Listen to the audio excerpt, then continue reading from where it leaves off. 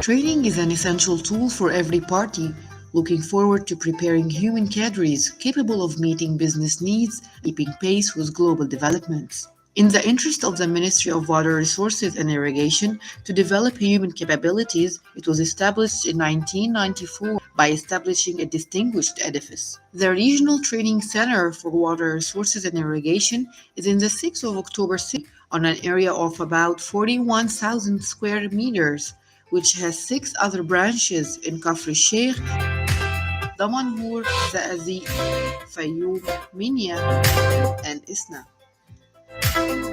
The objectives of the center are to achieve sustainable development goals and exchange information in the field of water management by providing distinguished training in addition to supporting studies and scientific researches. In 2002, an agreement was signed according to which the training center became a second-ranked accredited regional center under the umbrella of UNESCO to serve the arid and semi-arid regions. It was also accredited by the Central Agency for Organization and Administration, the Supreme Council of Universities, and the International Computer Driving License (ICDL). The national programs also address the strategic challenges facing the ministry, such as programs to support digital transformation for the transition to e-government, the move to the new administrative capital, program management to support the exploitation of state assets, and programs to prepare the youth, middle, and senior leaders to face rapid work environment changes. At the regional level, training programs are directed to professionals in the management of water resources in arid and semi-arid regions, especially Arab and African countries and the Nile Basin countries. The training includes several areas like integrated water resources management, on-farm irrigation and drainage water management, groundwater management, the dam safety, rain harvesting, remote sensing applications, geographic information systems, and others. The center is also keen to train, whether at the national or regional level, a distinguished elite professors and specialized experts from the Ministry of Irrigation, research centers, government agencies, Egyptian universities, and accredited companies. The center is equipped with modern equipment at the highest level of efficiency and excellence, as it contains 10 training rooms and 3 conference rooms equipped with simultaneous interpretation systems and audiovisual aids for holding training courses, seminars, meetings, and workshops. Full accommodation and catering services are provided by 3 hotels through 178 single rooms, 10 suites, a swimming pool, a playground, a gym, a cafeteria, 2 restaurants, 5 computer laboratories, 5 engineering laboratories in the fields of concrete and building materials, soil mechanics, water quality, hydraulics and water sources, in addition to a library containing audiovisual equipment, and internet is also provided, as well as different means of transportation and entertainment. The center also organized scientific visits for students and trainees to some projects and sites related to training programs. Also organize educational and recreational trips to tourist and archaeological sites to support cultural and civilizational exchange. The great leap that occurred in the center training level led to the beginning of new forms of cooperation between it and a large number of local or international bodies such as the Supreme Council of Universities to provide digital transformation programs. The regional center has become a global edifice on the land of Egypt and a landmark in the field of training on the local and regional level, where 250 training courses are held annually at the headquarters of the center and its branches, with the participation of 5,000 trainees from Egypt and 200 trainees from various Arab and African countries. The center has also recently transferred a number of training programs to distance learning systems in line with the precautionary measures to confront the corona pandemic through the educational platform Moodle.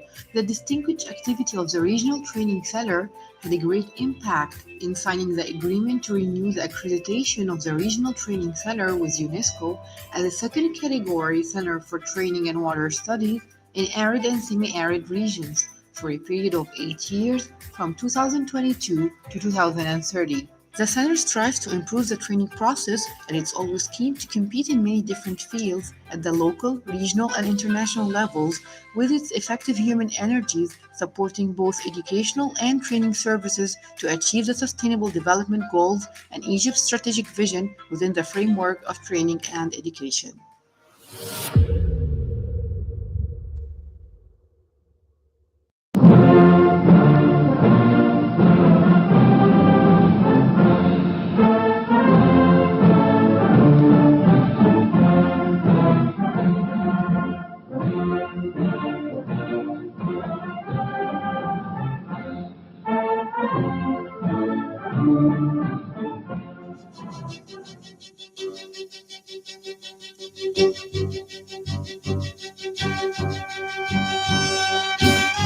For the benefit of Egyptian development and taking advantage of the experience had with the Naga Hamidi Barrage, this Egyptian and French joint venture is tendering for the new Asyut Barrage Lot 1. This consortium is comprised of Vinci Construction Grand Projet, the Arab contractors, and Orascom. This animation video presents the main construction phases of the project.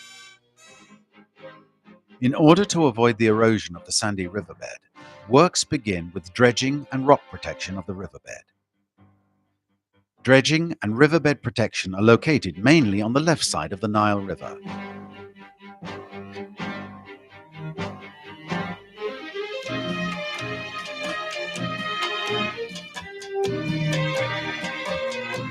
A cofferdam is constructed on the right part of the Nile River in order to carry out the main concrete work in dry conditions.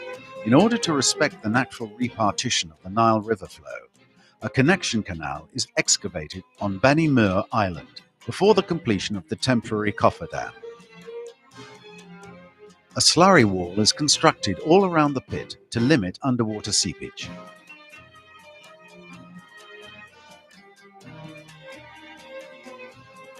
Once the cofferdam and the slurry wall are completed, dewatering of the pit can start. At the first stage of excavation work, the permanent cut-off wall and the diaphragm walls are constructed.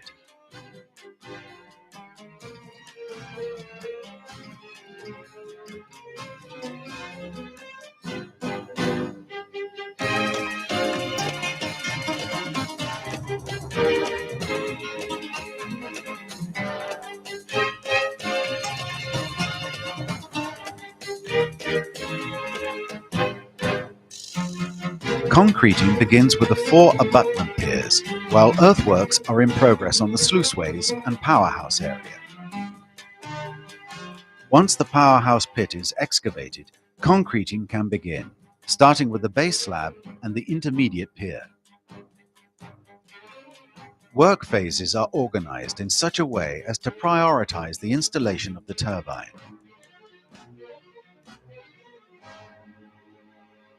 This is followed by encasement of the turbine and downstream concreting.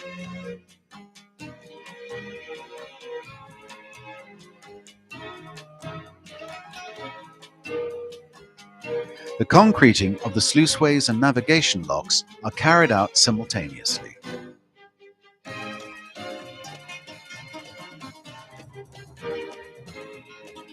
Once the navigation locks are completed, a temporary cofferdam connects the main cofferdam to the existing barrage.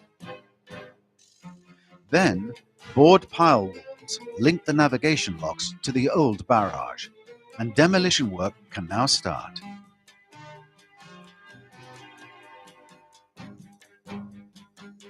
Once permanent riverbed protection inside the cofferdam is completed, the whole barrage is flooded to allow cofferdam dismantling and navigation locks commissioning.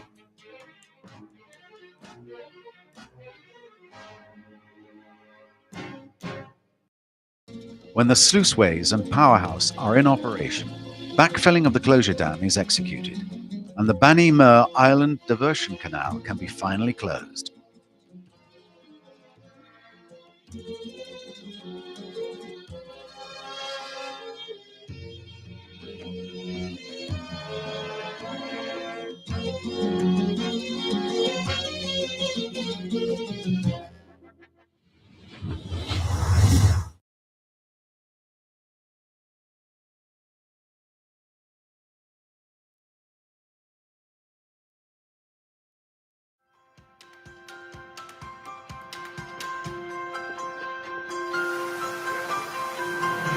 One of the main breakthroughs over the past few years has been the realization that climate change, biodiversity loss, inequality, food insecurity were different dimensions of the same crisis. Here we are protecting the Nile Delta against the existing sea level rise. But with climate change, this phenomenon will continue. There are elements which are truly extraordinary in this project. The first thing is that we are speaking about ecosystem-based approaches. Rather than a concrete dam, we have basically used the power of nature to protect populations and natural resources. So it's much more cost effective. But in addition, it's something that is living, an evolutive organic solution which is built on the knowledge of local population. How many engineers in the world have the modesty and the empathy to be able to start by asking the local population, how would you do it? Like, I'm full of a miracle. And actually, visiting this site has filled me with a sense of wonder. There is nothing that's replaced the opportunity to discuss with the ultimate beneficiaries directly. So it's a wonderful example in this project. We are leveraging the power of nature, the knowledge we have acquired in terms of ecosystem management to avert catastrophic climate change.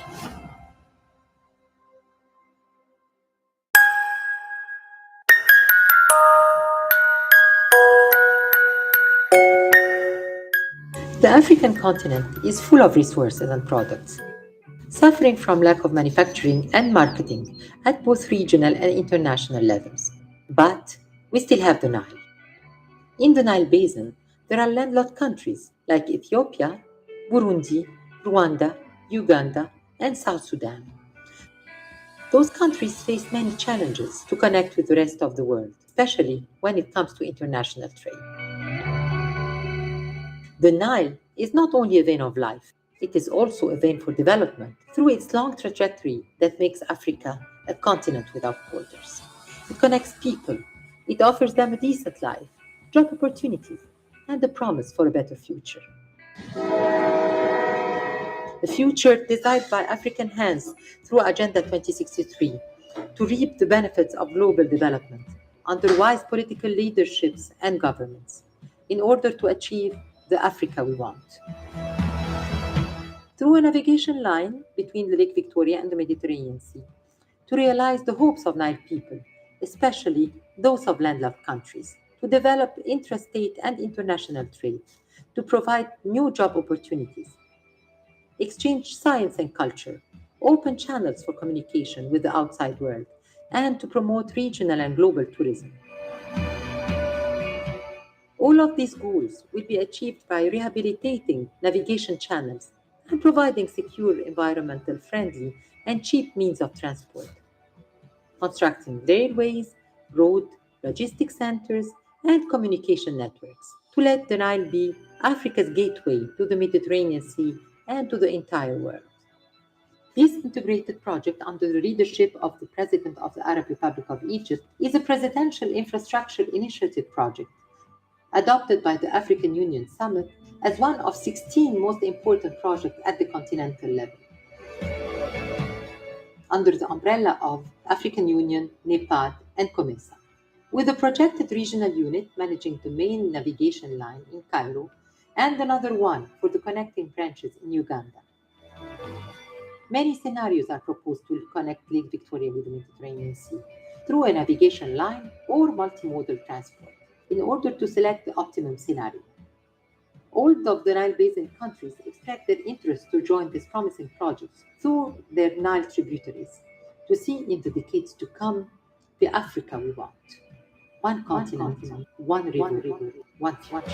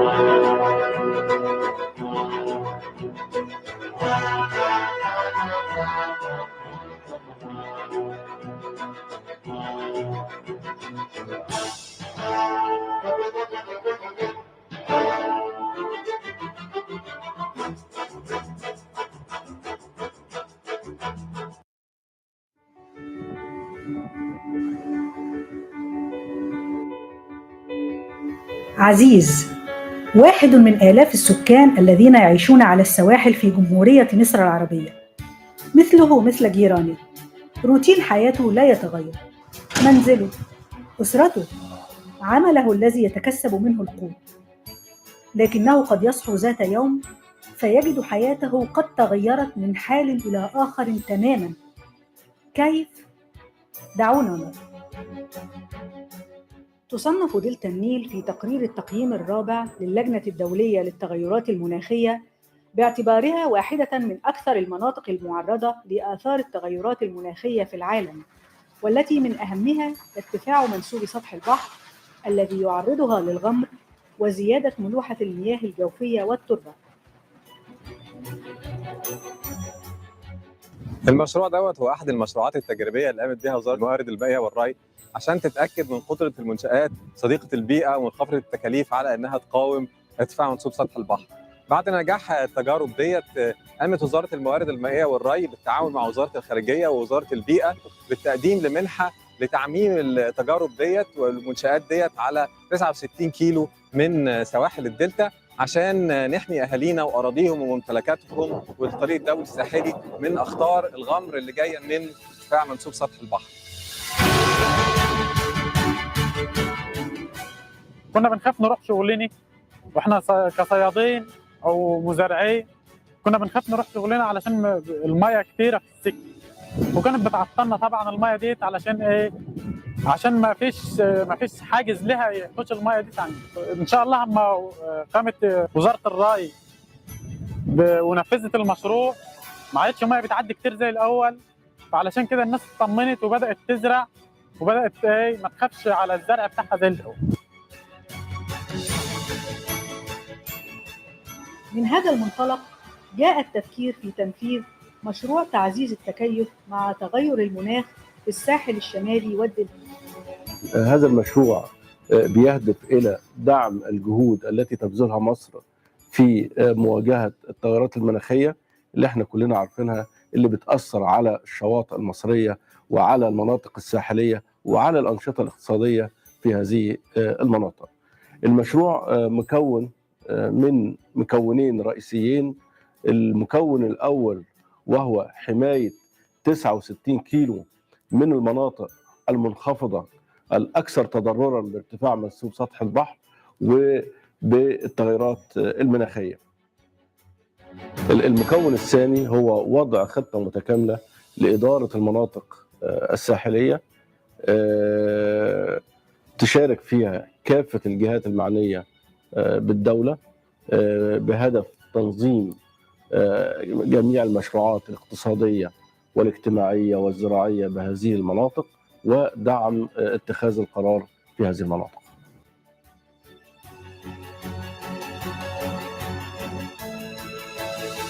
مدة المشروع 7 سنوات. بيحمي منطقة دلتا نهر النيل في محافظة البطول على البحر الأبيض المتوسط، بورسعيد، دمياط، كفر الشيخ، الدقهلية، البحيرة، بأطوال تصل إلى حوالي 69 كيلو متر طولي بتكلفة حوالي 31.5 مليون دولار. دي منحة مقدمة من صندوق المائة الأخضر. بيشارك معنا في هذا المشروع جهات عديدة مثل وزارة الخارجية، وزارة البيئة، والبرنامج المائي للأمم المتحدة. وقد عقد المشروع عدة جولات من المناقشات مع أصحاب المصلحة على الصعيدين الوطني والمحلي بشأن خيارات وأولويات التكيف مع تغير المناخ في دلتا النيل، وشملت حلقات العمل التشاورية ممثلين من وزارة الموارد المائية والري، وهيئة حماية الشواطئ، ومعهد بحوث الشواطئ، ووزارة البيئة، والجهات الحكومية الأخرى، وبرنامج الأمم المتحدة الإنمائي، وممثلين عن الشركات والمجتمعات المحلية.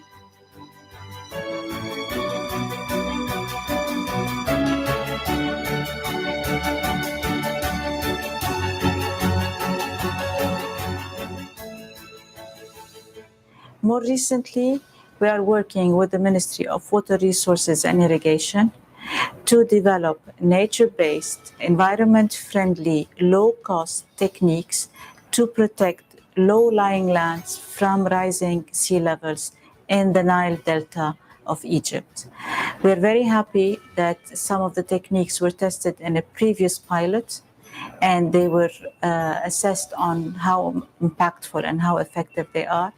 And now we have managed, and Egypt has managed to secure funding from the Green Climate Fund in the amount of $30 million to scale this project over the 70 kilometers of the North Coast to protect the area from rising sea levels.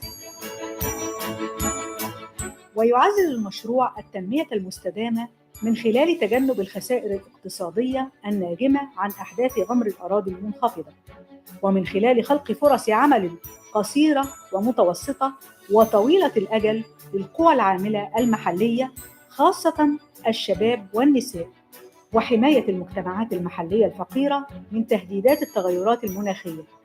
وستعود الفوائد أيضاً على البنية التحتية والأنشطة السياحية والقطاع الخاص والبيئة والمجتمعات الساحلية.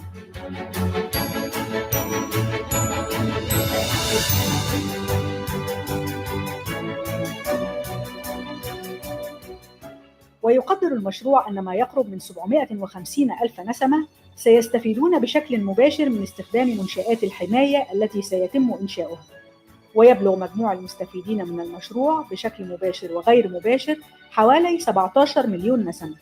ومن المتوقع أن يستفيد أكثر من 3 مليون امرأة من منافع المشروع مباشرة، في حين يستفيد نحو 7 ملايين من السيدات والفتيات الصغيرات من المشروع بصورة غير مباشرة. الحقيقة مصر خطت خطوات جادة في مواجهة التغيرات المناخية وحماية المناطق الساحلية. المشروع بيحمي أكثر من 750 ألف مواطن من أهالينا في مساحة تزيد عن 50 ألف هكتار.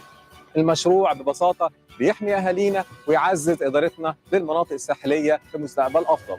This is just the beginning, and everybody is invited to support Egypt dealing with the impacts of climate change on the Nile Delta. والمشروع ده كويس لنا ولأولادنا والأجيال القادمة إن شاء الله.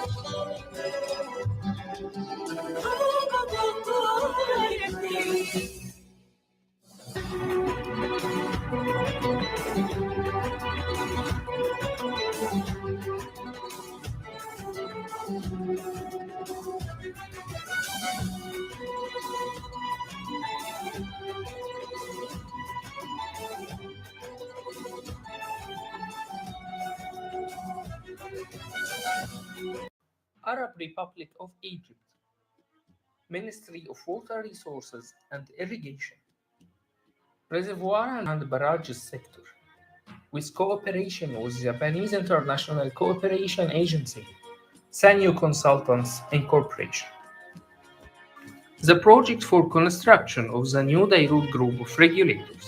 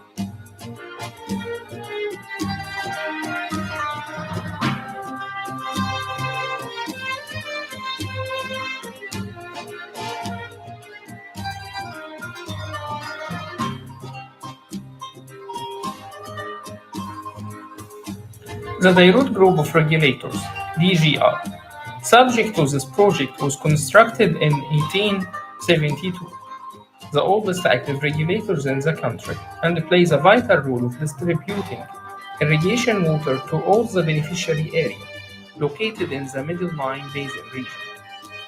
DGR delivers 9.6 billion cubic meters per year of irrigation water, or 20% of gross water resources of the River Nile, which is 55.5 billion cubic meters per year, taken from the Asyut Barrage into the beneficiary area of 0.6 billion hectares, 1.5 million fiddens through the Ibrahimiya Main Canal.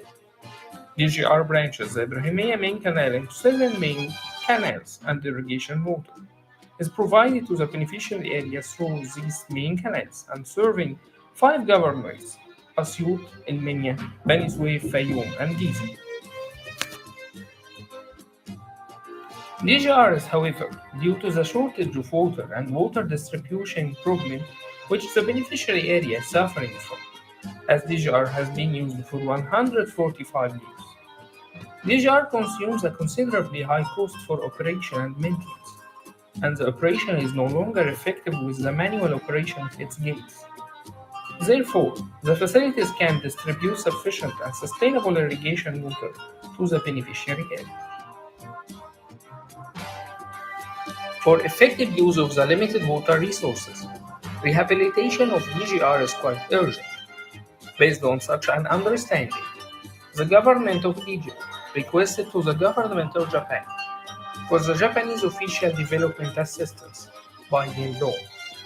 Accordingly, the JICA dispatches the study team for the preparatory survey for the rehabilitation and improvement of the Dayrout Group of Regulators.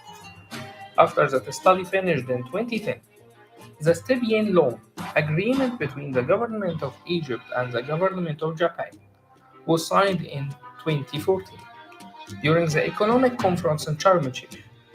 It is the first project for the irrigation sector by state law.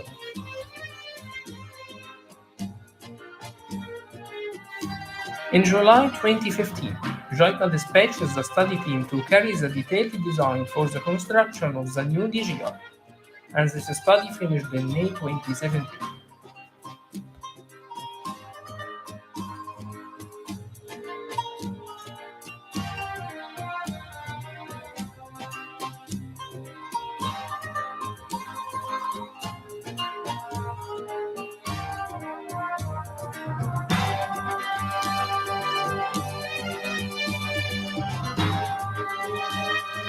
The project components is to construct the new Bahr Yusuf and the Ibrahimiya intakes with the double lead overflow gate pipe with 4 fins, 6 meters span width for each, and operated with electro-hydraulic cylinder hoist pipe.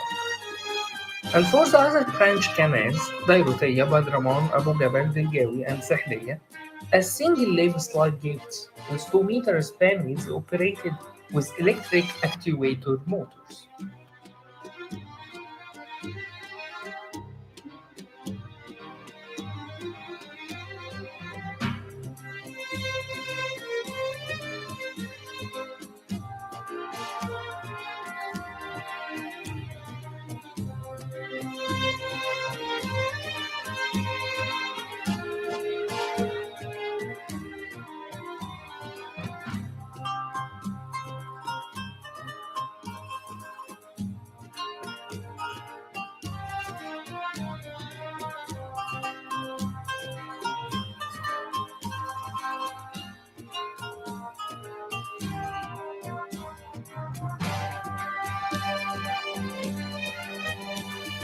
For the operating system and water distribution management, a 2-floor control house will be constructed, including the operating system at the 2nd floor and the monitoring and water distribution system at the ground floor. Also, local control room will be constructed for the hydraulic system.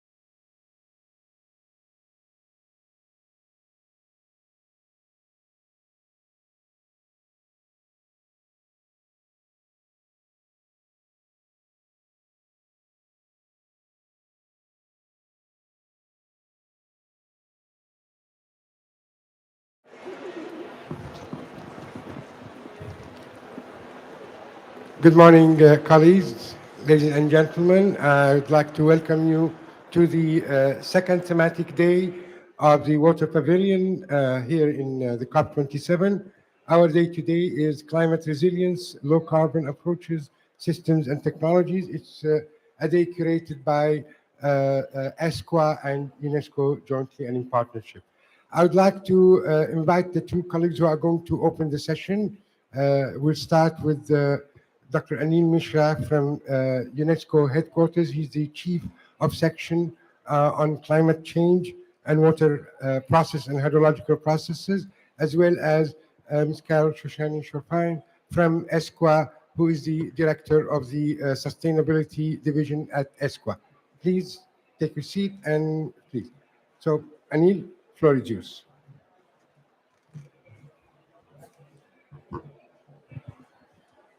Thank you, Bishir. It's my great pleasure to welcome you on behalf of UNESCO and ESCWA, co-curator of the thematic day 2, Climate Resilience, Low Carbon Approaches, Systems and Technologies. This is a very important topic as climate resilience. We say water is the victim of climate change, but it also provides solution. It connects both adaptation and mitigation, and it provides solution. And when we are talking about low carbon approaches, we really need to look at what are the lower water footprint, lower carbon footprint in water productivity. So this is what our distinguished speakers and different panelists will talk about. I just want to highlight the importance of science, science-based assessment, science-based information, science-based solution that needs to be provided. From UNESCO side, we've been providing climate resilient water management approaches, science-based resilient approaches through, from the bottom of approaches, engaging citizen science and societies to provide solution. The other important thing, in October, United Nations preparatory process, which is organizing a major water conference after 40 years, has recognized science-based water assessment as a game changer. So I would like to really emphasize the importance of science in providing low carbon footprint, low water footprint in the solution, so that we can build a resilient society and we can have a water providing solutions. So with that, please participate in these discussions, and please provide your feedback that we want to get key messages. What is the water role as we identified, and we want to bring that message to UN conference next year. This conference is happening after 46 years, so it really needs to come up with the milestone, and I'm confident that with the speakers and panelists intervention, we'll get some of the key messages that will help shape up those game changers that we would need to present to the UN conference in March next year. Thank you once again, and I will hand over to my colleague Carol from ESCWA. Over to you, Carol. Thank you, Anil. Thank you, Anil. Again, we're very happy at ESCWA to be partnering with the Ministry of Water Resources and Irrigation of Egypt, with UNESCO and all the distinguished partners that you could see on the wall behind us, who are supporting this water pavilion and putting water back, as they say, at the heart of climate action, and specifically for adaptation. So as mentioned, the focus of our day today is on climate resilience and low carbon approaches, systems and technologies. And to do this, we have a distinguished panel set of sessions, and they are interspersed with voices from the region to give a little bit more in-depth perspective on technologies and approaches for achieving climate resilience in the water sector. So after this opening session, we will be having a voices of the region from our colleague from ICARDA, Vinay Nangia, who will speak about climate smart, low environment footprint innovations in dry areas. Our first panel session will be at 10:30 till 11:30 as on the agenda. This will be organized by GIZ on behalf of the German Federal Ministry for Economic Economic Cooperation and Development, BMZ. It will include statements by GIZ, by KfW, IWA, and a series of views from the Middle East and Africa. We'll have a little bit of a break. Session 2, panel discussion, will be on organized by the French Water Partnership, when water and sanitation services contribute to climate change mitigation, in which case the French Water Partnership will be sharing us their insights along with on moving towards climate change mitigation in the water sector. It's not only about adaptation for water, but also about mitigation, and how insights from the International Water Association, the NDC partnership, and from views from Europe and the Middle East and Central Asia can help us move and consider mitigation contexts of the water sector. After a brief break, we will proceed to session 3 panel, which is focused on the Aral Sea and the challenges facing Central Asian countries. Here we will focus on moving towards regional coherence and cooperation in Central Asia countries on climate policy, finance, and NDC implementation. This will be led by the Program for Climate Change Adaptation and Mitigation for the Aral Sea Basin, which we know have been dramatically affected by climate and natural-based challenges facing the Aral Sea and the Central Asian countries. Together, a very high-level panel coming in on site here and from outside. And then we are very much honored that the Minister of Water Resources and Irrigation of Egypt will be with us for a high-level segment from 2 o'clock to 3 o'clock, where he will be having a sneak preview on their new AWARE initiative that focuses on water adaptation and a global process that it will start in Africa and is being extended. We're very pleased that we will have the minister with us here today, as well as the head of the World Meteorological Organization, Professor Talas, as well as Dr. Dashti, the head of ESCWA, and insights from the Global Center of Adaptation on how adaptation in Africa is so important as we relate to the water sector and water-dependent sectors. And then we hope to get some insights also from the audience on what you think AWARE should do, as this is a COP27 presidency initiative. We'll have a little break for networking, and then we'll have our second Voices of the Region, kindly offered by the Ministry of Water Resources and Irrigation.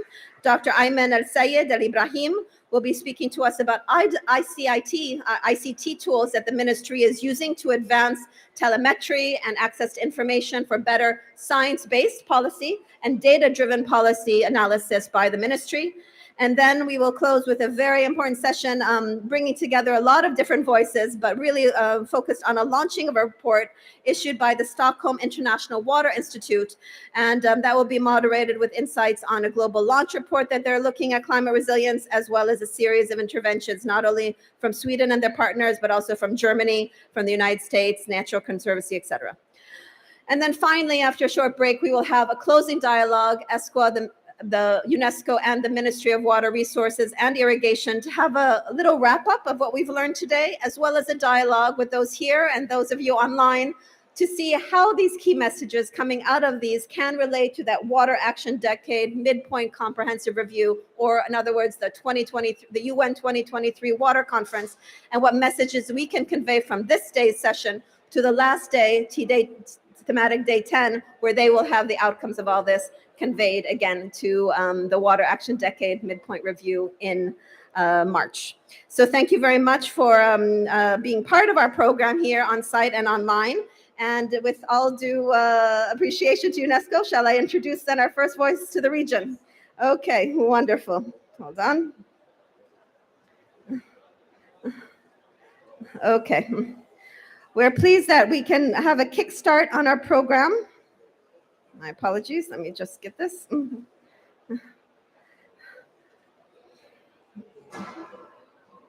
One second. Sometimes paper is better. There we go. My apologies.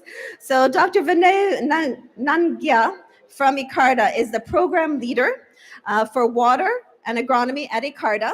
If I could invite you please to the screen while I introduce you and get ready for your intervention. Dr. Nangia is a visiting professor at Tontorio University in Japan, and also an adjunct faculty member at Texas A&M University in the United States. He has a PhD in water resources sciences and 2 master degrees in biosystem and agriculture engineering and in geographic information sciences from the University of Minnesota in the cold north of the United States.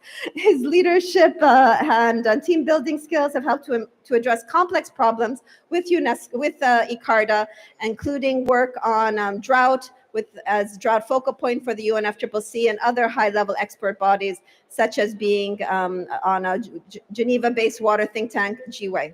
So with that, I'm kindly introducing Dr. Nangia to kindly share with us his insights on climate resilience, environmental footprints, and how this can help us better understand how water can be part of the adaptation and mitigation family through the use of appropriate and regional-specific technologies. May I invite you to the floor, and can I ask, please, that the presentation be posted up? And just to highlight, we will be able to take in questions from online audience as well as on site after the presentation, please.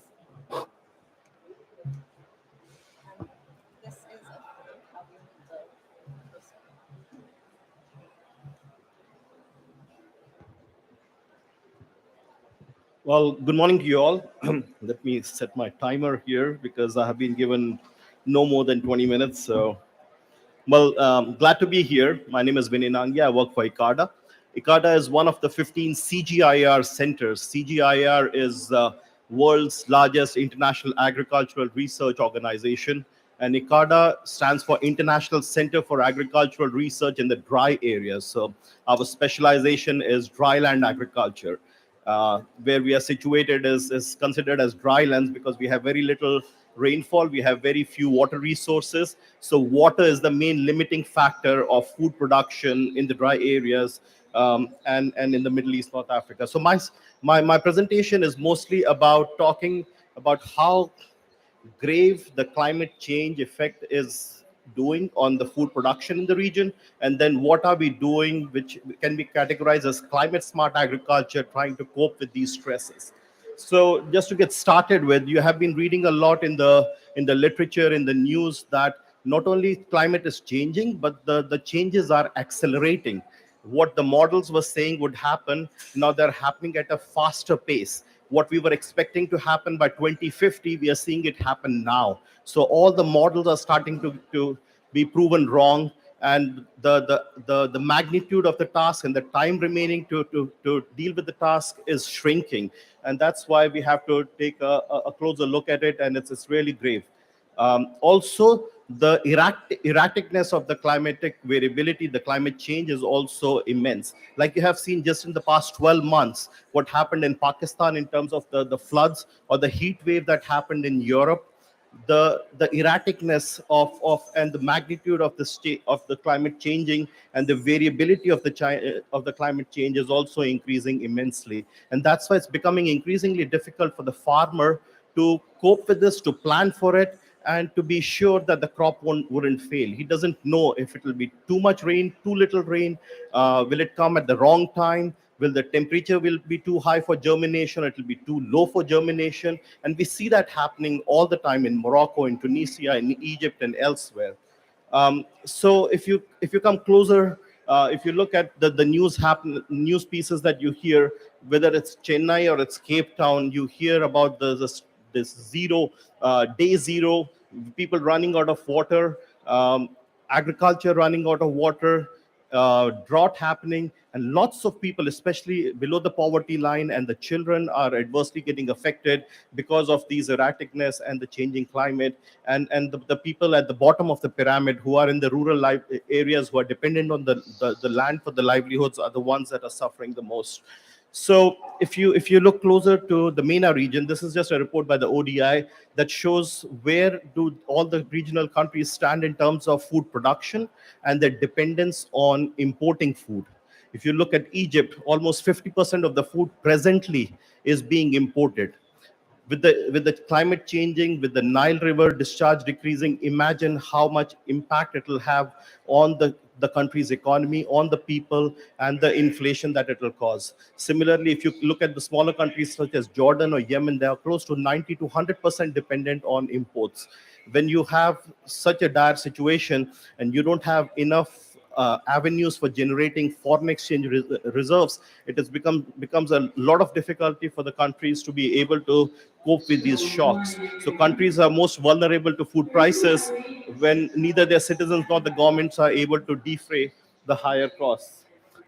So this is what is at present, and the circle that you see around the big dot is what is expected to happen in the future. So the water is what is the main limiting factor in the region, and that's why my focus is on how do you deal with the climatic variability, climate change, and the water scarcity that it brings.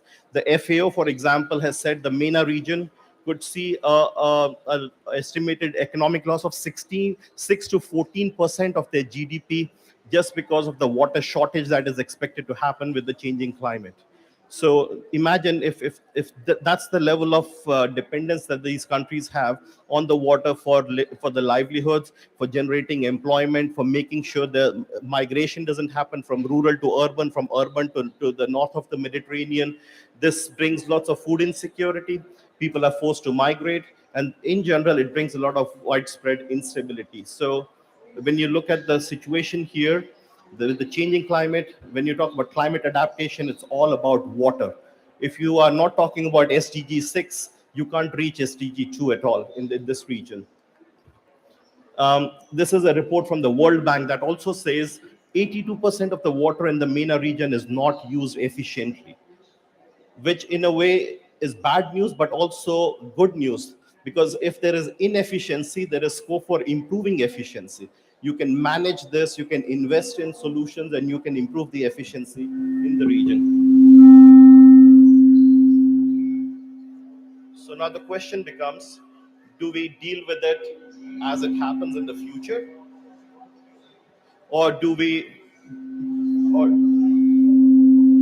be proactive?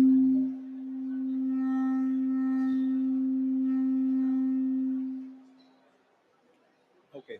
So strategic question for the region is whether the countries will act with foresight, or will they wait for it to happen, and by then they will be more in a reactive mode, and inevitably the disruption will make them react to the scarcity of water and inefficiency in management of water. Now I want to switch gears a little. That was the bad part of it. Now I want to show you the brighter spots. So here are some of the bright spots that we can look at in the region. So this is one of the examples. One of the things that has been noted is that there's been immense revolution in the expansion of the 3G, 4G cellular network. And that has helped reach the last mile. Typically, governments are cutting down spending on extension services. So the farmer is unable to have a face-to-face conversation with an extension agent, especially in this region where there is a gender inequality. Women farmers are typically reluctant to speak to an extension agent. So if we can have delivery of real-time, near real-time, site-specific, farmer-specific advice reaching the farmer, then it can help make some good choices. So we have been working a lot on these e-solutions. I'll give you some examples, but there's several others as well. So the first thing is that according to McKinsey, they say precision farming could be the third revolution in agriculture. The first revolution happened when mechanization was introduced. So each farmer, because of mechanization, was able to produce enough food to feed 26 people. And then the second revolution was the green revolution that happened mostly in South Asia, because of which the same farmer was able to produce enough food for 156 people. Same acreage, but the efficiency gains were such that the farmer was able to produce food for 156. But this third revolution that we are talking about, the precision farming, it is said that on the same acreage, a farmer would be able to produce enough food for 265 people. So that's huge gains. That's the kind of potential we are seeing with adoption of precision farming. And this is not the precision farming we talk about from developed countries, where you have GPS guided tractors and drones and stuff. We're talking low tech, something that a smallholder farmer can adopt. All he needs is a simple smartphone or just a phone that can receive SMS messages. So I'll show you some examples of the work we are trying to do using precision farming, using smart tools to help the farmers of Egypt, of India, of other countries. So what we have introduced, things such as smart irrigation. using weather station data, calculate evapotranspiration, and introduce advice on how much is the water loss, how much should be the irrigation that should be applied. We are also using weather stations to look at weather analytics. What is the humidity? What is the temperature? What is the rainfall like? Is it a perfect condition for outbreak of a certain disease that happens because of the weather conditions? We have smart detection cameras, which are motion activated high resolution cameras, which take pictures of insects. Then we have a built-in digital library. They identify the insect, and then they tell you the remedial action that you should take to combat the insect infestation. We have smart fertilization, handheld NPK kits that look at the soil properties, that look at the crop NPK requirement, and tell the farmer how much N, how much P, how much K to apply in what ratio, so that there is not too much or too little. And we send this all through a customized local language advisory to the farmer. Here are a couple of other examples that we are working on. On the left is an example we have worked with MIT. We have together introduced a new kind of drip irrigation system, which operates at 85% lower pressure. So imagine a drip irrigation system that requires 85% lower pressure, and almost 70% of the cost of a drip irrigation system is the pump and the solar panel. If you can reduce the pressure by 85%, imagine how much capital cost you can reduce, and because of which a farmer who has like half hectare or 1 hectare of olive plantation or some kind of fruits and vegetable growing, he can use 1 or 2 solar panels, a small size pump, and can adopt water saving technologies such as drip irrigation system, which typically he was unable to because the electricity was too expensive or the initial capital cost was too expensive. So this is an intervention ICARDA and MIT have introduced in Morocco, and our partners have introduced in Jordan, and now we are trying to introduce in the GCC countries for date palm plantation as well. And we are trying to couple it with eddy covariance flux towers so that we can see how much is the water required, and then we optimize amount of water, the kind of energy used, and the timing of the water that is being applied. So we are trying to optimize along all axes. On the right, we have another example, which is more from the Central Asia or even in Egypt, where you have water user association, and they need a guidance system on which farmer should receive how much water in how much quantity. So we have developed a simple spreadsheet kind of a solution where for each farmer on a daily time step, we solve the water balance. How much is the irrigation applied? How much is the rainfall? And how much is the water loss because of evapotranspiration? And if you look at the screenshot of the spreadsheet on the extreme right, we have a column that says begin irrigation. So just sitting in office, a water user association, water manager knows which farmer needs water, and he can optimize it by saying this farmer receives first, this receives second, this much quantity, and so on and so forth. So we have introduced this in partnership with the USDA and University of Minnesota.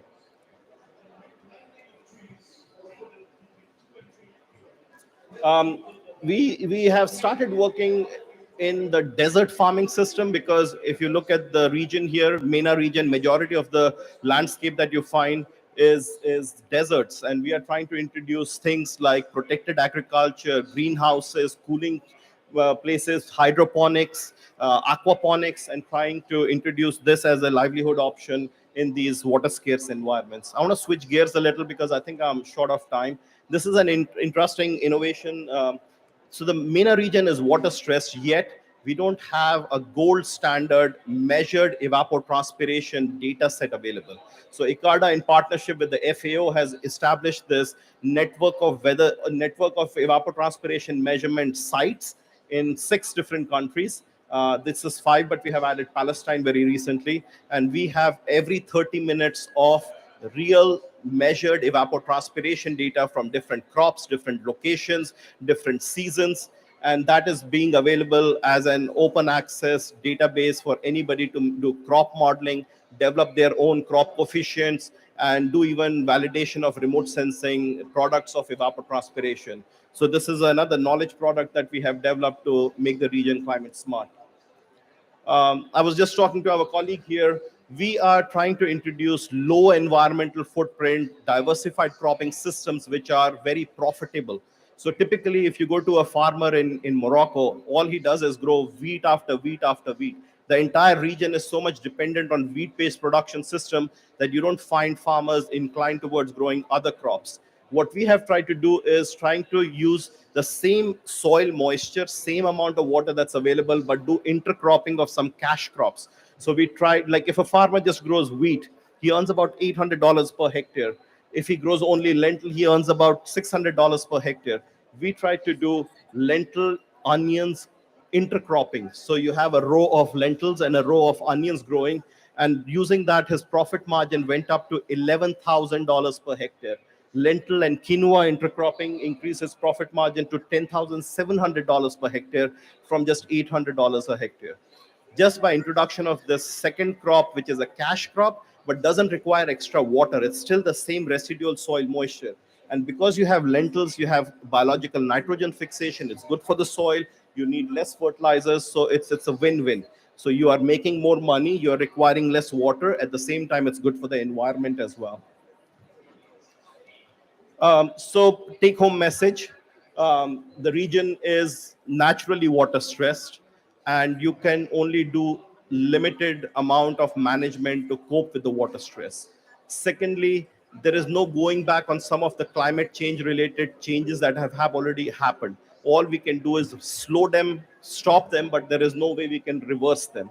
But at the same time, these are exciting times. There's so many interesting things happening. Like you have the Uber kind of business model, you have 3D printing, nanotechnologies, you have so many youth wanting to develop smartphone applications, to do farm mechanization, to give advisories on pest and disease and irrigation and market access and stuff. So these are very interesting times. So digital technologies, we are hoping will bring this transformative change. They'll be the game changer.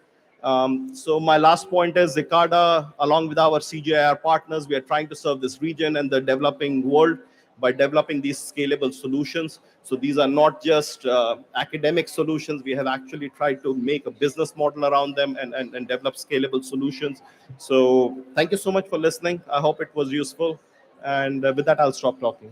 Thank you. I did it in 16 minutes, yeah? You were exactly on time, so I really appreciate that. But please don't disappear yet. Really chock full of information there on the region, on the challenges, on water and climate. Is there any questions from the audience here who would like to ask a question to Dr. Nanginga before we proceed? Any views on the work of ACARDA? Please. I don't know where the mics are. Is there a... Please, why don't you, please.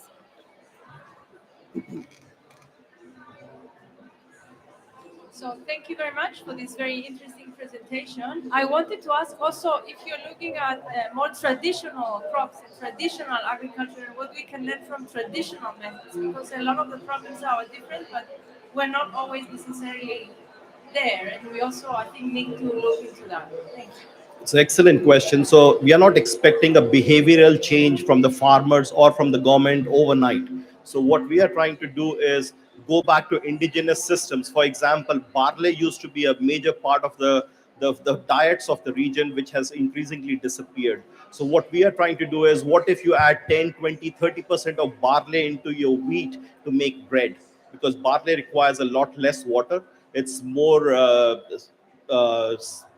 stress tolerant to water and to heat. So we are trying to see if we can have barley brought in.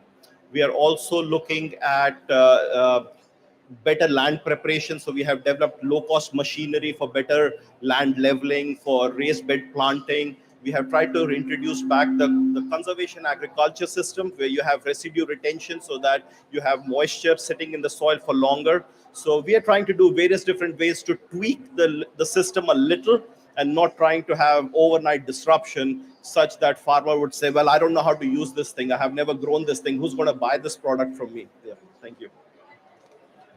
Thank you again for those very important insights. Thank you for the voices from the region. And we will be taking just a few minute break right now just to get into the next session with GIZ and the BMZ on circular water solutions. Just a couple minute break in order to proceed to the next one online.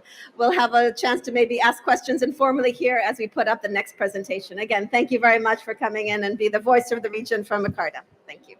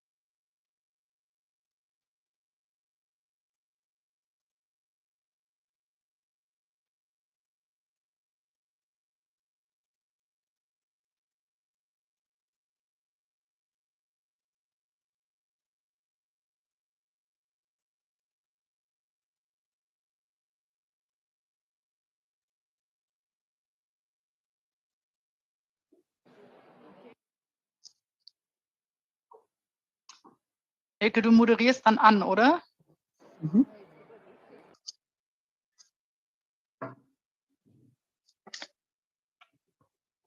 Welcome. Welcome from our side, from the virtual world. Welcome to the Water Pavilion at COP27. I believe we are live right now. So yeah, we have now reached, I mean, you probably already heard that, we have now reached thematic day 2 here at the Water Pavilion. Just to give you some background, we will deal with climate resilience and low carbon approaches, systems and technologies. I assume you've already heard that. The next 60 minutes, we will talk about circular water solutions. My name is Elke Peetz. I'm a water specialist at KfW, and I will guide you as a moderator through this session. Here in the virtual world, I am joined by Mrs. Svea Vragge. You can see her also on the screen from GIZ. GIZ is the implementing agency of the German Technical Cooperation. Also with me virtually here is Professor Dr. Stefan Grame. He's also from KfW. KfW is a German development bank. Also virtually is Dr. Josef Lahnsteiner. He is online as well, and he's from the International Water Association, which is a very well-established international network of all water professionals. And I believe I speak for all 4 of us if I say that we would have loved to be right now with you on stage in Sharm el-Sheikh. So in that sense, I am more than happy that 2 of our speakers are actually live with you in presence. And that is Isabel Manouri. I believe that she's already there from Suez. And yeah, Suez is one of the largest companies worldwide in the water and waste management sectors. And last but not least, I'm not exactly sure if our last speaker is already there. He is Mr. Abdul Mumin Damba Tahidu from IDE. And IDE is an international NGO that is linking the private sector to reach international development goals to end poverty. And now I can see that you're all there. That's great. We have this connection from Germany to Austria to Egypt. That's just great to see it's working. Each speaker will have 10 minutes to share his or her perspectives on circular water solutions with us. And I'm warning you already now that I need to be strict regarding time management. So sorry for that already now. Yeah, the session will be recorded and streamed online that you can already see. And as we have limited time, there will be no time for questions, but we hope to address most of the important topics in the presentation. Yeah, now as a first speaker, I'm happy to hand over to Mrs. Svea Vragge from GIZ. Svea is a senior advisor working in the water sector for many, many years, with her regional focus being on Africa and Middle East and Southeast Europe. So Svea, the floor is yours. Thank you, Elke. Yeah, my name is Svea Vragge. I'm not sure if we can see the presentation right now.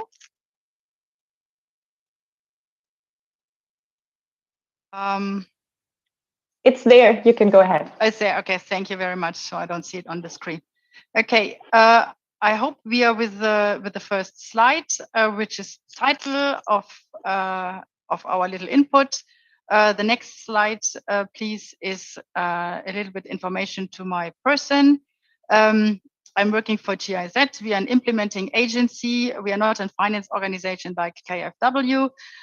Therefore, we look mainly into trainings. We look into management procedures.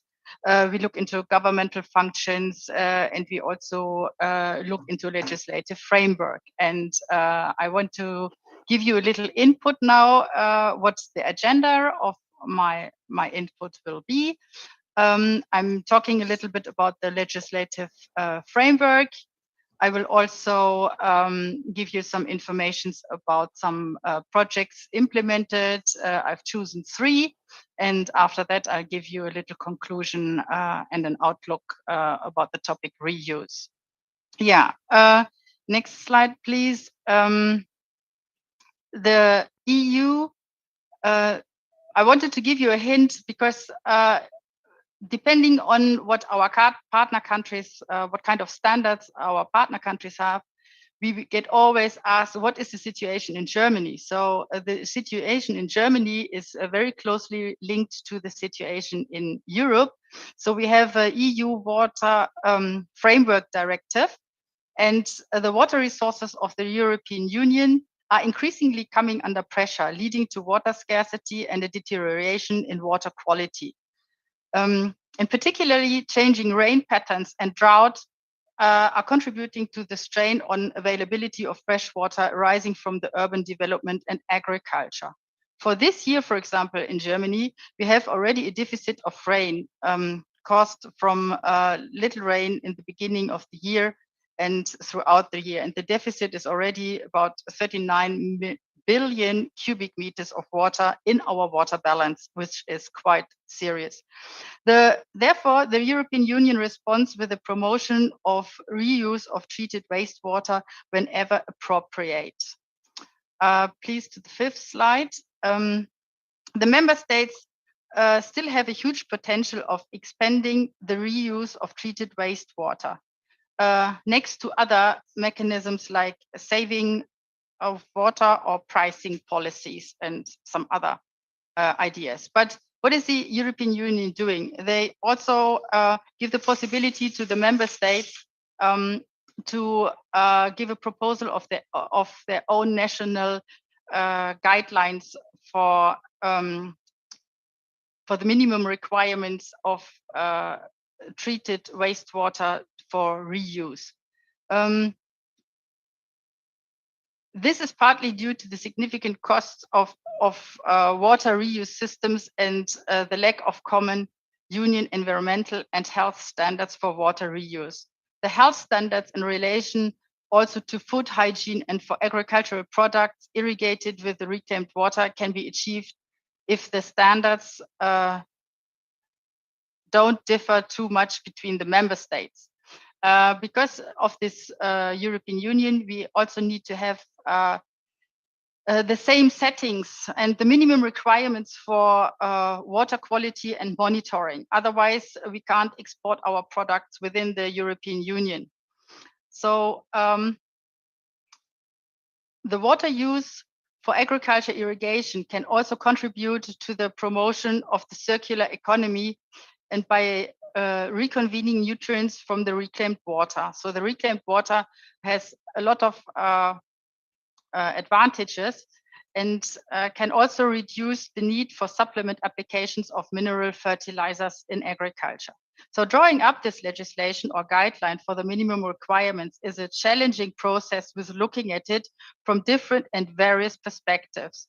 We looked into, please, next slide, number 6.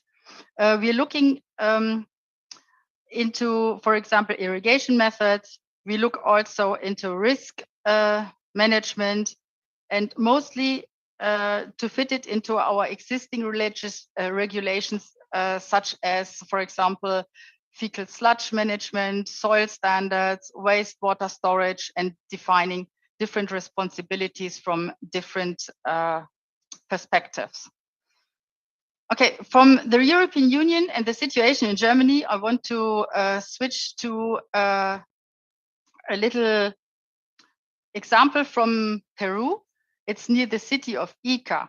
And the situation there is that the farmers were using large amounts of groundwater to irrigate their fields. It was 100%. And after the year of 2010, they switched to 12% surface water and still 88% of groundwater. So that was a very stressed situation for the groundwater in the nearby catchment of the city of Ica. From 22 onwards, they used 44% treated water, 7% surface water, and only 49% of groundwater, which was a great advantage. And this was due to the build of a wastewater treatment plant to avoid the pollution of the soil. And the farmers, this is a nice, interesting situation behind it. The farmers, in first case, were not really happy to have the situation that the wastewater that they took before, that they got for free, that they now have to pay for it, and that it is treated in a way that some of the nutrients are already out. So there is a big discussion between how much nutrient content and how many standards you have, and how much the water pollutes the soil, or is also a risk for the products, agricultural products being produced. So this is an ongoing discussion. But from environmental standards, they were choosing the WHO health standards for water and irrigation, and they also choose the standards for environmental standards of World Bank. So next slide, please.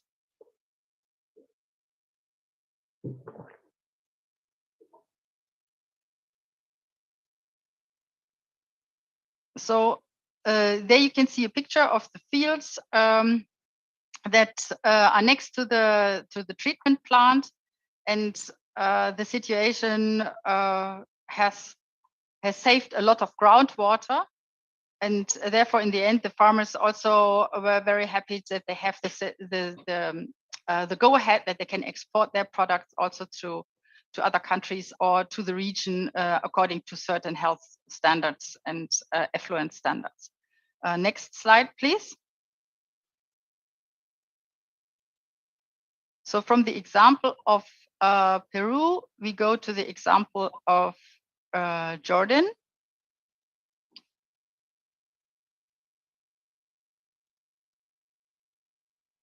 In Jordan, GIZ supports the training and the management processes at wastewater treatment plants in order to reach high quality effluent standards for the wastewater to be able to be used for irrigation of agriculture or other green areas. Secondarily, they foster food security, but also business models such as industry or tourism take upon the reliable stream of treated wastewater rather than the unreliable source of public service of high costly drinking water supply. So the supply of the treated wastewater is more consistent. This is why they were choosing this option on the contrary to the supply of the drinking water, which is sometimes not consistent throughout the day or even taken off for 1 or 2 days. And they said when they have a certain standards in the wastewater, they're quite happy to use that one. And they don't need the very high standard treated drinking water. And so it's a benefit for the industry, for the population, and for the wastewater treatment plants. Okay, next slide. Yeah, you have 2 more minutes. Yeah, fine. Next slide. We have a similar situation in Mali. In Mali is also a little example how we can do a little investment. So this plant is using only 120,000 euros, and it shows a business model where tankers can bring the sewage and deliver it at the plant. And therefore, the sewage is not going into the river Niger anymore. Next slide, please. And this is also used then afterwards after the treatment, it is used for agricultural production. Next slide, please. Yeah, the conclusion is that the situation it's not easy to look into the standards and to have the high standards implemented in different countries. So the costs for reuse infrastructure are also an obstacle for many countries to start investing into it. And the setup of the regulatory framework is a challenge because it has to fit in the existing framework, and this is for some countries also a challenge to start with. Yeah, thank you very much. I give back to Elke. Thank you, Svea, for these interesting insights and also for ending on time. Just to inform you, we got an extra 5 minutes because we started late. So we are very much in time. Thank you for that. And also, I'm sorry to our virtual audience that you couldn't see the slides in the beginning, but I think now we managed due to our technical magicians who helped us to put the slides in the Zoom session as well. So thank you for that. And also Anna Bussmann on the stage for clicking our slides. We just have to say next slide and she will switch to the next slide. So yeah, thank you for that. I'm handing now to the next speaker, who is Professor Dr. Stefan Gramel from KfW. And Stefan is a principal technical advisor and also a senior sector economist in the water and wastewater sector here at KfW. Stefan, go ahead. Thank you, Elke. Greetings to Sharm el-Sheikh from Frankfurt. So my topic will be water reuse in the portfolio of KfW Development Bank, projects and experience. So coming to slide number 1, the next slide. So just about the content of my presentation, some words about KfW, then I will give an overview about reuse project financed by KfW, and I will go a bit more in depth with the reuse scheme in the northern part of Jordan. So next slide, please. So what's KfW? KfW is Germany's promotional and development bank. It is nationally and internationally active. KfW has excellent ratings, for example, Moody's AAA and Standard & Poor's AAA, which allows KfW to work with loans with excellent conditions and also with grants. One word about development bank of KfW, the commitments in 2021 were 8.6 billion, excuse me, million would be clearly too less. So commitments were 2021, 8.6 billion euro. And KfW Development Bank is mandated mainly by German federal government and the EU. So next slide, please. So coming to the projects in the reuse, regarding reuse is a really important pillar for us in KfW Development Bank regarding the water sector. Starting with Palestine, Nablus West. Nablus West is the first large project regarding reuse in Palestine. It consists of a wastewater treatment plant for approximately 150,000 inhabitants, which equals to 5 million cubic meter per year. Standard technology is used, activated sludge technology. In addition, there are further technologies like sand filtration and UV disinfection to get the level for reuse standard. And what happens with the water afterwards? It's reused in agriculture, mainly fruit trees, nuts, forage crops. And currently it's ongoing that a new irrigation scheme is implemented. So next slide, please. So having looked to Namibia is really a special case, a really, really interesting case. And Dr. Lahnsteiner will say more words, which explain it better in the next presentation. From my side, what is so special about Namibia? It's the first large project in the world which is doing direct potable reuse since the end of the 60s, which is really since quite a long time. What does it mean, directly potable reuse? It means the water from the sewer is taken, is treated to a high level, and then used as drinking water. And that makes it so special. And it's really to underline that this system works since long years. It works really stable. That's really absolute success story from my point of view. What was the role from our side? KfW was financing end of the 90s a large stage with 20,000 cubic meter per day, which equaled during that time a quarter of the drinking water amount of Windhoek. And currently we are about to finance the next stage, an expansion with 10,000 cubic meter per day. So next slide, please. So coming to Latin America, to Peru, Tacna, Chimbote, and Nuevo Chimbote. There we see a system with a capacity of the wastewater of 700 to 800,000 inhabitants.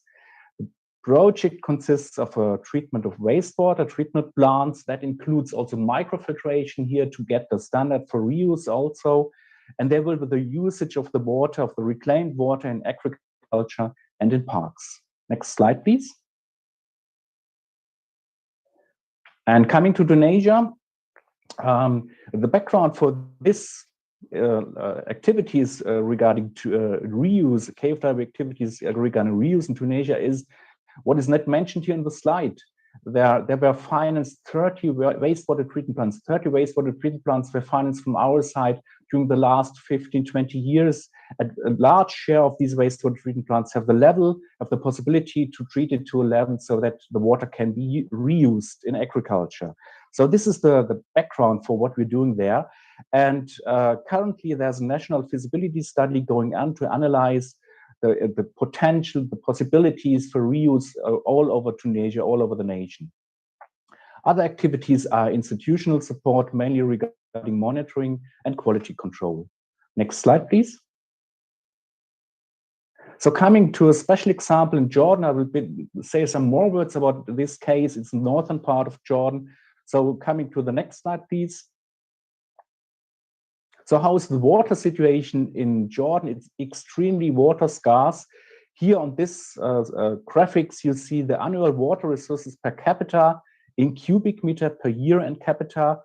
Having a look to the left side, there we see the level of Jordan, 70 cubic meter per year and capita, 70 cubic meter per year and capita.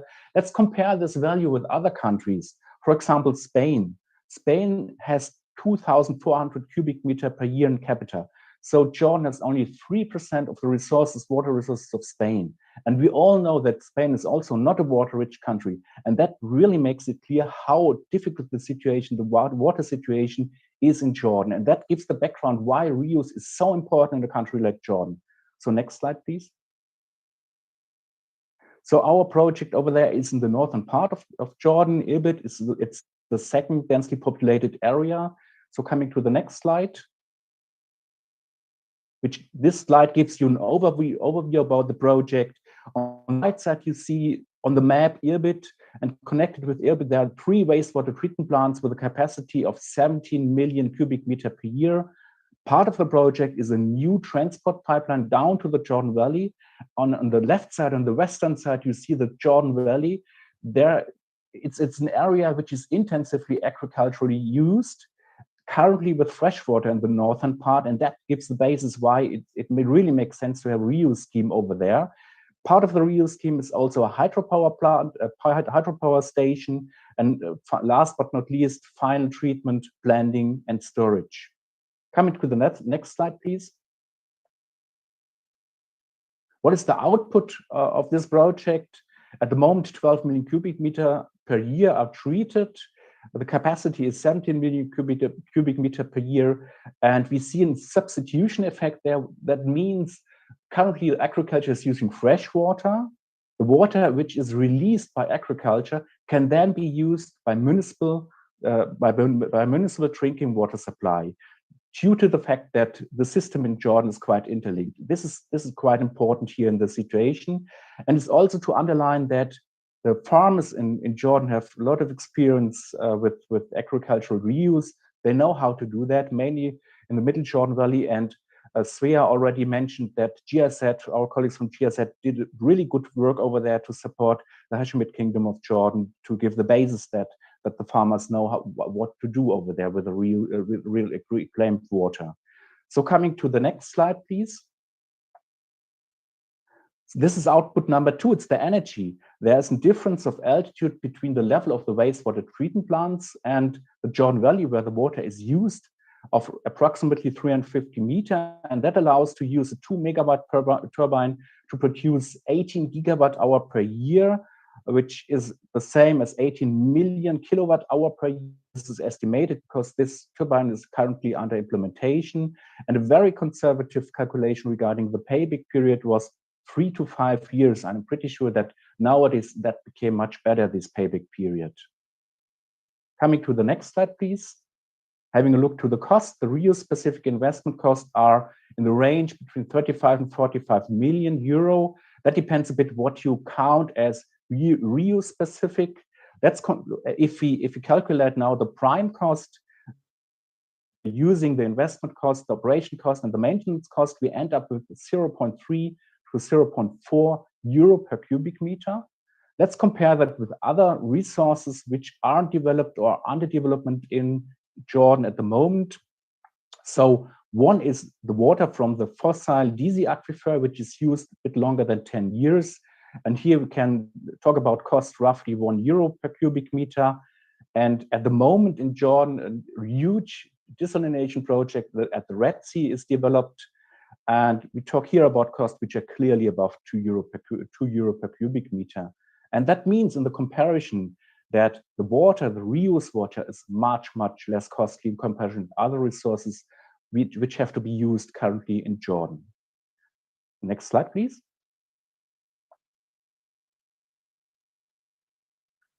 And now coming to some main experience from KfW projects with water reuse, I would like to start with the first point. We see with water reuse projects a high level of complexity, and the reasons for that are that there are a lot of interfaces which are in normal water projects not the case. For example, the users like agriculture, and that makes it really more complicated. We see high requirements regarding monitoring and the adherence to water quality. And it is to underline, we see quite often weaknesses in the operation of wastewater treatment plants in developing and emerging countries. And this is something which has to be overcome if we look to reuse. So there is a high level of complexity of reuse project. But on the other side, it's a really high relevance for these projects. And this relevance is getting more and more if we see it in the context of climate change.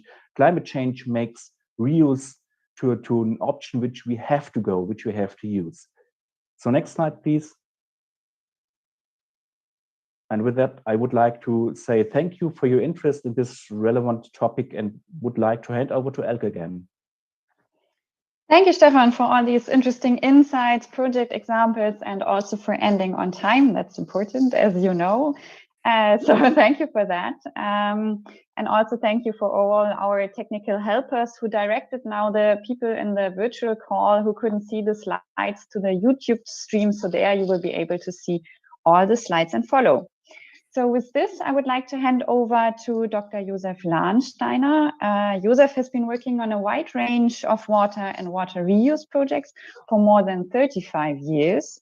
So currently he's working for Wabag, and Wabag is a company that designs, implements, and operates water technology with a focus on treatment. Josef is also the chair of the Reuse Specialist Group of the International Water Association. So Josef, please go ahead. Thank you, Elke. Thank you. Next, please. I'm starting with the drivers for water reuse and recycling. First of all, water shortage caused by climate change, population growth, urbanization, and industrialization in developing and emerging economies. There are, of course, economic reasons. Used water or wastewater is a drought-proof resource. There can be there is lower freshwater demand, lower energy demand, e.g. transport from distant sources can be very energy and cost effective. Resource recovery can be a very interesting option. Very important, there is a boost in water supply security. And last but not least, policies, regulations, and guidelines. For example, mentioned by Svea, the EU regulation on minimum requirements for water reuse implemented in May 2020. Next, please. First case is the city of Chennai. It's the capital city of Tamil Nadu. Fourth largest city in India, population 7 million in Chennai city, 11 million in the metropolitan area. It's one of the world's fastest growing economies. It's the automotive hub of India, and further major industries are textiles, petrochemicals, fertilizers, and electronics hardware. And you can see Chennai is in the southeast of India on the Gulf of Bengal. Next, please. The average annual rainfall seems to be sufficient, 930 millimeters, but it's unequally distributed. It's mainly in the monsoon months. And the water demand is up to 1200 MLD and is covered by groundwater abstraction, surface water treatment, seawater desalination, and by water reuse and recycling. And industrial reuse plus urban reuse is on a smaller scale. This figure is not actual, it's 17% plus, so it's water reuse in Chennai is approximately 18%. This means there's still a high potential. Future option is potable reuse, indirect potable reuse. Next, please. In 2019, there was a very severe drought. Summer monsoon appeared to fail. It was the worst drought in history. Freshwater reservoirs were empty, and it was a state of emergency comparable to the drought in the city of Cape Town. Drinking water had to be supplied by e.g. government tankers, and even hospitals had a lack of water. Next, please. Yeah, and in November 2019, the government of Tamil Nadu implemented the reuse of treated wastewater policy. The vision is that the use of reclaimed water provides sustainable water management leading to circular economy. There are several objectives. For example, to facilitate urban reuse, and for the future, the encouragement of groundwater augmentation, that means indirect potable reuse. Next, please. There are 4 sewage treatment plants. The first 2 ones are providing secondary effluent for reclamation of and industrial reuse. The third and fourth one will provide secondary effluent for reclamation of potable reuse. That means augmentation of freshwater reservoirs. And in future, it is intended to reuse 240 MLD for potable reuse. Next, please. The Coyambedo Water Reclamation Plant is a DBO project, design, build, operate, capacity 45,000 cubic meters a day of reverse osmosis permeate. And it's employing an advanced multiple barrier system, and the water is reused in various industries. Next, please. The water reclamation plant is here in the southwest of Chennai, and the reclaimed water is supplied to this region, to this highly industrialized region. And by reclaiming this water, these freshwater reservoirs and lakes can be saved for potable water production. Next, please. This slide shows a simplified process flow diagram. Core technology is ultrafiltration, reverse osmosis, ozone disinfection, and the reclaimed water is distributed in a 16-kilometer network to various industries. Next, please. This photo shows the ultrafiltration plant. The membranes are from Inge, German company belonging to DuPont Group. Next, please. Reverse osmosis units, membranes are from Dow Chemicals. Next, please. The beneficiaries of this reclaimed water is mainly the automotive industry. You can see Hyundai, Nissan, Yamaha, Royal Enfield. Next, please. Yes, Chennai is also the venue of the most significant global water reuse event. It will be organized in 2 months. I would cordially invite you to join this exciting event. Next, please. During these 2 more minutes, Josef. Yeah, thank you. In this event, potable water reuse will be one of the major topics. Major direct potable reuse projects, Windhoek, Namibia, Stefan mentioned they started in 68 with the old Korean Gap water reclamation plant. In 2002, the new Korean Gap water reclamation plant was started up. Beaufort West, a smaller reclamation plant in South Africa. Big Spring, Texas, started in May 2013. El Paso, also in Texas, the full-scale advanced water purification facility, or the DPR facilities in the design stage. Next, please. This shows the potable reuse scheme, a simplified scheme. Secondary effluent of the sewage treatment plant is polished in maturation ponds, and the drinking water is reclaimed in the new Korean Gap water reclamation plant, which is an advanced multi-barrier system. A maximum of 21,000 cubic meters a day is blended with groundwater and treated dam water in the drinking water network.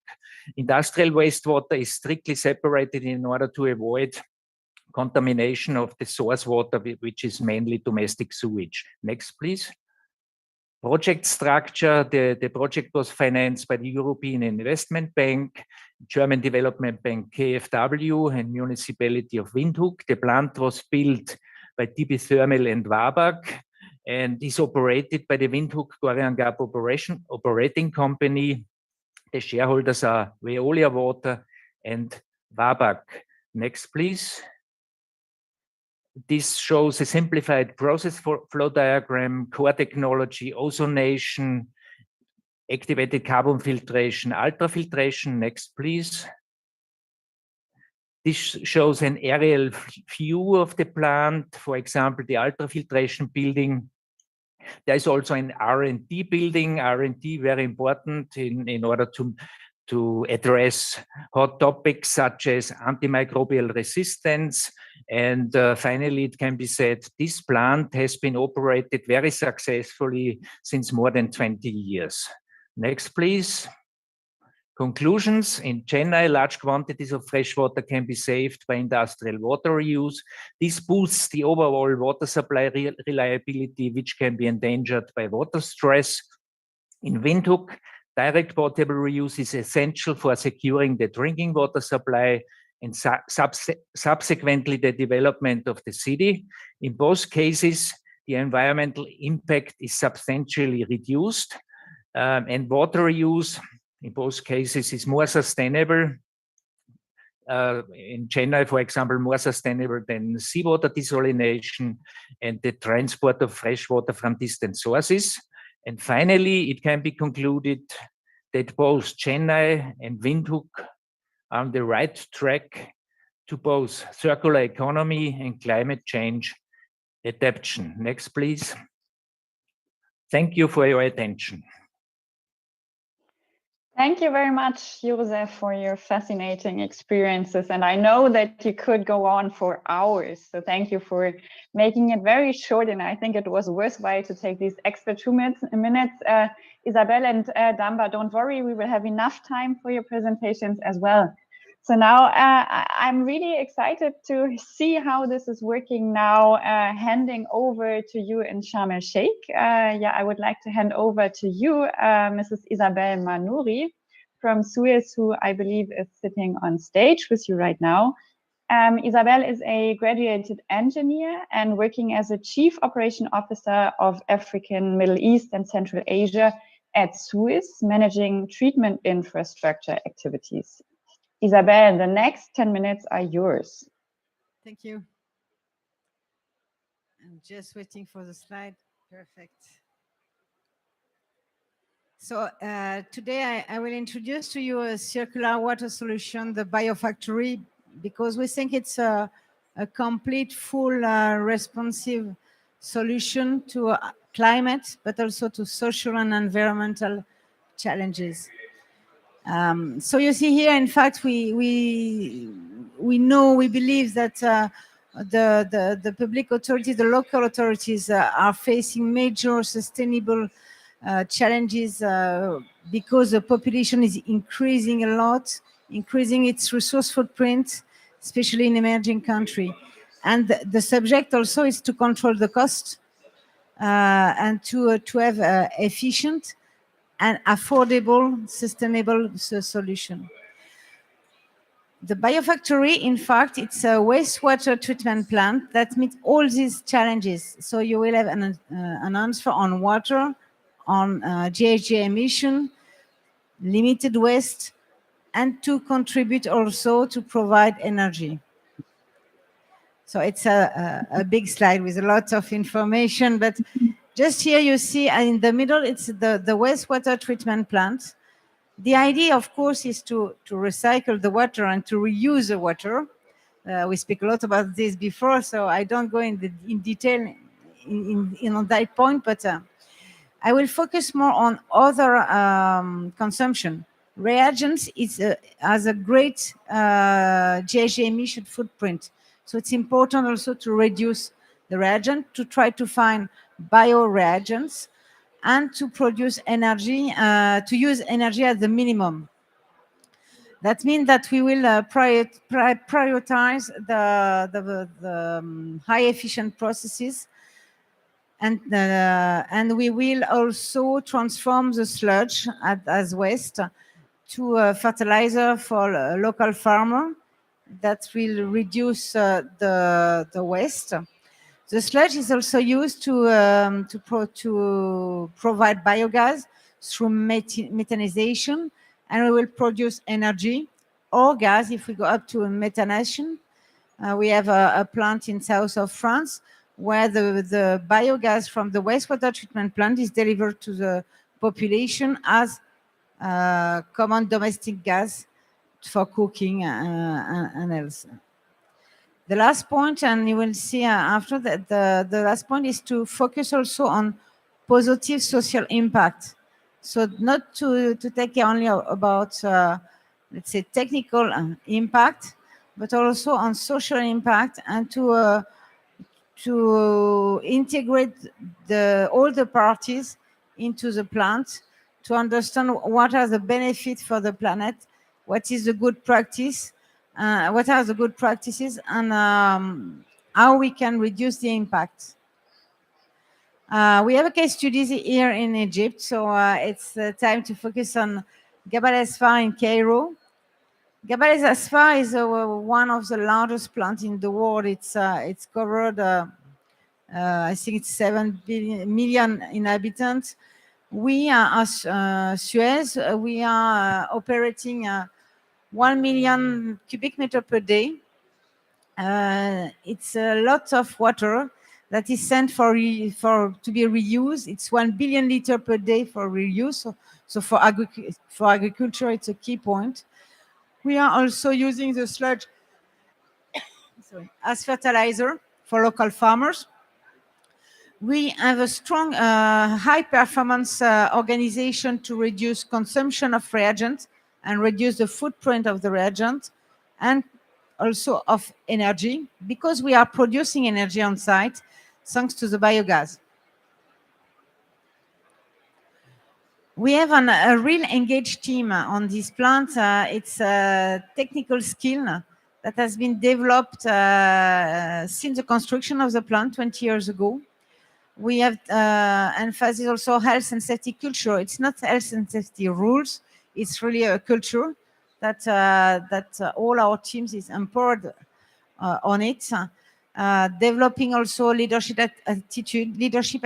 They are responsible of their mission, of their health and safety, of their performance, and of sustainable development. And they are really involved on the sustainable developments. They are engaged to promote education, to train schools, and to organize visits. And we engaged all the people on site on this event. There is also a performance program where all people are engaged to operate with the best practice, the plant, to find new ideas, local innovation, frugal innovation really dedicated to the plant. And it's a really great experience we have in Gabal. Thank you very much. Thank you, Isabel. And yeah, it would be so much nicer to be sitting with you right now on stage in Sharm el Sheikh, but it's such a magic how we can connect like through all the distance. So yeah, thank you for sharing your views with us. And yeah, so this now gives me the pleasure to hand over to our last speaker, Mr. Abdul Mumin Damba Tahidu. And you can correct me with the pronunciation of your name, of course. I made my the best effort I could. And Damba is IDE's country manager in Ghana, and he has over 14 years of experience in leading programs that promote sustainable solutions in wash and agriculture. So Damba, the floor is yours. All right, so thank you very much. No need to correct you, you got the name right. The name is best in simple terms. Lucky me, thank you. I guess you can just call me Damba to make life more easy. All right, let me go to the slides. All right. All right, so I'm here to speak to you on circular economy of sanitation, why it matters in climate change. I think basically before I share that, I would like to, I think an introduction had already been made about who we are as IDE. We are not for-profit organization, but our approach is leveraging on the power of the private sector to address developmental challenges in a way that makes a business case. So I am Damba. My presentation today is going to focus on our work in Ghana. At IDE, we say we power entrepreneurs to end poverty. We believe that entrepreneurs are at the middle ground. They play a critical role in linking markets to the people who need it more. All right.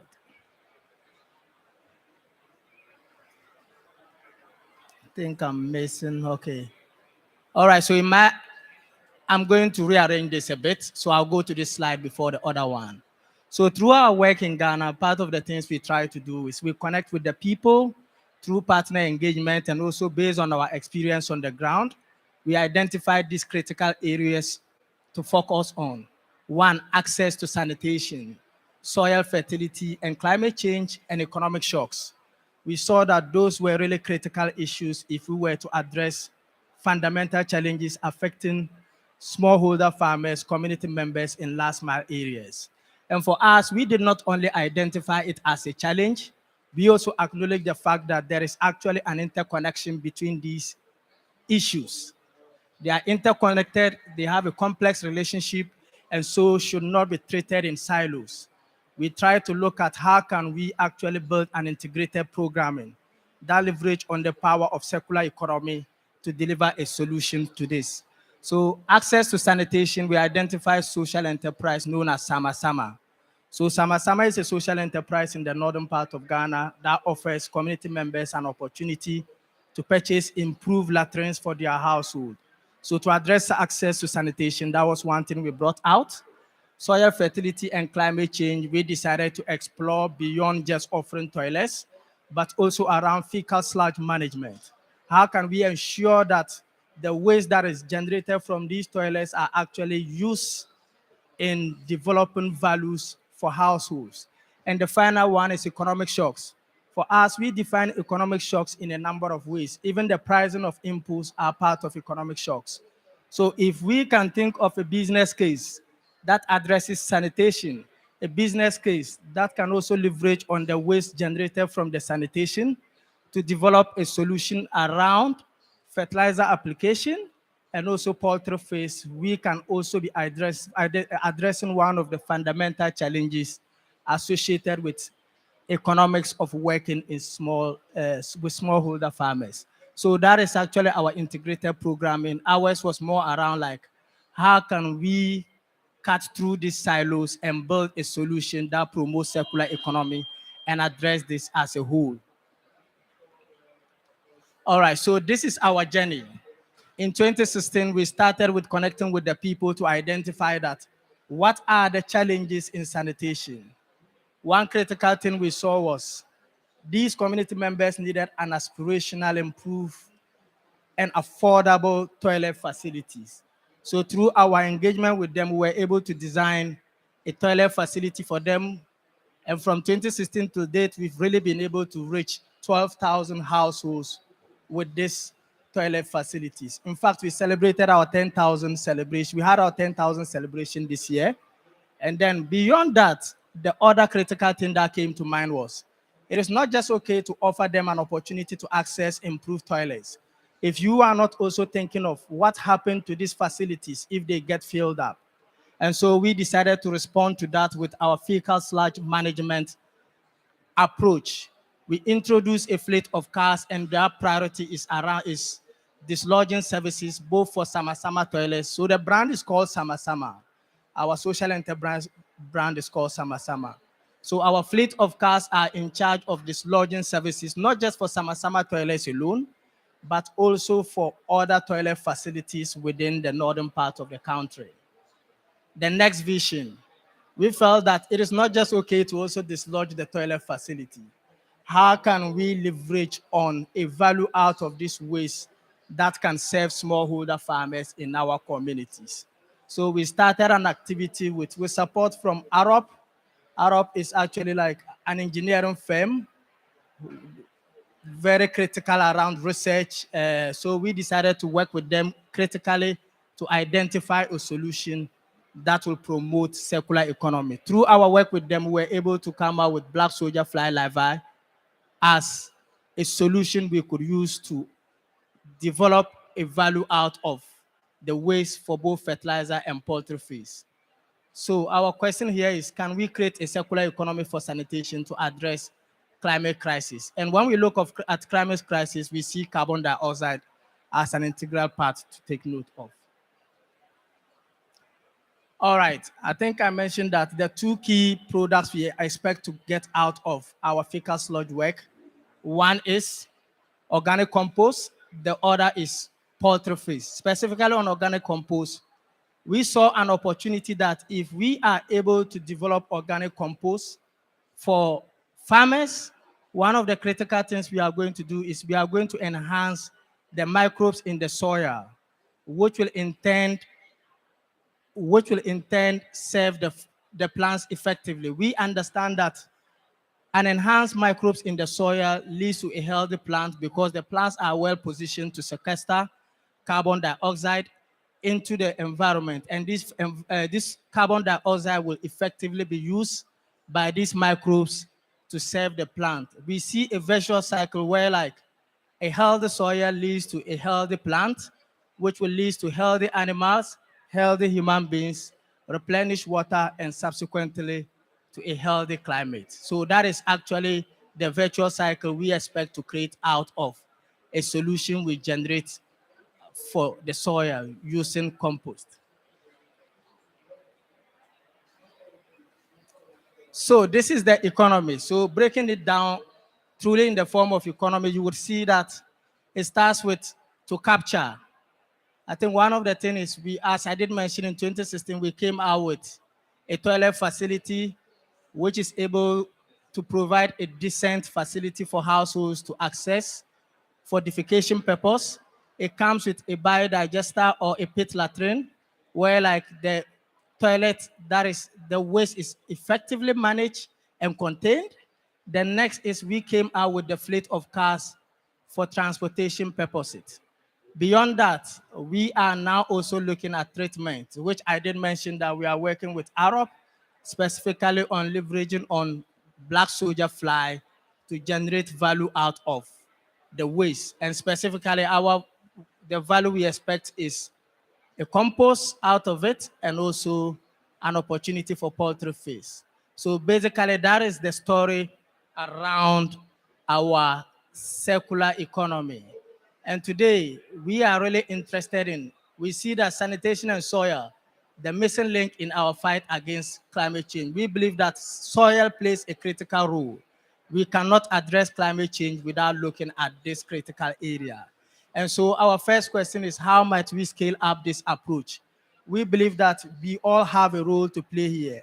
IDE, with support of Arup, is leading the efforts around the research, the testing process, and we are really at that stage where like we need the right partners to support so we can actually take this to scale.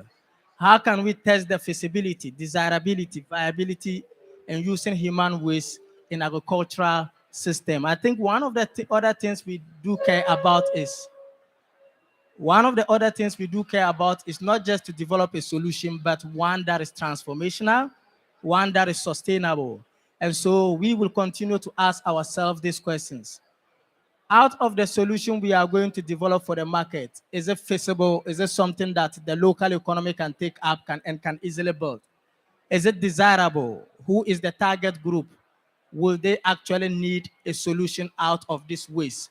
What are some of the sensitization we would need to do in order for us to be able to move to that level? And viability, we believe that any solution that is developed which does not in the long run has the potential to be economically viable is not an effective change. So ours is more around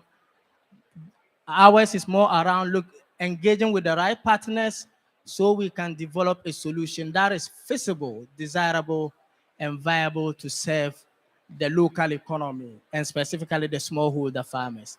Thank you very much. And I'll also share my email with all here so we can discuss this further. Thank you.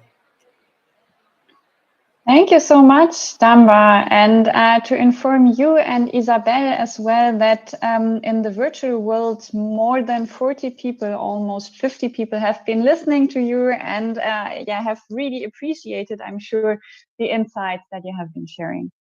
So, well, I mean, these 60 minutes really went by quickly. And for me, what I can say is the main takeaway that I'm taking is that in order to enable us human beings to organize our lives within the boundaries of planet Earth, we need to be thinking of circular solutions in all sectors. And what we try to do here is to share with you how this can be organized in the water sector and especially in the wastewater sector. Yeah, so I hope that we inspired you a little bit with what we have shared here. And with having said that, I mean, there's nothing more for me to thank to all of you, to all the speakers that shared their presentations and their experiences, and also to thank you as audience that has been with us in Sharm el-Sheikh and also here in the virtual world. So thank you and have a beautiful day. Bye-bye.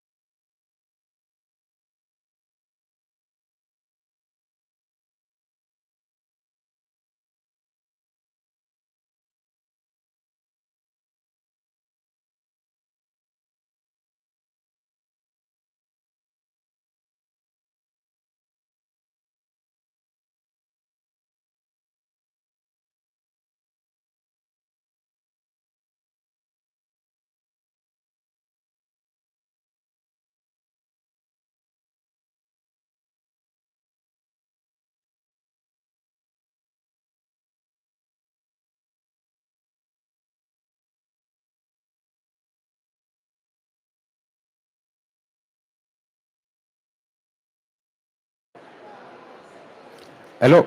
Yep. Hello, everyone, and thank you for attending this session about when water and sanitation services contribute to climate change mitigation. I represent the French Water Partnership, a broad multi-stakeholder coalition that includes NGOs, private sector, central government, and also local government, as well as academia.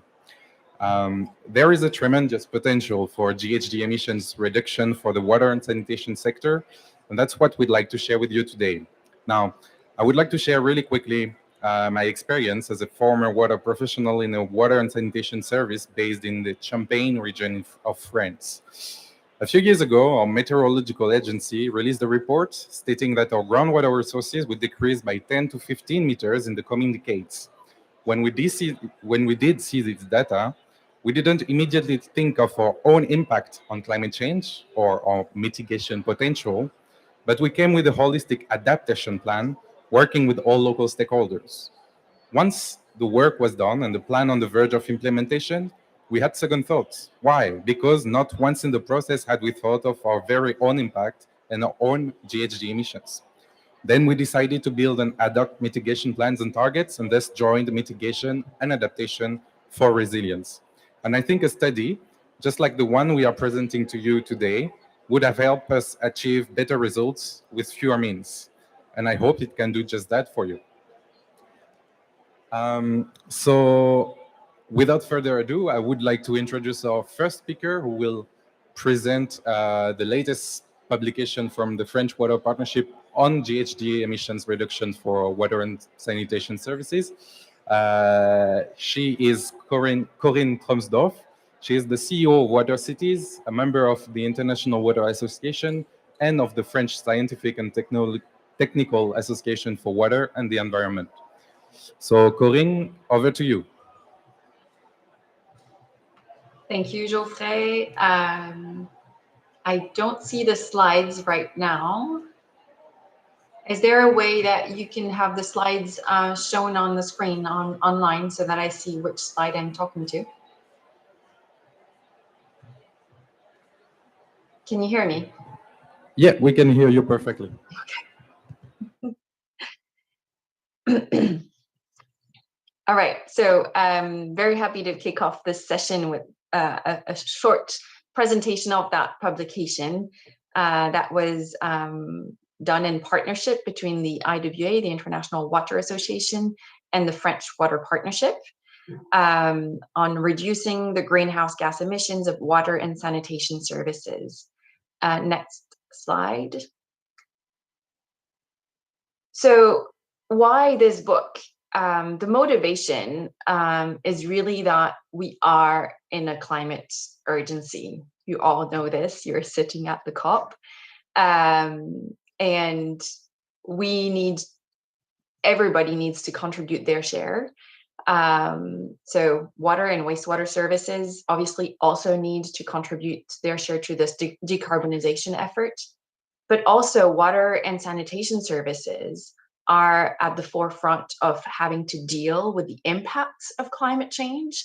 And it's really important that they deal with those. And as they deal with those, they also pay attention to how much they can reduce their carbon emissions. The other reason is that there are still huge investments needed in the water and sanitation sector to achieve SDG 6. And as we plan these investments, we need to be careful to have low carbon solutions chosen. And then the other reason was to share some of the French know-how. Next slide, please. What is in this book? So it has 5 chapters. The first one is really an overview of drinking water and sanitation services emissions. Second chapter is dive into the energy requirements of these services, before then moving on to a chapter on the enablers and solutions for reducing GHG emissions, and concluding with a chapter on combining this adaptation need to reducing GHG emissions. The end of the book is a compendium of case studies and examples of what can be done. Next slide, please. I'm going to dive into some of the insights you can find in that publication. The energy use. So what this figure shows is that the energy use by the services themselves, it's the dark blue line, and by the users, the end users. We see that end users tend to use a lot more energy than the services themselves. And that depending on the regions and the country, the services themselves may use more or less energy. The reason for that is that in some countries, like you can see Spain there, they have to deal with water scarcity, with water stress. So they have to go to solutions like desalination or enhanced treatment. And also in some cases, like in California, convey water from far away. For end users, the reasons for using more or less energy is really depending on the heating systems that is used for domestic water. Those countries relying more on direct solar heating will need less energy. And those countries where people actually use less hot water, so it's about the time you spend under the shower or the number of baths you take, actually use overall need a lot less energy for the end users. There's also a little bit the efficiency of the appliances, obviously that play a role, but it's mostly the heating. So quite interesting to have these insights. What happens is that these energy needs translate into GHG emissions, and the amount of GHG emissions can vary a lot from country to country, depending on the energy mix, as you know. If you can go to the next slide. So here we dive now into the services themselves. So that dark blue line that we were seeing on the previous slide, the energy intensity of each of the parts of those services. We actually see that what takes a lot of energy is the pumping, the conveyance, and the treatment, such as desalination and enhanced wastewater treatment. Next slide. So all this translates into GHG emissions. And as I hinted on, because GHG emissions are calculated depending on local factors like this energy to CO2 equivalent conversion factor, it's very difficult to have global data on GHG emissions from water and wastewater services. There are some industry ad hoc estimates that circulate that state that it would be about 3, sometimes 3 to 5% of the global GHG emissions that relate to water. When these percentages are talked about, they include the hot water, the residential hot water systems. So we have to be careful with those. The potential for emissions from urban water and wastewater services can these emissions can be reduced, and the where we can reduce is really from water heating, if you consider this in your scope. And then the next parts are really the direct emissions from wastewater, and in particular related to nitrous oxide, and then the whole energy consumption, the pumping, the large transfers, and the pressurization of systems and all that. So it's about reducing the amount of water that is being moved around or treated. And it's also about increasing the efficiency of the way we move around water or treat it. Next slide, please. So really, the levers for action to transition to a low carbon water and sanitation services is about reducing direct emissions, using less energy, as I mentioned, just having less water, but also being more efficient. But also, it's about producing energy from wastewater. It's about producing new materials. And here we change a little bit the boundaries of the system we look at. It's not about reducing the GHG emissions just off the utility, but off the area it sits in, of the whole city it sits in, or sometimes the whole country it sits in, by selling energy or selling renewable materials that would be produced. Next slide. The book actually identifies these levers for actions into 3 pillars and gives a lot more details, which I won't go over now because we don't have time for that. But it has a sobriety pillar.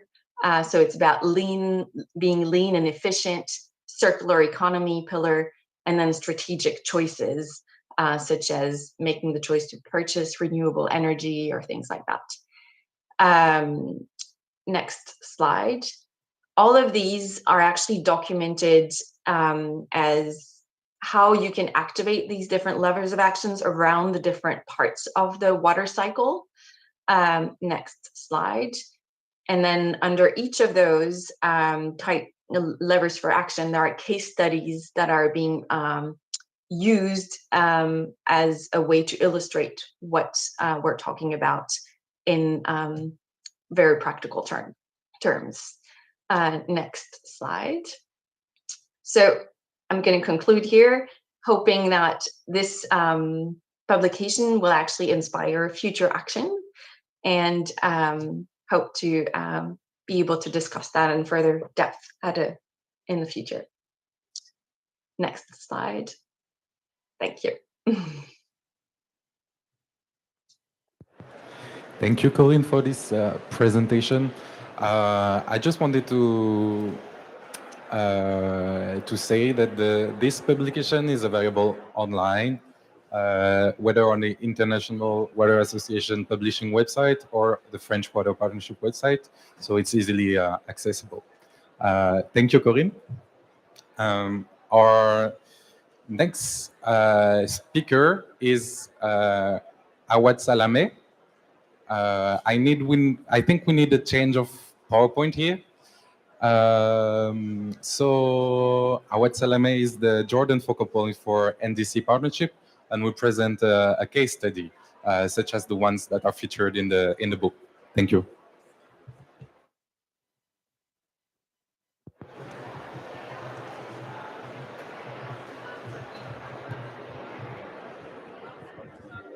This is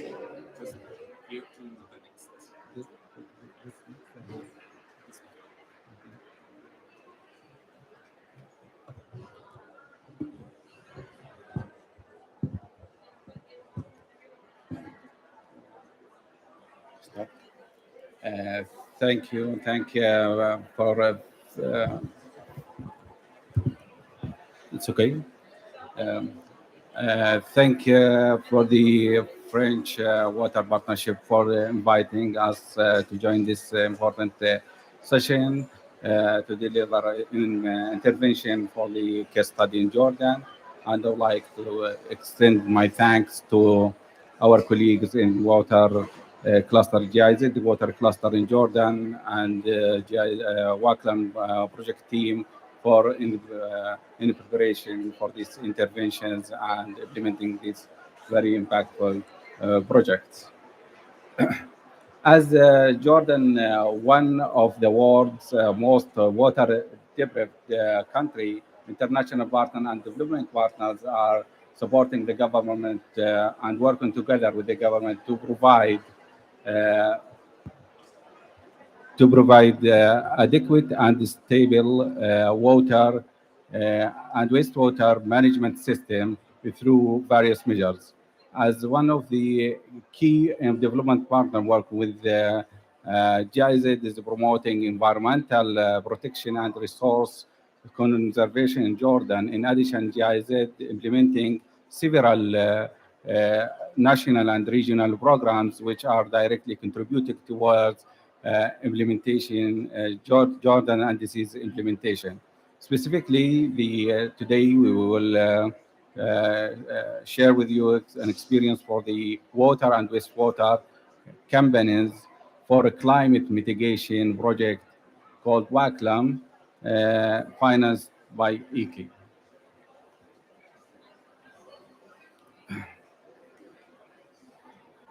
My presentation, I will go through as an overview of Waclim and go objective, the roadmap, ECAM tools, and the second part, it is the implementation phase for water sector and related indices, greenhouse gas emission reduction, and supporting activities to promote climate action. The water and wastewater companies for Jordan Mitigation has a vision to achieve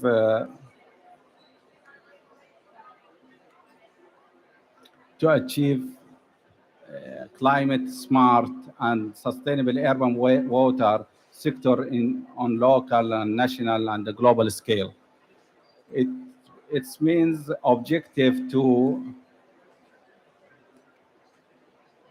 assess, monitor, and reduce the greenhouse gas emission and adapt to climate change in water sector, and enhance partnership to reach climate policy objectives, in addition to share the experience and build the capacities.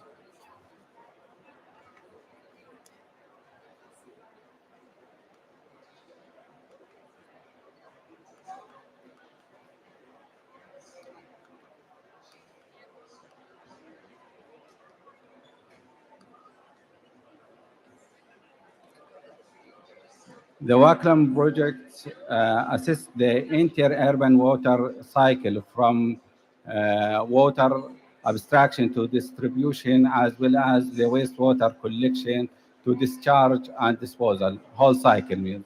The project works in roadmap to low carbon water utility to support water companies in achieving such targets. The roadmap follows the following step: motivative utilities, access baseline condition, and define opportunities, implementation action, monitor achievement. The assessment and identifying opportunities and the monitoring achievement can be supported by the use the ECAM tool.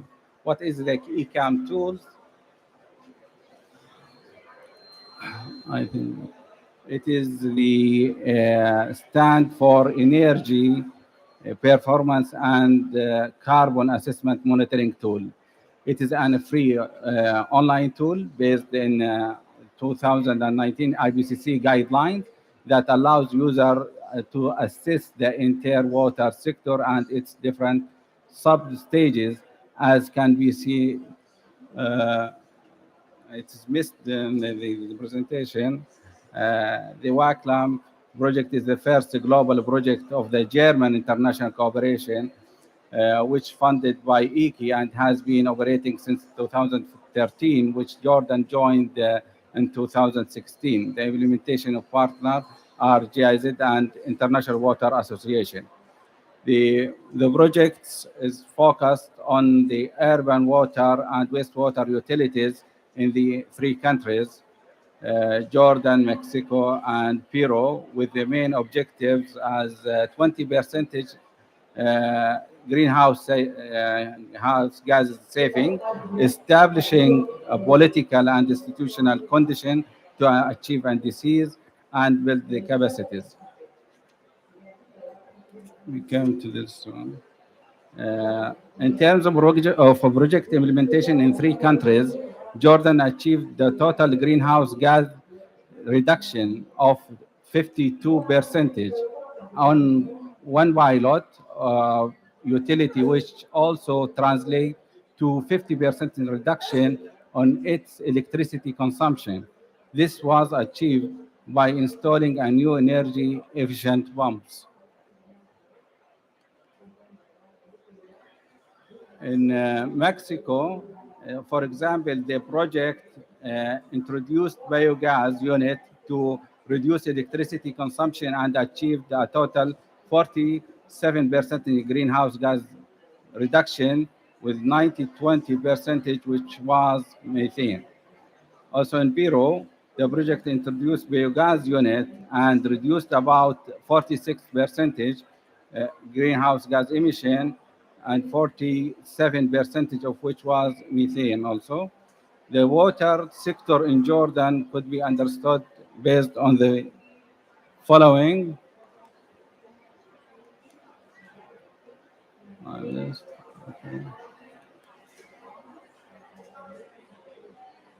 In Jordan, share the water person in less than 100 liter capital daily. It's around now, some research studies figures it around 80 liter. Also, it is estimated that the surface and groundwater sources will be reduced 15% 2040 due to climate change. This is also included in the third national communication scenarios that the impact of the climate change and the water sector and water resources and the expose more impactful for the water resources. The water sector currently consumes around 15% of electricity consumption in the country. Okay.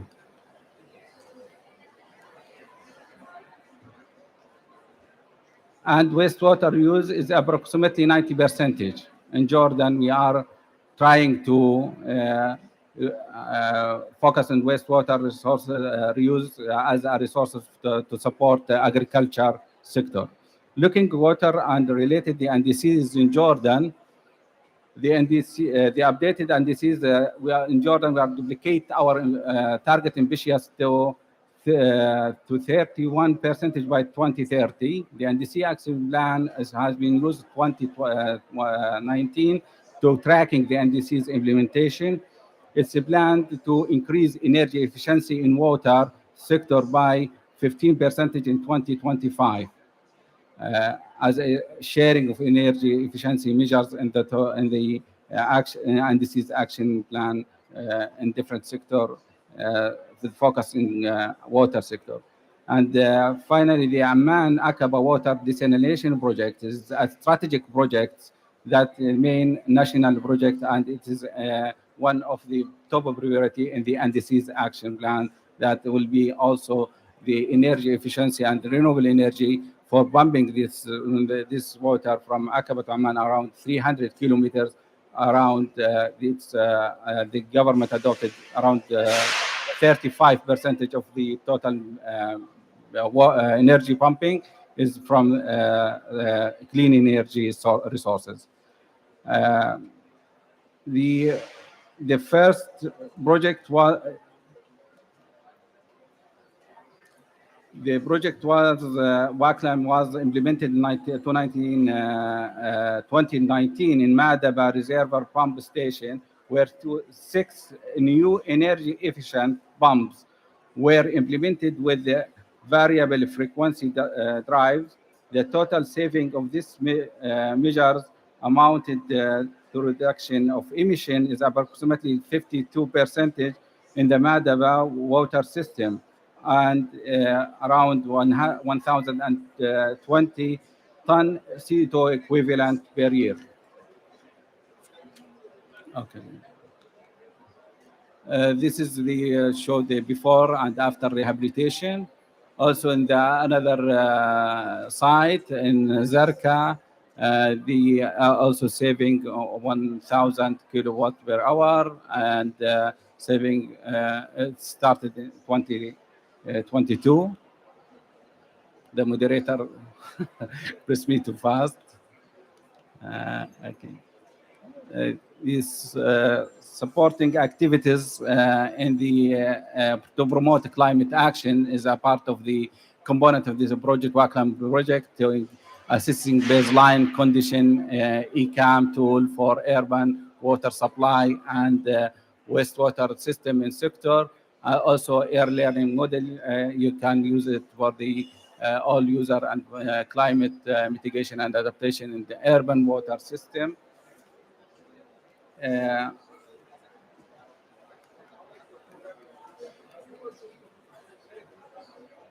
Also, the project support enabling factors like having access to finance, low carbon, and motivate institutional climate policy, regulatory framework, and technical capacities, different variables, and having to access to technology.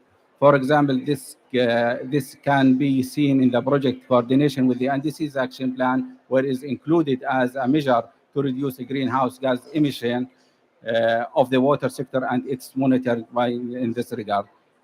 Here we come to the end of the presentation of the Waclim project intervention here in this session.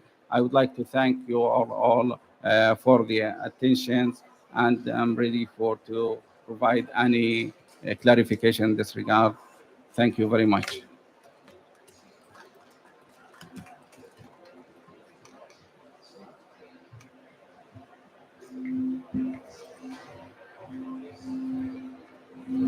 Thank you, Mr. Salamé. And now to our next speaker, Isabelle Monouri from Suez, who is the COO of Africa, Middle East, Central Asia, and we'll further talk of other case study from the field. Thank you. Thank you very much.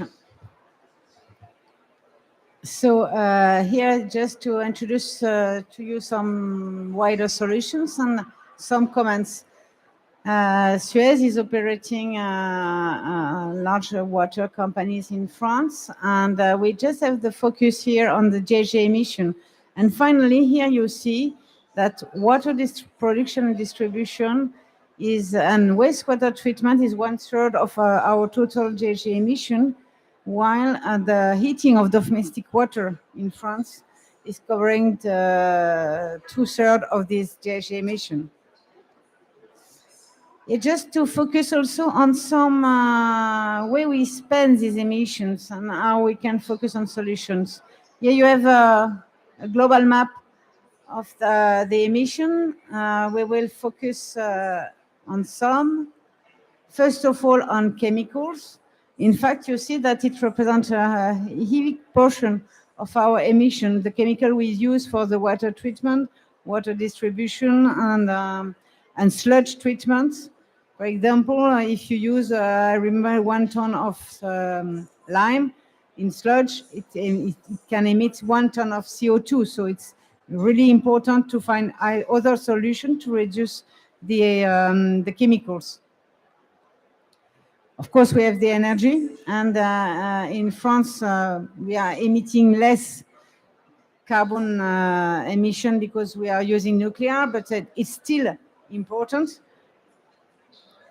We have also the biological and thermal processes in wastewater, which are representing an important component.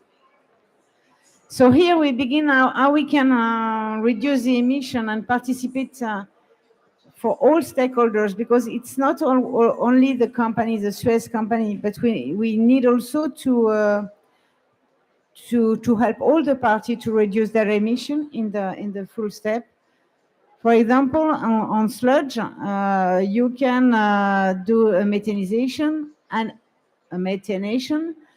You remove some water, you keep the mineral matters, and then you use the biogas. You can use the biogas to produce energy. You can use the biogas for direct energy, and in south of France, in Pau, the biogas will be directly used for the population for domestic application, like heating or cooking, etc.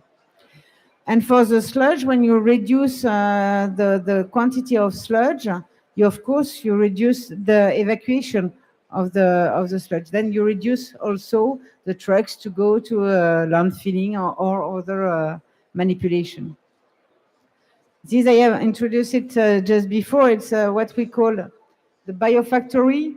The idea is to use the wastewater treatment plant as a production of bioresources like water, like fertilizer, and green energy with biogas. And we have a case studies here in Egypt, in Gabal El Asfar. I go quite quickly on this topic because I have done it just before. Just to show that we can save 1 billion liters per day of water that are reused for agriculture right now, that we are reducing strongly the consumption of reagent and energy by performance. We are also producing energy from biogas, and the energy to treat the wastewater is provided directly by the sludge of the wastewater. And of course, we use a fertilizer for farmers just behind the wastewater treatment. So we limit also the transportation of the sludge.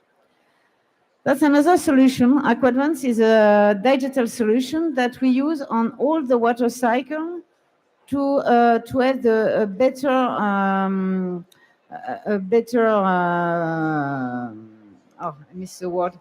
The better running of the operation from the waterways going through the pumps, well pumps and distribution pumps. We also act on the optimization of the aeration on the wastewater treatment plant due to limit the consumption of energy. An example that had been used in Algiers, where we have worked as a managing contract to SEAL. We obtained at the end the 2020 the 24 a day, 7 days a week of water distribution. We left the contract, our contract was terminated last year, but before, what we have noticed is that we have still problem in Algiers due to water scarcity. In fact, there was no more water in the dam, so no more possibility to distribute the water. And here you see that you can have a rethink of the global water cycle and reuse the water for agriculture and not spend this fresh water for drinking water. The last example is a solution we have for the for villages and for rural area. I think that there is a direct link between acting for climate and acting for population and environment. In fact, to have affordable services, you have to do it reducing your gaseous emission. And then it costs less because you have less energy, less reagent. You can, and the solution we have provided here is a solution where you are producing your drinking water with solar panel, green energy. You limit the reagents. Then you have latrines to produce biogas, to do a micro methanization of feces that you mix with green waste, and you produce the biogas. Biogas will be used to produce energy during the night, because we have decided to produce solar energy only during the day to avoid battery. And it will also be useful for gas cooking. And we think that with such kind of equipment based on villages, you can restore, we call it smart villages, because you can restore the essential services for villages, and you can keep people on site with limiting disease, etc., that you can have with wrong or bad drinking water, for example. And I thank you very much. I'm available for any question.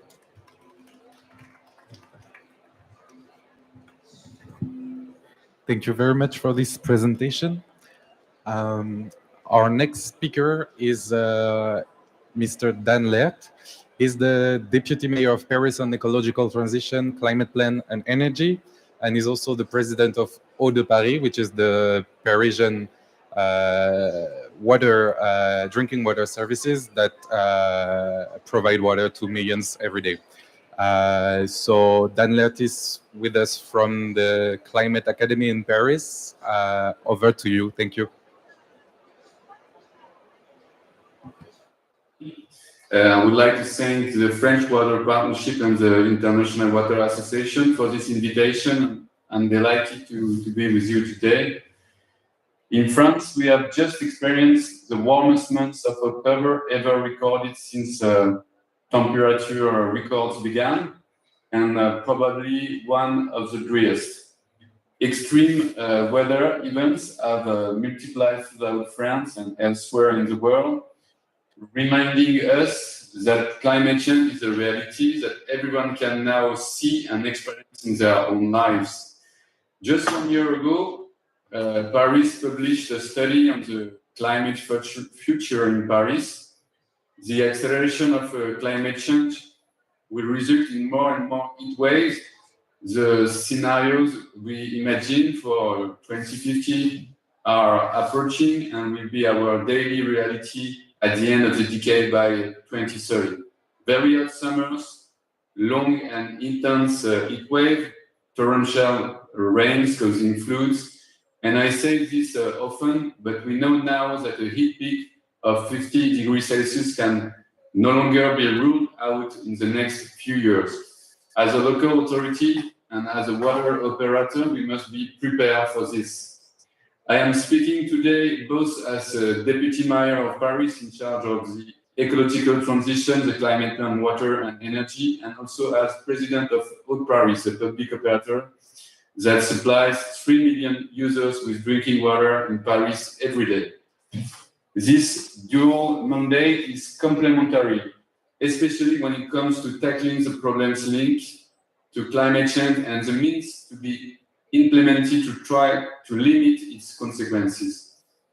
Water resources will not be spared by climate change. Indeed, water is likely to be under great pressure by the end of the century. Today, stable drinking water consumption and varied sources of supply ensure that Paris has a good quality and quantity of water. The water supply is based 50% on groundwater and 50% on surface water. It is this advantageous position of the Île-de-France, the region Île-de-France basin, that has enabled us to get through the drought period less painfully than other territories. But the effects of global warming, with more droughts and more needs to cool the city, raise the risk of shortage and tensions beyond 2050. In addition to this shortage, climate change is also impacting the quality of the resource. The acidification of soils and their intensive use are reinforcing this phenomenon of water quality degradation.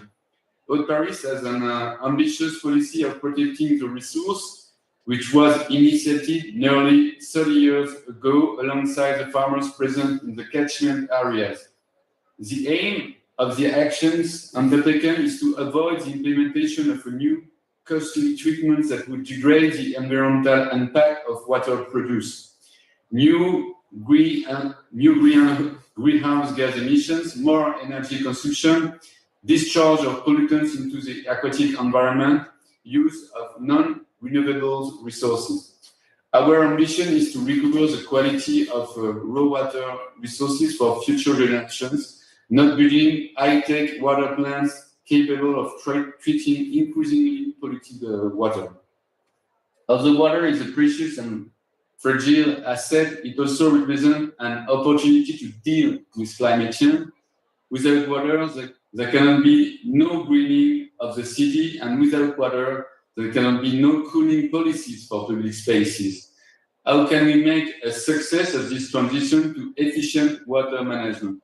We have undeniable assets for this. I'm thinking, first of all, of the dual Parisian drinking and non-drinking water network, which offers a turnkey solution to the efficient use of the resource for the greening and cleaning of the city. In addition, Haute-Paris is carrying out several actions concerning a burning issue, its energy consumption. The main aim is to reduce the amount of electricity consumed, but also to reduce dependence on carbon-based energy, gas and fuel. As an example, the renovation of 3 pumping stations in the Orly production plant has enabled us to save 2 gigawatt hours per year, representing about 25% of the plant's electricity consumption. I am also thinking of our policy of desilting the city with our Parisian rainwater zoning, which you may know as the Paris Rain Plan. We are seeking to desertificate part of the city to restore the water cycle by transforming rainwater into a resource when it is used as close as possible to where it falls, instead of collecting it in the sewage system to treat it in a treatment plant. This saves water and energy, refreshes the city, and diversifies sources according to use. Finally, cooling the city during a heat wave also means ensuring access to water for drinking and cooling in whole neighborhoods. Haute-Paris already manages the more than 1,200 drinking fountains in the streets, parks, and gardens of the capital. By 2040, 100 new drinking and cooling fountains will complete the public offer in this area. To further improve one of the best water supply networks in the world, and to fight against plastic pollution, hundreds of thousands of plastic water bottles in Paris. Paris has launched the Ici je choisis le Paris. Here I choose the Water of Paris initiative to recruit shopkeepers who are committed to filling the flasks of Parisians and tourists with free drinking waters of impeccable quality. It is the first network in France. Nearly 700 businesses have already joined the network. As you can see, protecting water resources and ensuring public, efficient, and sustainable water management in a context of climate change are two sides of the same coin. Our vision must favor the efficiency of our activities over certain excessive and useless high-tech investment and a global approach to the climate problems we are facing. Thank you for your attention. Thank you. Thank you. So now we have a few minutes if anyone in the audience have questions for our speakers. Now is the time. So nobody has questions?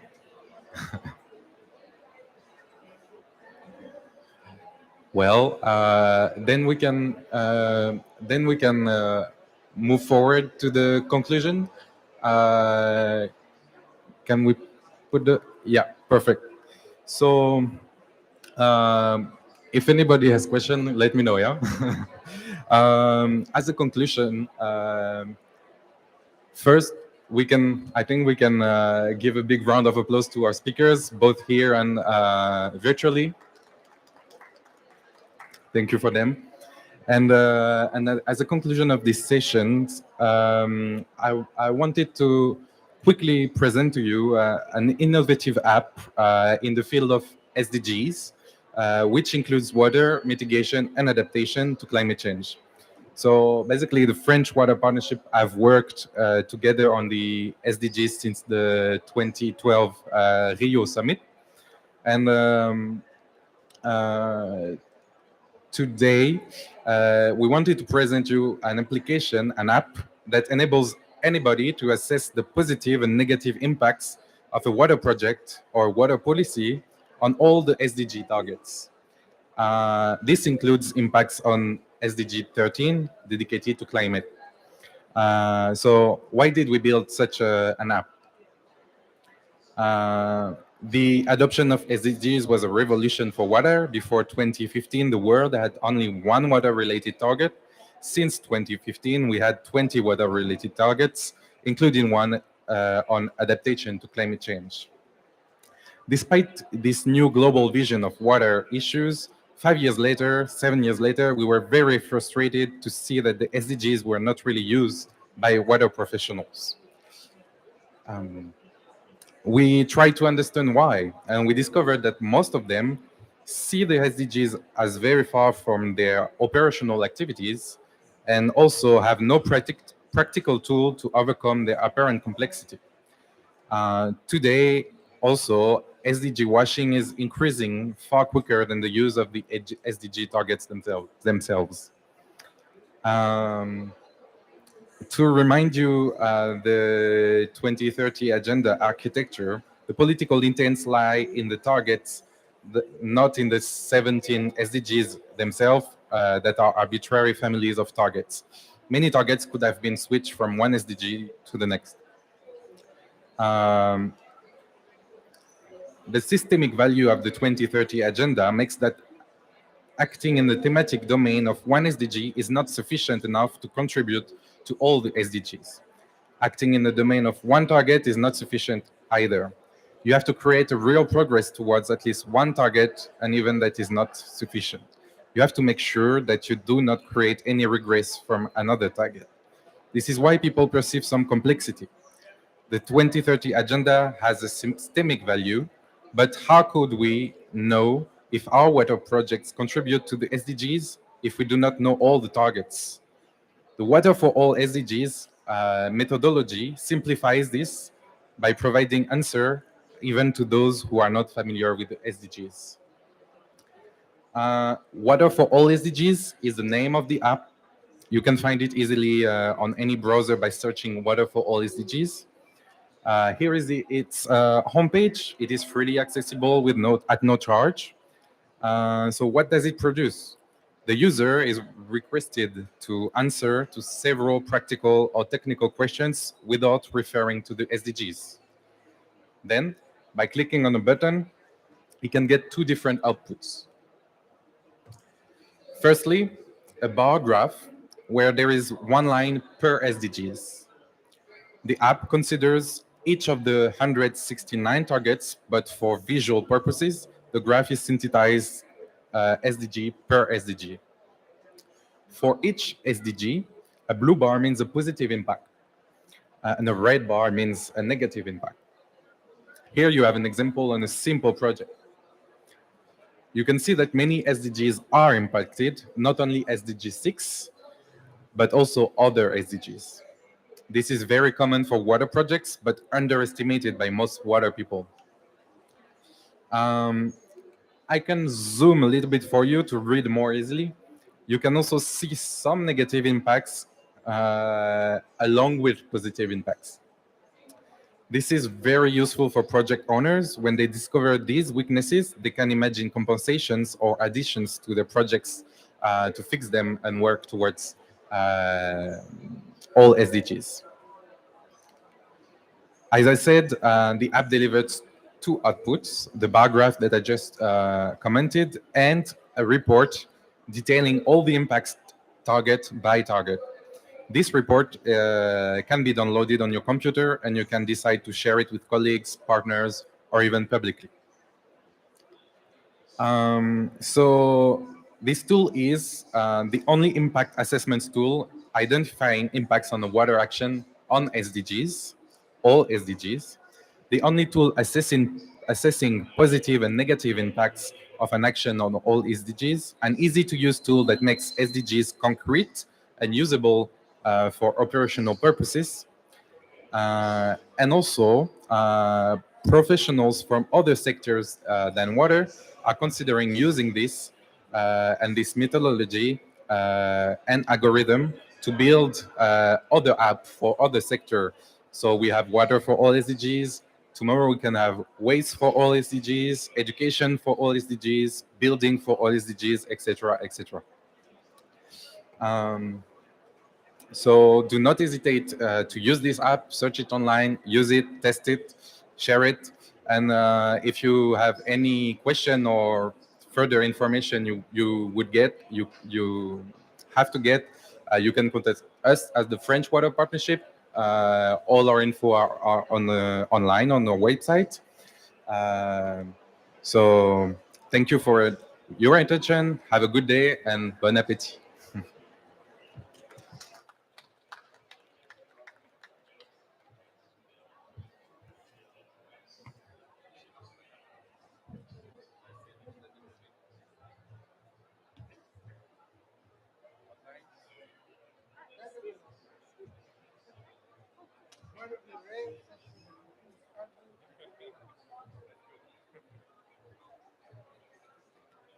Thank you very much.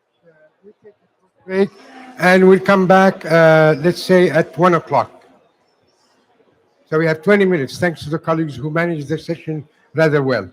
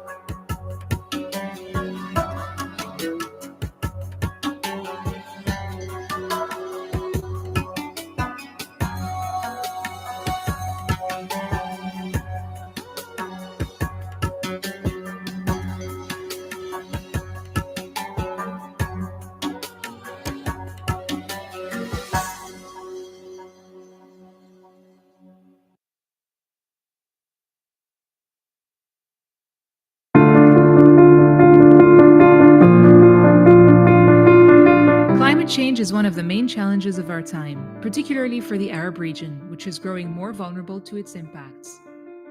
RICAR estimates that temperature in the Arab region has already increased by almost 1 degree Celsius, and temperatures could rise by up to 4.8 degrees Celsius by the end of the century, which could further affect water, energy, and food security, and the health of people and their livelihoods. as well as urban and rural areas and ecosystems.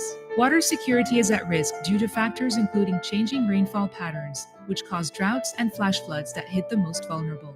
In a region with less than 10% of arable land available, agricultural outputs are decreasing. Changes in biodiversity are also recorded, threatening food security and livelihoods in coastal and rural areas alike. Despite being one of the most vulnerable to climate change, the Arab region receives less than 5% of global climate finance flows. Loans exceed grants by 7 times, with 3 times more financing going towards mitigation than adaptation, even though adaptation is the region's priority. A needs-based approach to climate finance is essential. Urgent action is needed to limit the impacts of climate change and to meet the SDGs. Implementation requires innovation, finance, and capacity building to help states reduce risks and enhance their resilience. Governments need innovative financing instruments such as the Climate SDGs Debt Swap and Donor Nexus Initiative. Business models that empower women in rural areas through renewable energy projects such as Regend, and programs that enhance the science policy interface to inform regional dialogue. Let's act together for a better tomorrow.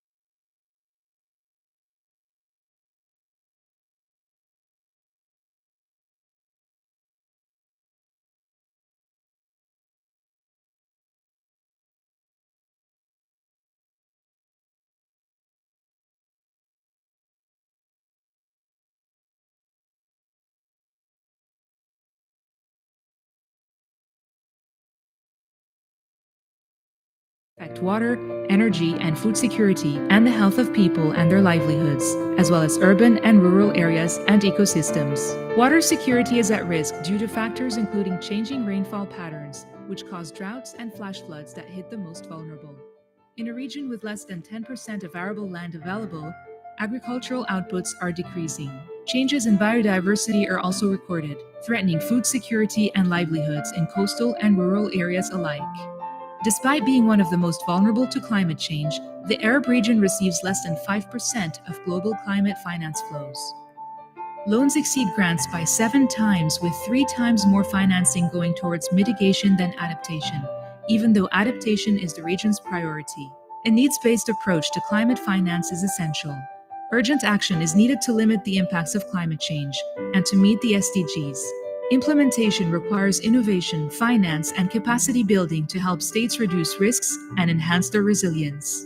Governments need innovative financing instruments such as the Climate SDGs Debt Swap and Donor Nexus Initiative. Business models that empower women in rural areas through renewable energy projects such as Regend, and programs that enhance the science policy interface to inform regional dialogue. Let's act together for a better tomorrow.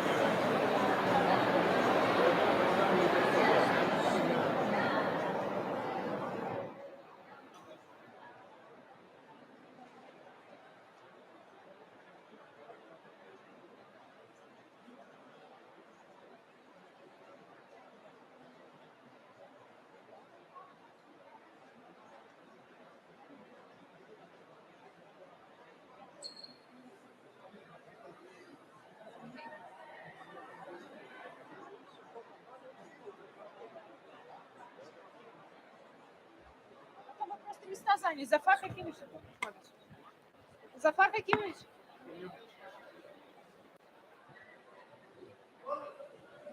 Это мы заняли. Вот сюда? Да.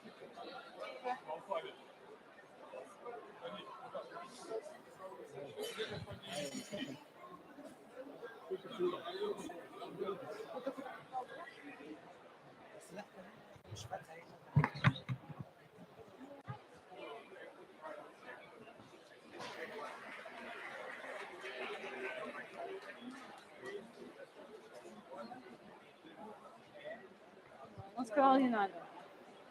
Ну, Hello. Thank you.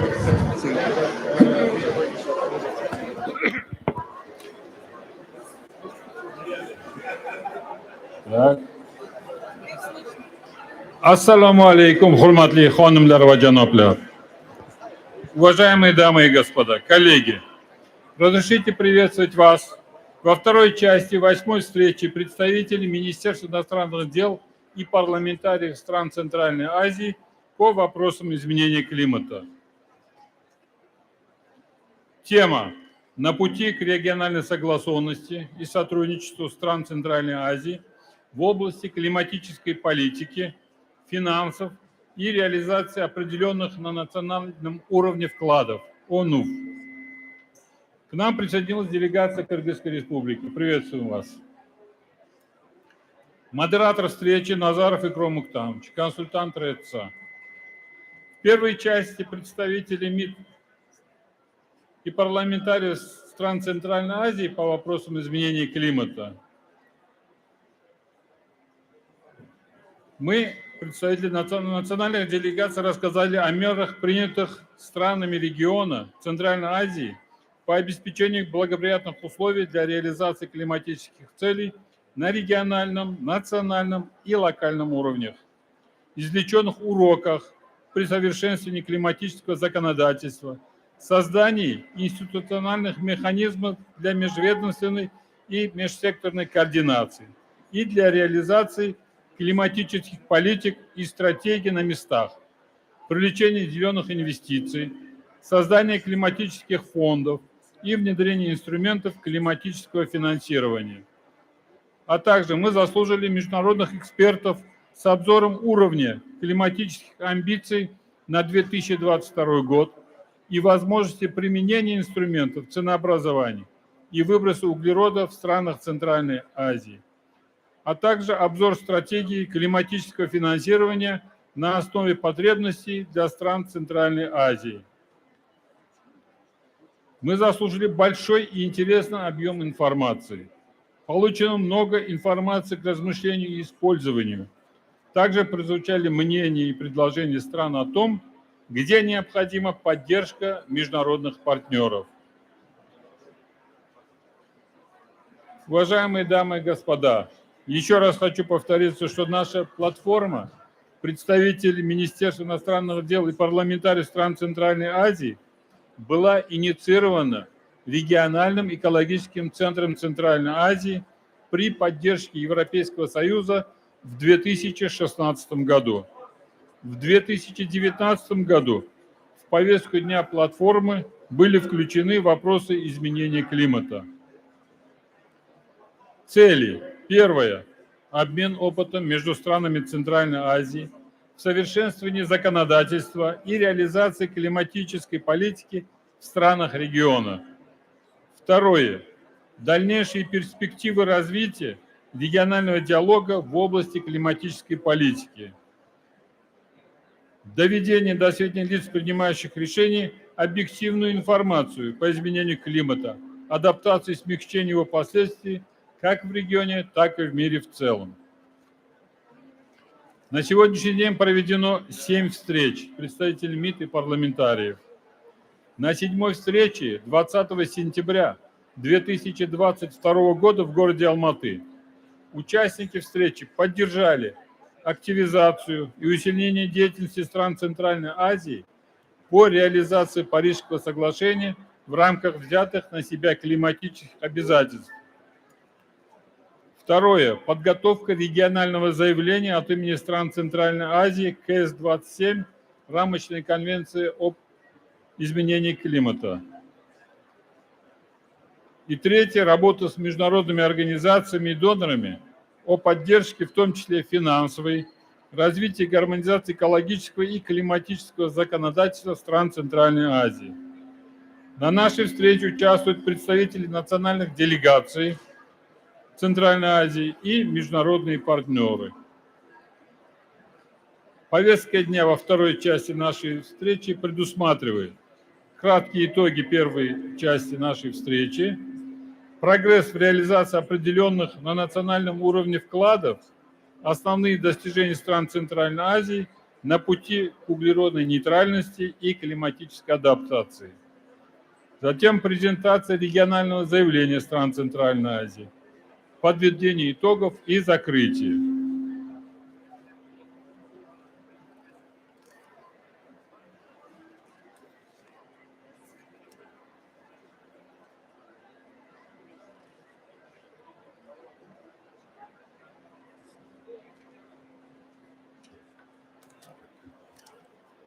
Сейчас, одну минуточку.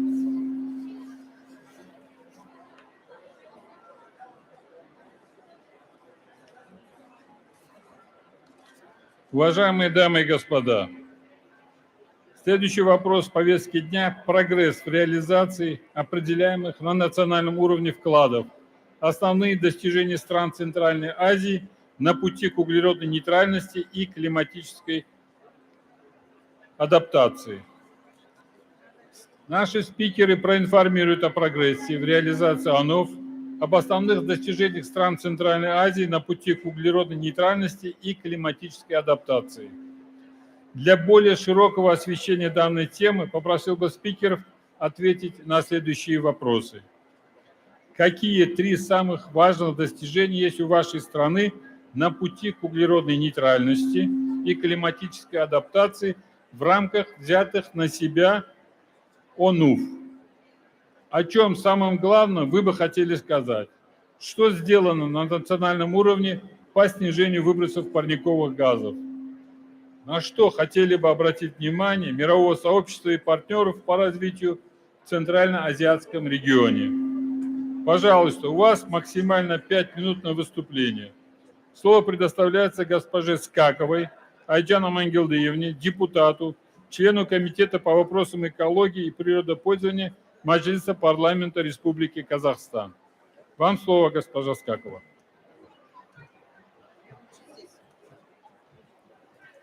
Добрый день, гости и участники сегодняшней встречи. Я представляю Комитет экологии и природопользования парламента Маджлиса Республики Казахстан.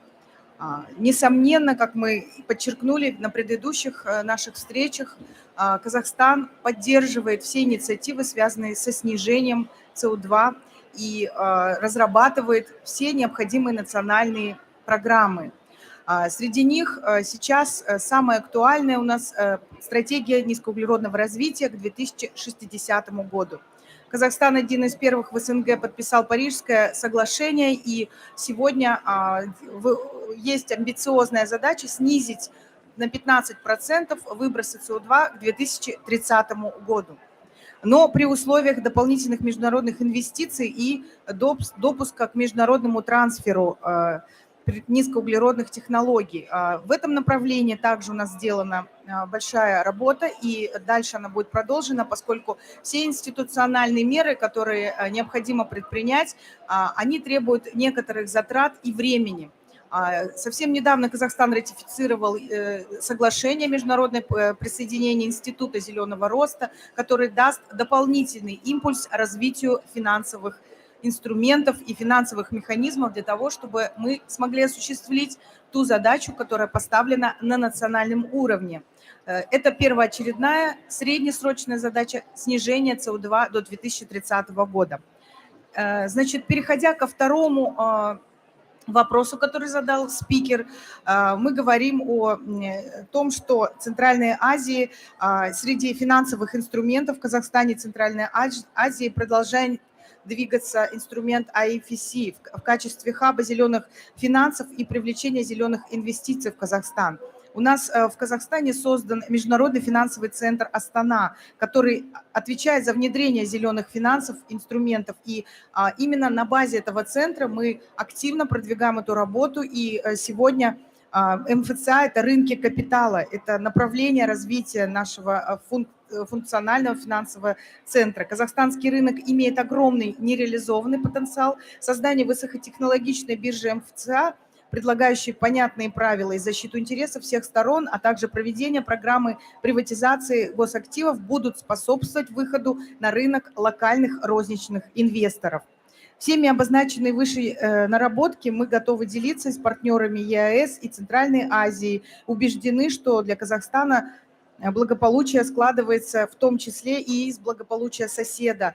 Еще раз подчеркиваю, что именно в Центральной Азии, которая является по территории наиболее обширной и наиболее подверженной или уязвимой в плане опустынивания, в плане именно температурного режима, мы готовы двигать наши приоритеты, давать наши общие усилия и оценку совместно со всеми странами Центральной Азии для того, чтобы найти взаимопонимание и достичь заявленных результатов.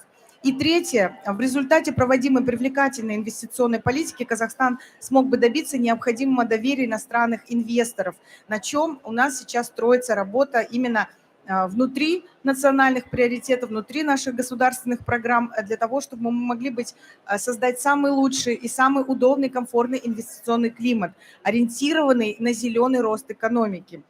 Ярким примером этого можно считать проект по созданию производства зеленого водорода в Мангыстауской области. Вот совсем недавно, 27 октября 2022 года, правительство и компания AirAsia One подписали соглашение об инвестициях по проекту создания центра по производству и распределению возобновляемой энергии и зеленого водорода, расположенного в Мангыстауской области. И как раз господин Шарль Мишель, который был с визитом в Астане, и президенту Касым-Жомарту Кемельевичу Токаеву удалось достигнуть договоренности, и сегодня такой проект будет реализоваться и позволит создать около 3500 рабочих мест, и также мы могли бы стать более открыты для достижения наших целей. И в завершении, поскольку у нас всего 5 минут на этой сессии, хотелось бы еще раз поблагодарить РЭЦа, директора Зафара Хикимовича и модератора, и уважаемых наших партнеров, гостей за то, что мы сегодня можем обмениваться опытом, обмениваться результатами, за то, что мы открыты друг другу и можем на нашем таком именно сотрудничестве выстраивать нашу дальнейшую работу. И желаю всем плодотворной работы, и хочу, чтобы наше сегодняшнее заявление, региональное заявление от стран Центральной Азии, имело большой успех и большое развитие дало нам в будущем. Спасибо. Спасибо большое, госпожа Скакова. Благодарю за подробную и емкую информацию о проводимой в Казахстане работе. Даже вопрос адаптации изменения климата и смягчения его последствий позволяет открывать новые рабочие места, как вы сказали. 3500 рабочих мест. Спасибо еще раз. Слово предоставляется господину Алимбеку Нурбеку Карыевичу, депутату, члену Комитета по аграрной политике, водным ресурсам, экологии и региональному развитию Джокоргу Кенеша Кыргызской Республики. Вам слово, господин Алимбек.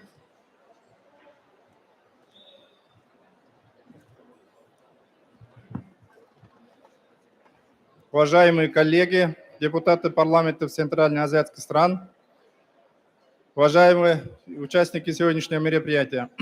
Кыргызстан, как и весь мир, последние несколько лет довольно заметно стали ощущать негативные последствия изменения климата.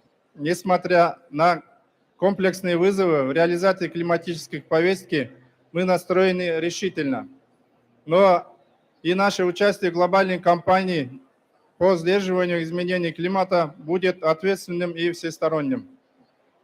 Как заявил генеральный секретарь ООН Антонио Гутерриш, в декабре 2020 года самой неотложной глобальной задачей является достижение углеродной нейтральности к 2050 году.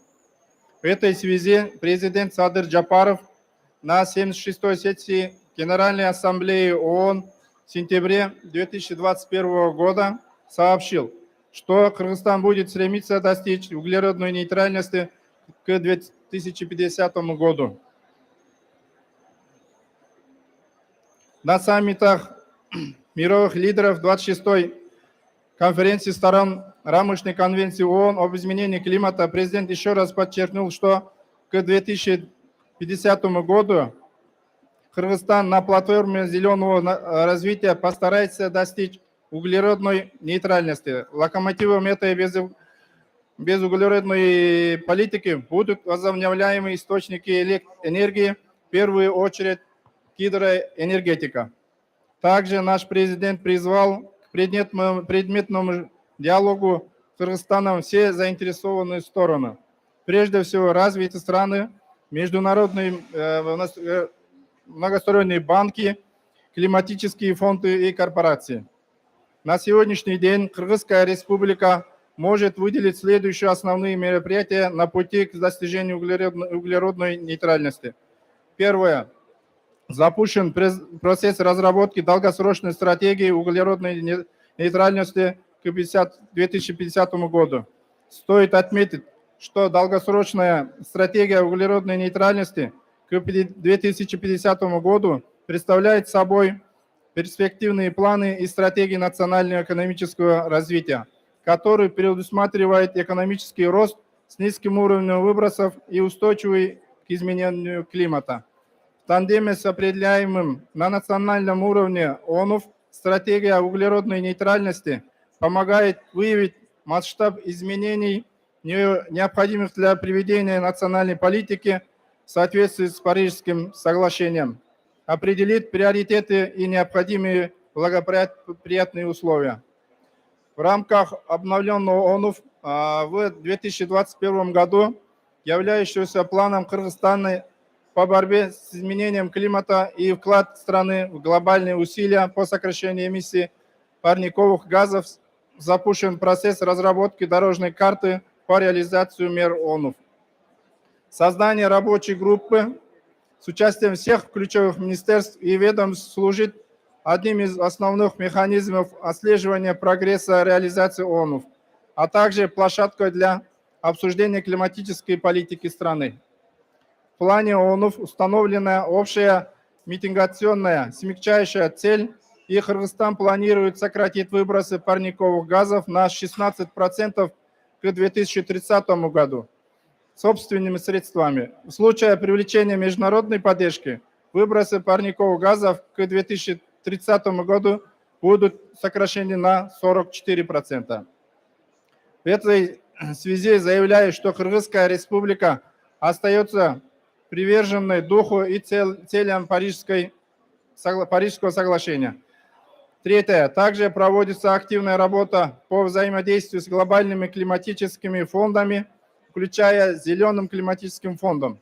В настоящее время в Кыргызстане реализовывается несколько инфраструктурных проектов и проектов готовности, финансируемых Зеленым климатическим фондом. В октябре месяце состоялся запуск инфраструктурного проекта Зеленого климатического фонда и Всемирной продовольственной программы ООН в Кыргызской Республике. Целью проекта является оказание поддержки Кыргызстану, снижение уязвимости к изменению климата и повышение адаптивного потенциала и устойчивости сельских сообществ в Волжской, Баткенской и Нарынской областях, которые в большей степени подвержены влиянию изменения климата и страдают от низкой адаптивной способности. Бюджет проекта составляет $9,6 миллионов США. Из них $8,6 миллионов США грант Зеленого климатического фонда. $1 миллион США – это вклад Кыргызской Республики. Срок реализации проекта составляет 4 года. Уважаемые главы делегаций, на фоне нарастания глобального климатического движения президентом Кыргызской Республики Садыром Нуркожоевым Джапаровым 2022 год был объявлен в Кыргызстане годом защиты горных экосистем и климатической устойчивости, что придало дополнительный импульс в борьбе с нашей страны с изменением климата и выбросами парниковых газов. В реализацию данного указа была разработана и утверждена дорожная карта по проведению года защиты горных экосистем и климатической устойчивости. В рамках данной дорожной карты запущена национальная кампания «Жашыл Мурас» «Зеленое наследие», которую предусматривает ежегодно высаживать 6 миллионов саженцев. Также об инициативе объявления 2022 года Международным годом гор было заявлено президентом Кыргызской Республики Садыром Нуркожоевичем Джапаровым в сентябре 2021 года во время его видеопослания 76-й сессии Генеральной Ассамблеи ООН.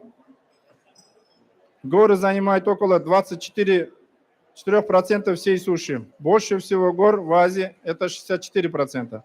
И именно в горах берут начало большинство рек на нашей планете. Хочу отметить, что географически Кыргызстан расположен в верховье многих рек и является ресурсообразующей страной поверхностных вод и Центральной Азии. Необходимость принятия климатических мер в странах верховья аргументирована тем, что они имеют прямое воздействие на устойчивое развитие всего Центральноазиатского региона. Горные экосистемы относятся к уязвимым экосистемам. Внося свой вклад в сохранение, Кыргызская Республика принимает активное участие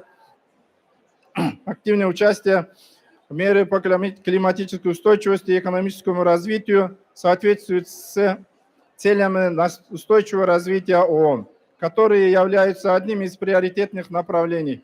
Также предложено утвердить 5-летнюю программу по устойчивому развитию горных регионов и в 2027 году созвать глобальный саммит Бишкек плюс 25.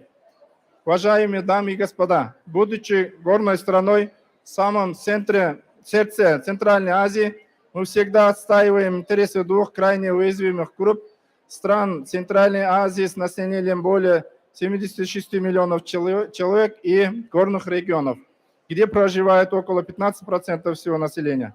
Кыргызская Республика остается активным проводником интересов горных стран, остро сталкивающихся с проблемами устойчивого развития и влияния изменения климата. В этой связи центральноазиатское сотрудничество является ключевым фактором принятия неотложных совместных шагов в защиту окружающей среды и изменения климата в регионе. В завершение желаю плодотворной работы, успехов в региональном сотрудничестве. Спасибо за внимание. Спасибо большое, господин Алимбеков, за очень интересную и познавательную информацию.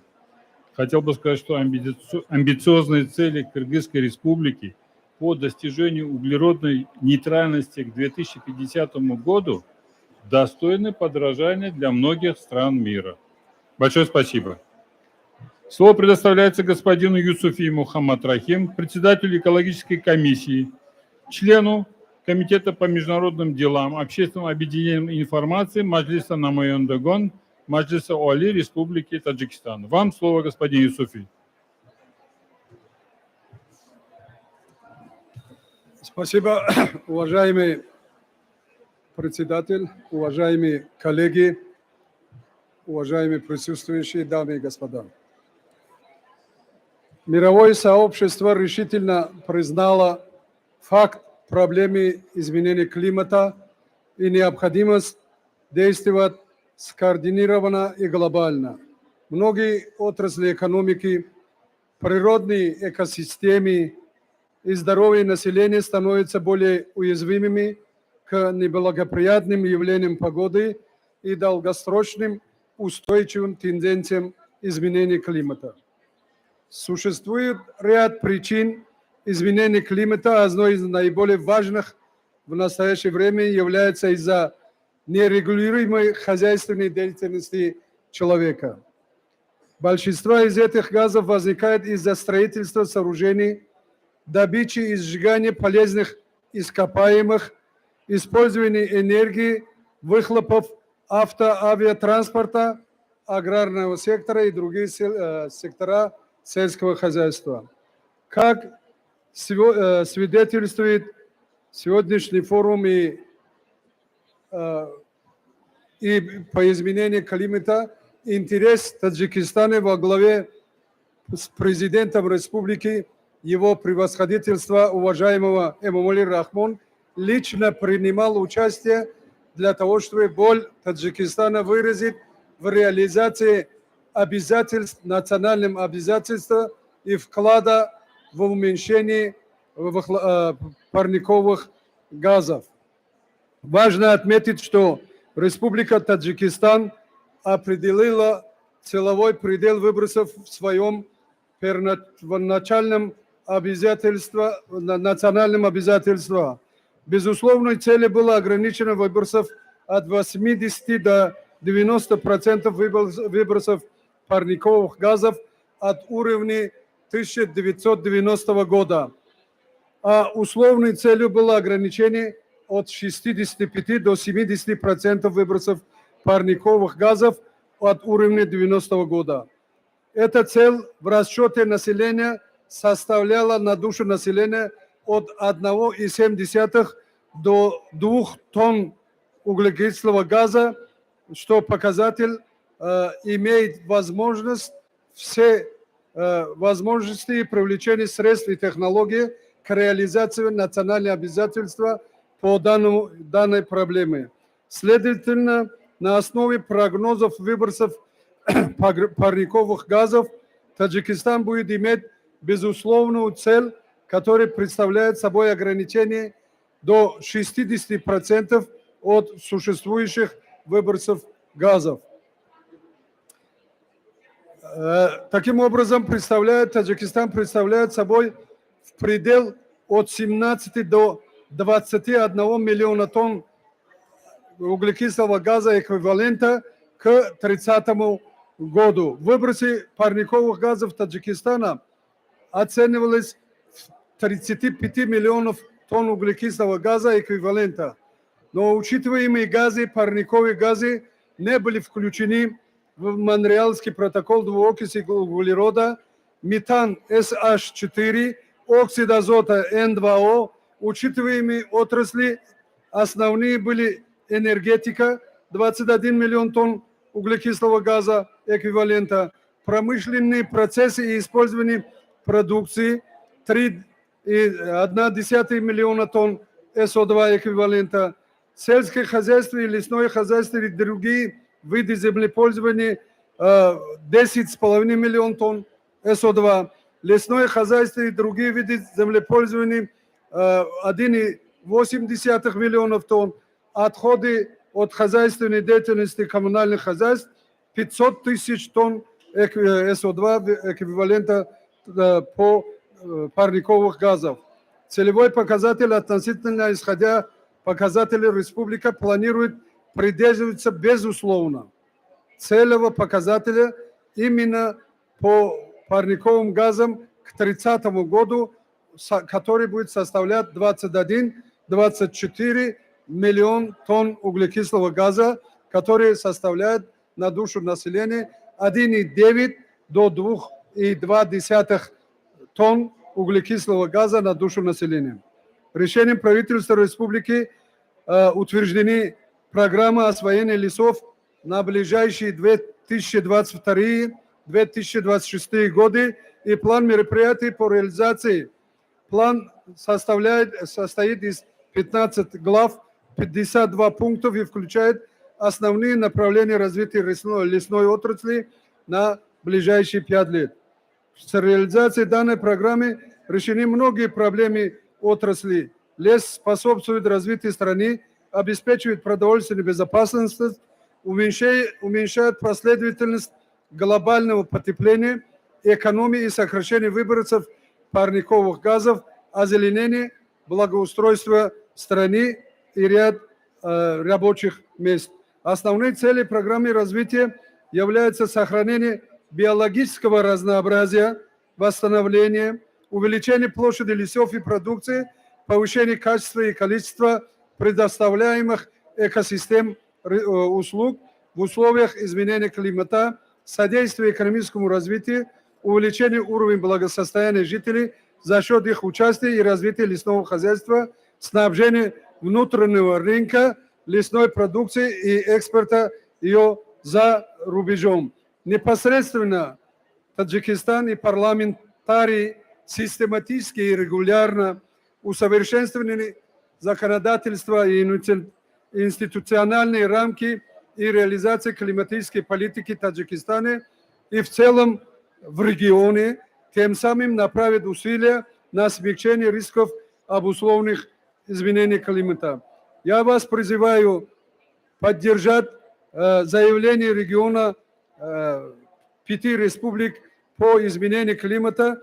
Это будет достойный вклад, и, соответственно, с наших республик мы обязательно исполним те обязательства по выполнению национальных обязательств перед Парижским соглашением. Надеюсь, что совместным действием можем достичь взятых обязательств в рамках Парижского соглашения, и целью данного нашего соглашения по защите человечества и экологии от глобального потепления.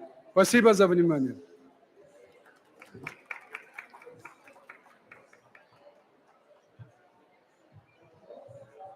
Спасибо большое, господин Юсуфи. Благодарим за подробную информацию с цифрами по отраслям. Просьба к следующим спикерам придерживаться регламента, учитывая, что павильон нам был предоставлен на 1 час. Слово предоставляется господину Сейтбаеву Азату Нурбердиевичу, председателю Комитета по охране окружающей среды, природопользованию и агропромышленному комплексу Меджлиса Милли Генгеша Туркменистана. Вам слово, господин Сейтбаев. Спасибо за слово. Уважаемые дамы и господа, уважаемые участники, в Туркменистане вопрос охраны окружающей среды является одним из приоритетных направлений государственной политики в стране. Проводится большая работа в области охраны окружающей среды и рационального использования природных ресурсов. Оно именно проблемы, связанные с изменением климата, ставит перед нами новые задачи, заставляя модернизировать уже принятые национальные планы и разрабатывать новые. Подтверждение усилий международного сообщества к снижению объема выбросов парниковых газов. Туркменистан переходит к использованию современных экологических, чистых и ресурсоберегающих технологий. Особенно это касается нефтегазовой, энергетической и транспортной отраслей. В рамках реализации задач, вытекающих из национальной стратегии Туркменистана об изменении климата, а также выполнения обязательств по Парижскому соглашению по климату.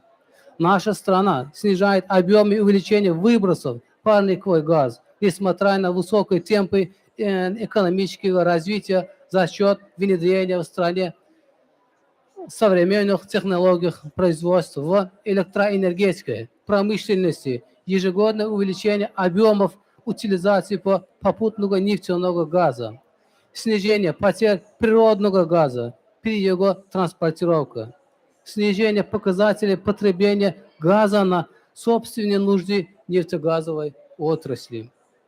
Для региона Центральной Азии в настоящее время главным рисками в условиях изменения климата являются вопросы водной и продовольственной безопасности, усилия миграционных процессов и влияние на сокращение биоразнообразия и загрязнение окружающей среды. Глобальное сельское хозяйство становится все более неустойчивым в силу изменения климата. Также из-за ограниченности земельных и водных ресурсов. В связи с этим необходимо принять неотложные меры как на национальном уровне, так и на региональном и глобальном уровне. Наша страна в целях адаптации к изменению климата в сельском хозяйстве активно внедряется современные, более совершенные с экологической точки зрения технологий, мелиорации и рационального использования водных ресурсов. В данном контексте особое значение приобретает реализация проекта строительства Туркменского озера Алтынасыр, предназначенного для сбора дренажных вод с оросяемых земель страны. Ежегодно в Туркменистане высаживается миллионы саженцев деревьев. Страна и дальше будет наращивать усилия по адаптации к изменению климата путем реализации общенациональных планов озеленения. За прошедшие годы в Туркменистане было посажено 145 миллионов саженцев. Здесь я бы хотел большим уважением отметить, что Европейская экономическая комиссия ООН за поддержку инициативы и всеобъемный вклад в улучшение экологии путем посадки саженцев вручила городу Ашхабаду знак признательности международный сертификат «Вызов деревья в городах». Утверждена обновленная версия национальной лесной программы, срок действия которой зачитан на период с 2021-2025 годы, а также план мероприятий по ее реализации. Активные посадочные работы проводятся в зоне туркменского приорала, Лебабском и Ташагузском вилаяте. Достижение Туркменистана заявляется результатом по снижению выброса парниковых газов. Планируется как за счет собственных финансированных ресурсов, так и как при технических финансовых поддержке со стороны международных организаций и финансовых институтов, направленных на развитие зеленой экономики, совершенствование законодательных основ для низкоуглеродного развития, повышение институционального потенциала. При экспортным оценкам, приведенным в рамках Третьего национального сообщества, Туркменстанова перспектива до 2030 года, рост экономики будет сопровождаться снижением углеродного веса, энергопотребления единицу ВВП. Таким образом, будет наблюдаться тенденция к снижению темпа роста выбросов углекислого газа до 125% в 2025 году и до 118% в 2030 году. Также в стране осуществляются различные проекты технической помощи, направленные на смягчение последствий изменения климата, которые выполняются совместно с Глобальным экологическим фондом, программы развития ООН, программа ООН по окружающей среде ЮНЕП, Зеленым климатическим фондом, Всемирным банком, ГИЗ, РЭЦа и другими международными организациями становит новый проект про развитие национальный процесс планированной адаптации в Туркменистане. Мы считаем, что все страны должны прилагать совместные усилия и предотвращению изменения климата. При этом необходимо строго придерживаться принципов, закрепленных в рамочной конвенции ООН об изменении климата, а также решать задачу Парижского соглашения по климату. Со своей стороны Туркменистан активно проводит региональное и глобальное сотрудничество по решению вопросов, связанных с изменением климата. Уважаемые коллеги, уважаемые участники встречи, глобальный характер изменения климата требует самого широкого сотрудничества между всеми странами. И Туркменистан примет активное участие в эффективной реализации соответствующих международных мероприятий. Благодарю за внимание.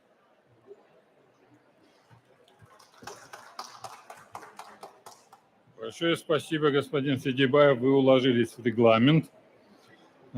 Благодарю за подробную информацию с конкретными цифрами по сокращению выбросов углеводородных газов. Значит, в настоящий момент в зале у нас присутствует 30 человек, в онлайн-режиме присутствует более 20 человек. Борис Батырович, вы на связи? Да. Слово предоставляется господину Алиханову Борису Батыровичу, сенатору, председателю Комитета по развитию региона Аральского моря, Сената Олли Маджиса Республики Узбекистан. Вам слово, Борис Батырович. Еще раз здравствуйте, уважаемые коллеги. Учитывая сжатость во времени, я хотел бы остановиться на конкретных предложениях и на конкретных планах, которые ставит перед собой Узбекистан. В своем первой части своего выступления о достигнутых результатах я говорил. В ближайшей перспективе Узбекистан намечает: первое, принятие стратегии по климату до 2030 года. Второе, внедрение программы по зеленой энергетике путем внедрения, допустим, программы по зеленой энергетике. Только в сельском хозяйстве мы можем создать более 14 тысяч новых рабочих мест. Третье. Создание экологической карты и формирование водного атласа региона. Нам необходимо создать экологическую единую карту, как единая экосистема Центральной Азии, и водного атласа региона. Четвертое. Реализация программы Яшиль-Макон «Зеленое пространство» ежегодной посадкой 200 миллионов штук саженцев и кустарников. Хочу отметить, уважаемые коллеги, мы посчитали, что только 1 миллион гектаров смешанного леса ежегодно поглощает СО примерно 65 миллионов тонн углекислого газа. И, наконец, пятое, дальнейшее совершенствование законодательства в этой сфере. Что, учитывая то, что в первой части нашего заседания, скажем так, заседания, мероприятия, наши уважаемые зарубежные эксперты предложили конкретные направления реализации конкретных проектов для инвестиций. Мы бы хотели бы для привлечения наших уважаемых экспертов для инвестиций в Узбекистан следующее направление. Первое – это снижение уровня в 1,5 раза энергоемких производств к соотношению на себестоимость выпускаемой продукции. Можно в это направление внести инвестиции. Второе – развитие водородной энергетики. У нас есть очень конкретные наработки на этот счет. Третье – снижение выбросов парниковых газов от промышленных и добывающих предприятий путем установки эффективных газоочистных сооружений. Четвертое – это направление инвестиций на снижение выбросов метана. Как вы знаете, уважаемые коллеги, правильно было здесь замечено, что метан 20 раз сильнее, скажем так, негативнее воздействует, чем СО. Поэтому нам надо будет на этот счет обязательно привлечь инвестиции для проработки вопроса по реализации проектов по снижению уровня выбросов метана. И, наконец, пятое, широкое внедрение на национальном, а в последующем мы предлагаем и на региональном уровне экологически чистых новых агробиотехнологий. Спасибо. Спасибо большое, Борис Батырович, за конкретную и емкую информацию. Уважаемые участники встречи, мы заслушали большой объем информации с конкретными цифрами и фактами и надеемся их использовать в своей работе. Перейдем к следующему вопросу повестки дня. Презентация регионального заявления стран Центральной Азии. По инициативе стран региона РЦА подготовлен проект регионального заявления от имени стран Центральной Азии КС-27. Все страны региона направили свои предложения и комментарии к тексту регионального заявления. Проведена серия встреч с обсуждением и обменом мнений. Практически все предложения от каждой страны были учтены. При этом необходимо отметить, что достигнут консенсус по каждому пункту документа. Подготовлен достойный документ, который можно представить мировому сообществу. Продолжительные и бурные обсуждения по каждому пункту заявления показали заинтересованность каждой страны показать мировому сообществу стремление всех стран нашего региона к совместным усилиям и действиям по адаптации к изменению климата и смягчению его последствий.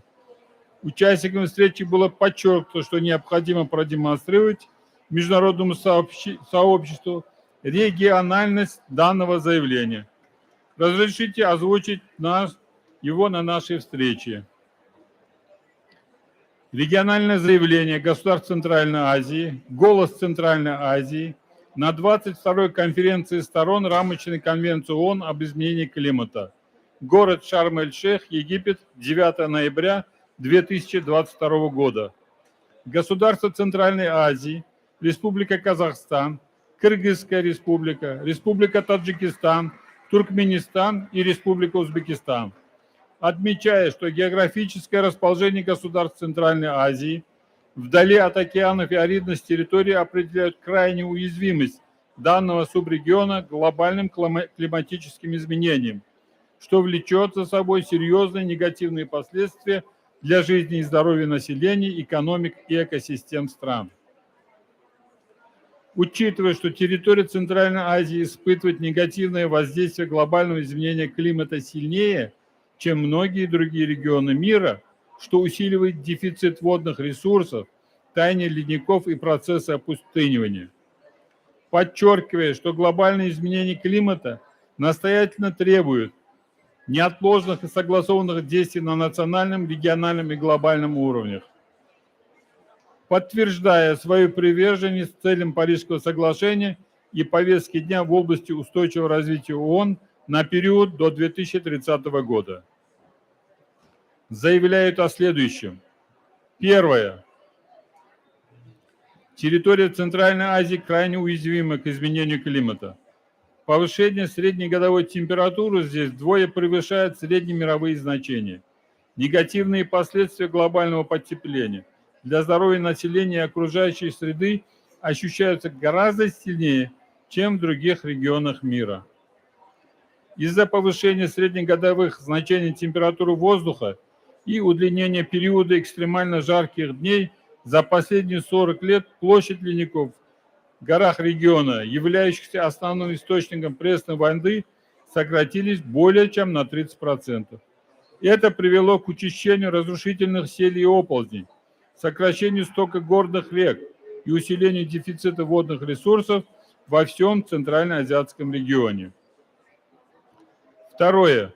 Климатические изменения в регионе усилены воздействием высыхания Аральского моря и образованием на высшем дне новой солевой пустыни, так называемый Аралкум, площадью 5,5 миллионов гектаров, откуда регулярные пыльные бури распространяют на значительные расстояния до 100 миллионов тонн пыли, песка и соли, что позволило Генеральной Ассамблее ООН признать аральскую катастрофу глобальной экологической проблемой современности.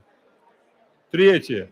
В соответствии с глобальными трендами в странах Центральной Азии разработаны стратегии и программы перехода к зеленой экономике, ускоренному развитию возобновляемой энергетики, в том числе использование зеленого водорода и значительному повышению ее доли в энергобалансе стран. Четвертое. Государства Центральной Азии твердо привержены стремлению усилить международное сотрудничество в борьбе с изменением климата. Стремятся использовать лучшие практики и опыт зеленого развития, направленные на снижение потребления энергии и сырья, ограничение выбросов парниковых газов, минимизацию уровня загрязнения и образования отходов, сохранение и восстановление экосистем, адаптирование отраслей и территорий к климатическим изменениям. Пятое.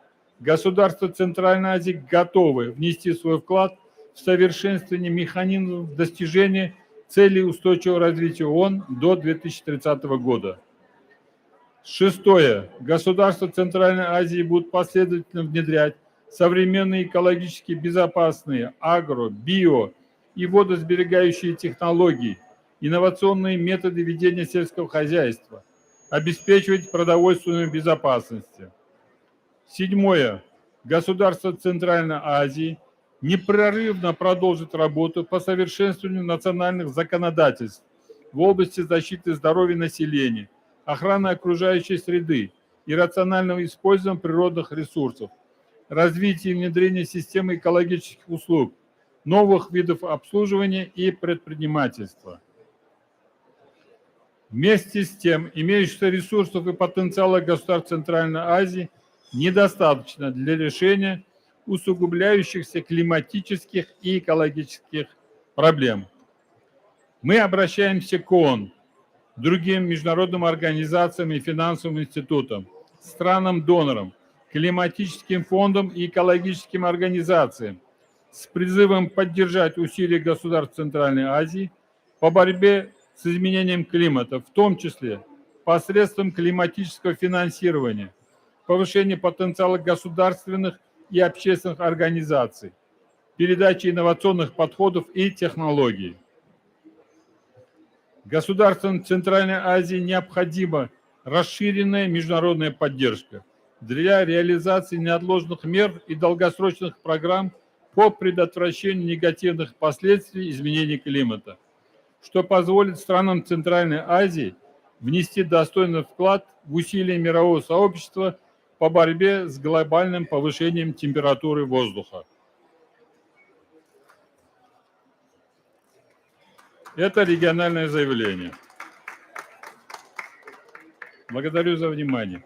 Уважаемые участники, уверен, что данное заявление будет услышано мировым сообществом и партнерами по развитию Центральноазиатского региона, что в свою очередь послужит усилию климатического финансирования в регионе для решения поставленных задач. Как было озвучено сегодня, каждая страна региона предпринимает конкретные практические шаги по взятым на себя обязательствам, готова продолжать вести целенаправленную политику по снижению выбросов парниковых газов и недопущению повышения температуры воздуха более чем на 1,5 градуса.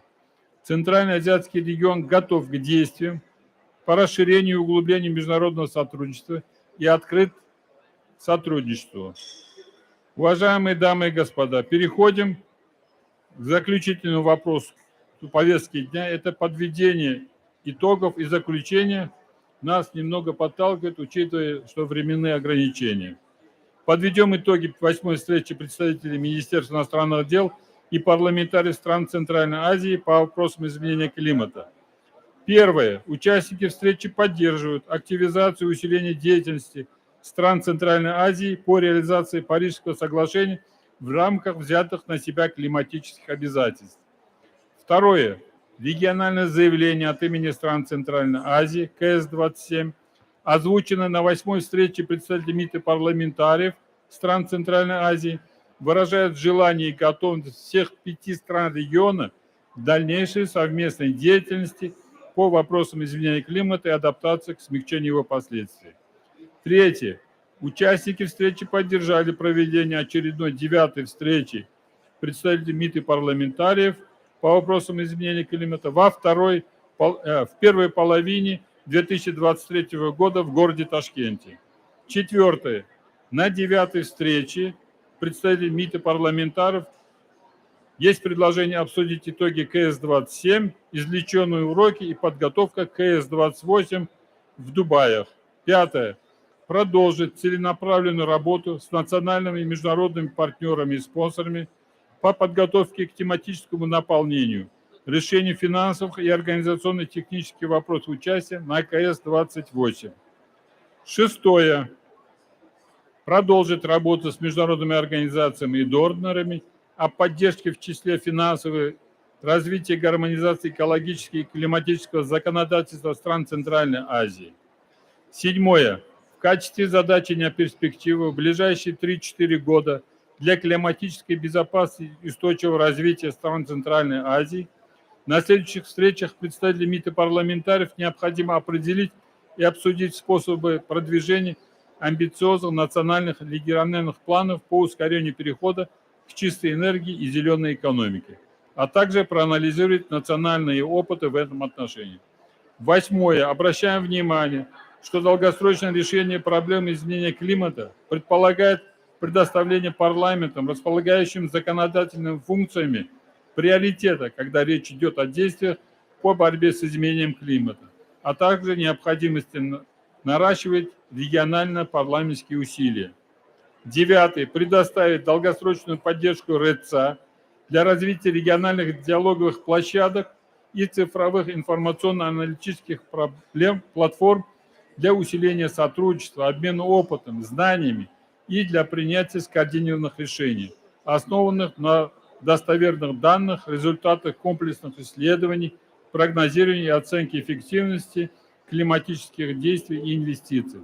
И десятое. Наладить работу в парламенте над принятием законов и законодательных актов, поддерживающих смягчение последствий изменения климата и адаптации к ним, а также переход к зеленой экономике и работать над выполнением обязательств по Парижскому соглашению. Далее. В заключение хотел бы предоставить слово председателю исполнительного комитета Международного фонда спасения Орала господину Рахим Зода Султан Мухаммадпур. В первую очередь хотел бы поблагодарить за предоставление павильона для нашей встречи и пожелать успехов в его работе. Пожалуйста.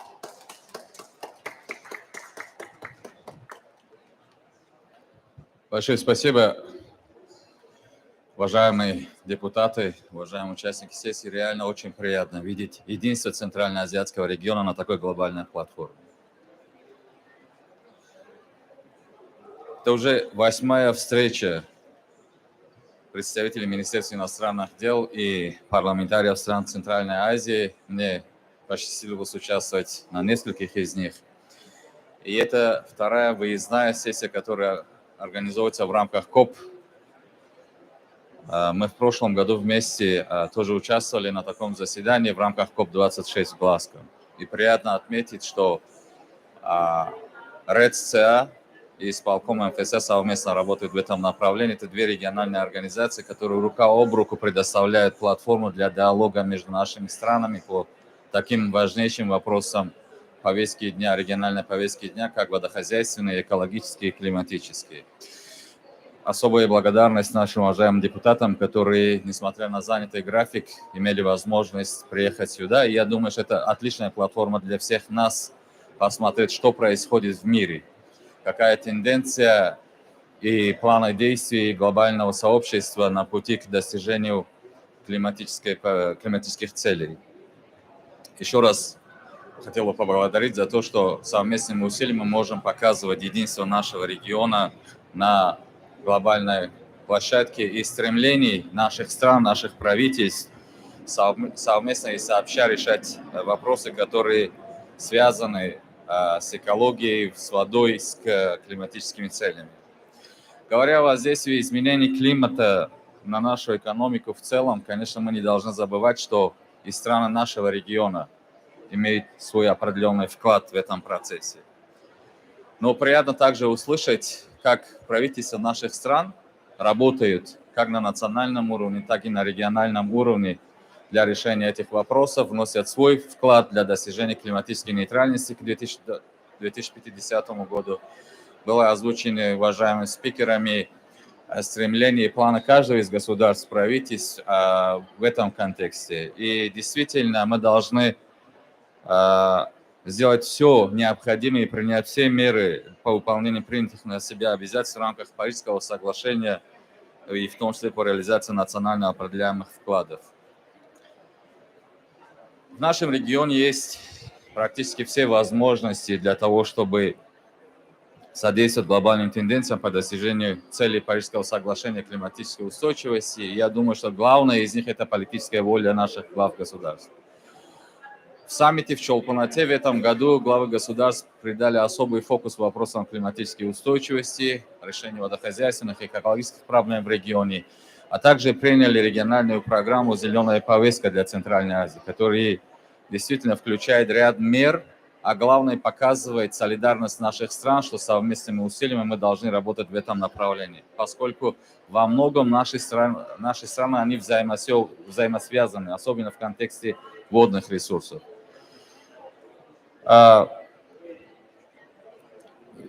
Повестки дня исполнительного комитета МФСА вопросы изменения климата также являются приоритетными. В 2020 году мы приняли председательство в МФСА, и вопрос изменения климата был включен в качестве одного из приоритетных. В июне прошлого года решением правления МФСА была утверждена 4-я программа бассейна Аральского моря, которая включает 4 компонента, 34 проекта. Есть особый фокус тоже на проекты, которые связаны с климатической устойчивостью, достижением климатической устойчивости в регионе. Вы знаете, мы работаем с командой GIZ по разработке регионального документа по адаптации к изменению климата. Мы работаем с USAID по внедрению сельскохозяйственной практики наилучшей и климатоадаптированной. И мы работаем с другими партнерами по развитию в этом направлении. Очевидно, что для создания необходимого потенциала и достижения устойчивости наших экономик к воздействиям изменения климата нужно еще много усилий и ресурсов. Уверен, что партнеры по развитию, которые оказывают громадную поддержку странам региона в этом направлении, продолжат сотрудничество с исполкомом МФСА, с РЭЦ-ЦА и странами региона, конечно, еще приложат еще больше усилий в этом направлении. Я хотел бы поблагодарить Зафара Хакимовича, его команду, нашу команду исполкомовской, которые содействуют в этих направлениях. Но я хотел бы подчеркнуть еще один важный момент в завершении своего выступления. 2023 год является таким ключевым для достижения многих целей. Это год, когда мы должны будем анализировать реализацию целей устойчивого развития, который имеет срок до 2030 года. Это будет как бы среднесрочный момент, и в связи с этим Организация Объединенных Наций в сентябре проводит саммит по SDG, саммит по ЦУР.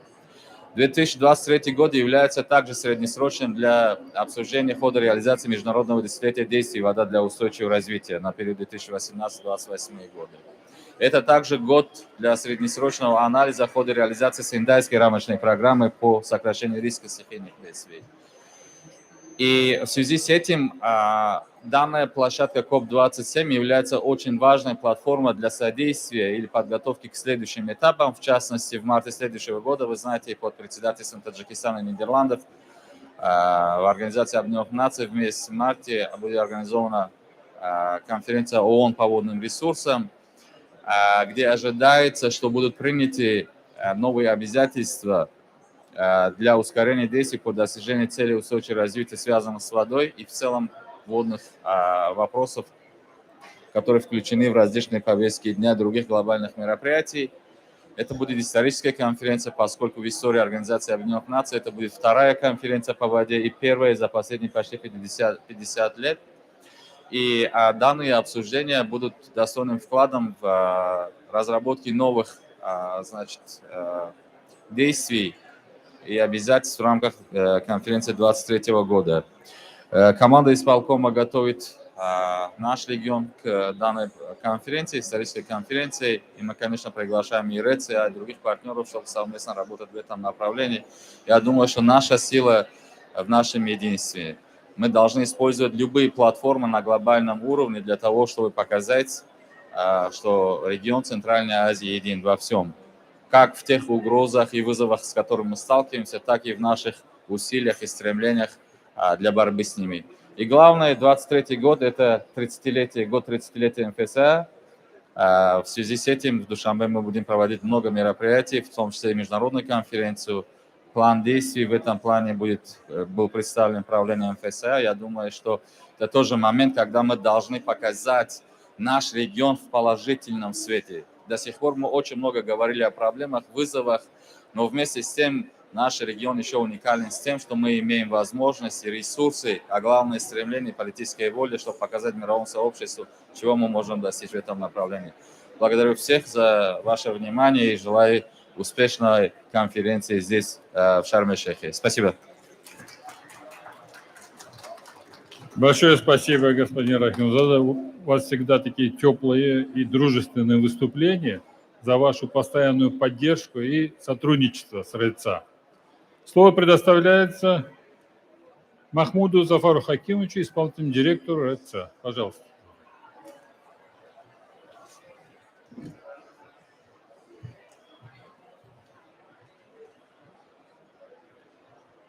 Уважаемые участники 8-й встречи представителей Министерства иностранных дел и парламента стран Центральной Азии, дамы и господа, позвольте мне прежде всего поблагодарить вас за активную работу на нашей встрече, посвященной вопросам регионального сотрудничества и скоординированных действий для смягчения последствий и адаптации к изменению климата в Центральной Азии.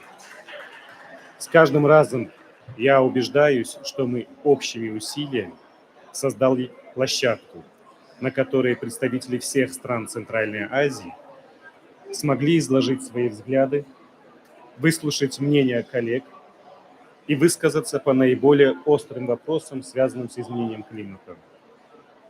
Это очень важно, так как именно на этих встречах мы согласовываем и координируем свои действия на высоком уровне, направляем свои усилия в единое русло. В итоге мы вырабатываем единую позицию, несмотря на то, что каждая страна Центральной Азии уникальна и имеет свои собственные климатические особенности. Вы, конечно, обратили внимание, уважаемые коллеги, что резонансными при обсуждении оказались сквозные вопросы управления изменением климата, а именно усиление климатического институционального потенциала, климатическое финансирование, разработка рентабельных климатических проектов, исследование взаимосвязи экономики и мер по борьбе с изменением климата. Не без гордости хотел бы отметить, что страны Центральной Азии продолжают свою деятельность по снижению выбросов парниковых газов. Позвольте резюмировать еще раз, что страны Центральной Азии единодушно взяли добровольные обязательства по сокращению выбросов углерода в рамках ООН. В связи с этим достаточно интересным стало также представление нашими депутатами и основных направлений действий по смягчению последствий изменения климата в Центральноазиатском регионе, по декарбонизации экономик в странах Центральной Азии. Итоги сегодняшней работы позволяют определить приоритеты и следующие шаги стран Центральной Азии на пути к укреплению регионального сотрудничества в области климатической политики, финансов и реализации ООН. Безусловно, многое нуждается в детальной проработке, но по основным принципиальным позициям наши взгляды все-таки совпадают.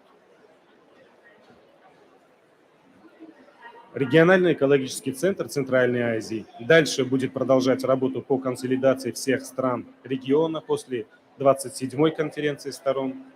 РЭЦА в ближайшие месяцы проведет серию тренингов и других взаимодополняющих мероприятий по повышению потенциала и осведомленности правительств стран Центральной Азии, гражданского сектора и экспертов из региона по различным тематикам, включая вопросы климатического финансирования.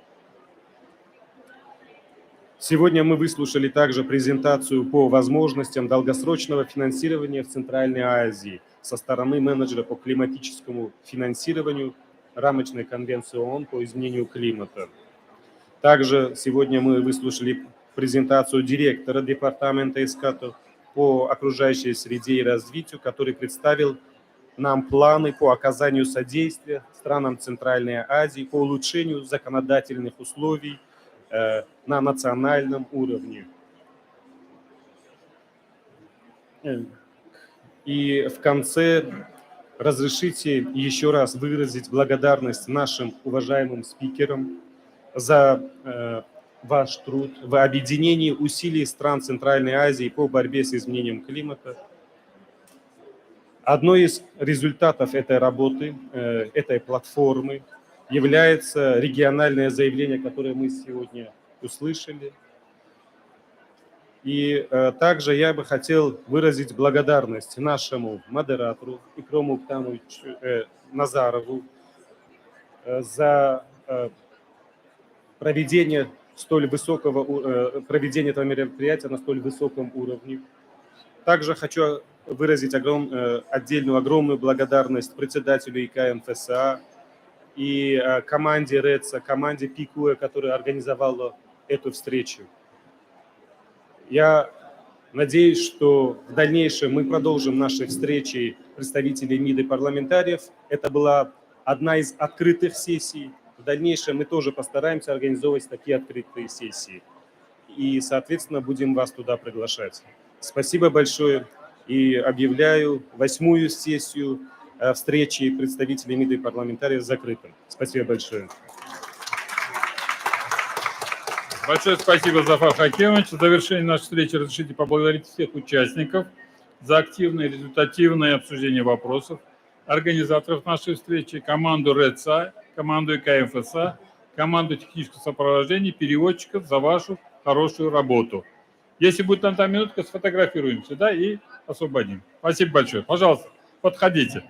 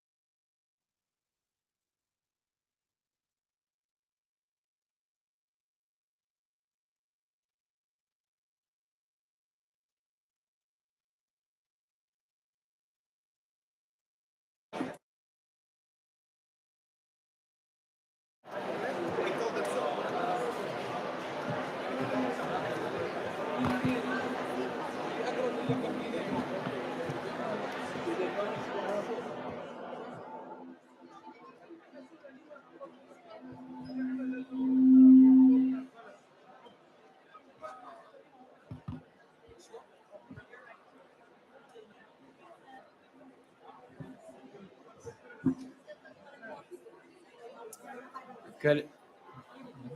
Hello, dear colleagues. Would you like to come to our session?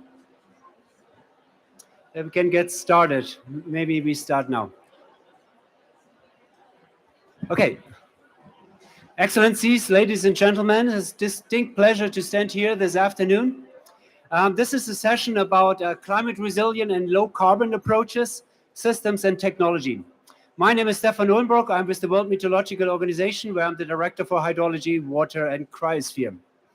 It's really a pleasure to stand here this afternoon and to introduce this session, and we have excellent speakers on the panel, so we are very much looking forward exchanging views and learn from our colleagues here. This session is about introducing the so-called AWARE initiative. The AWARE initiative will officially launch on Monday, on Water Day, and it's a session about it's an initiative about action on water adaptation and resilience. So it really puts the emphasis on action. It puts the emphasis on water adaptation and resilience. So that's where AWARE stands for. And while the launch is only next Monday, we are very much looking forward already today to learn about the session and also discuss a little bit the bigger picture of water adaptation. How does that link to current policy frameworks? What needs to happen? What are the tangible outputs that we can generate through following this initiative? Without further introduction, I would like to introduce the first speaker of this session this afternoon. It's a pleasure to invite on stage His Excellency Professor Dr. Hani Svelami. Professor Svelami is the Minister for Water Resources and Irrigation here in Egypt, and it's a distinct pleasure to listen to him to get the overview about the AWARE initiative. Maybe you have the slides, please. Yes, they're already there. Your Excellency, the floor is yours. Thank you.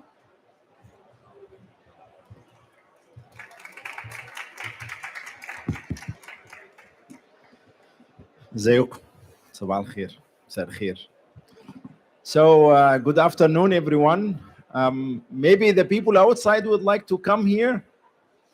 So thank you very much for the introduction. As it was said, I would like to introduce the AWARE initiative, which stands for Actions on Water Adaptation and Resilience.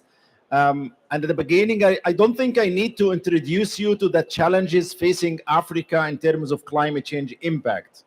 So Africa is actually, as you all know, it has been said in almost, not all the sessions, but most of the sessions, that Africa did not contribute much to the climate change or the causes of the climate change, but they are paying the price. They are having the invoice of the climate change. They have severe droughts, and they have also significant floods. There's also sea level rise that's impacting countries, including Egypt and others. There are also impact on the cropping system and the agriculture activities, increasing water demand in every corner and the countries of the African countries. So they need help and support in the adaptation actions. And honestly, I was asked from my colleague Stefan before the session, what's your expectation from the AWARE?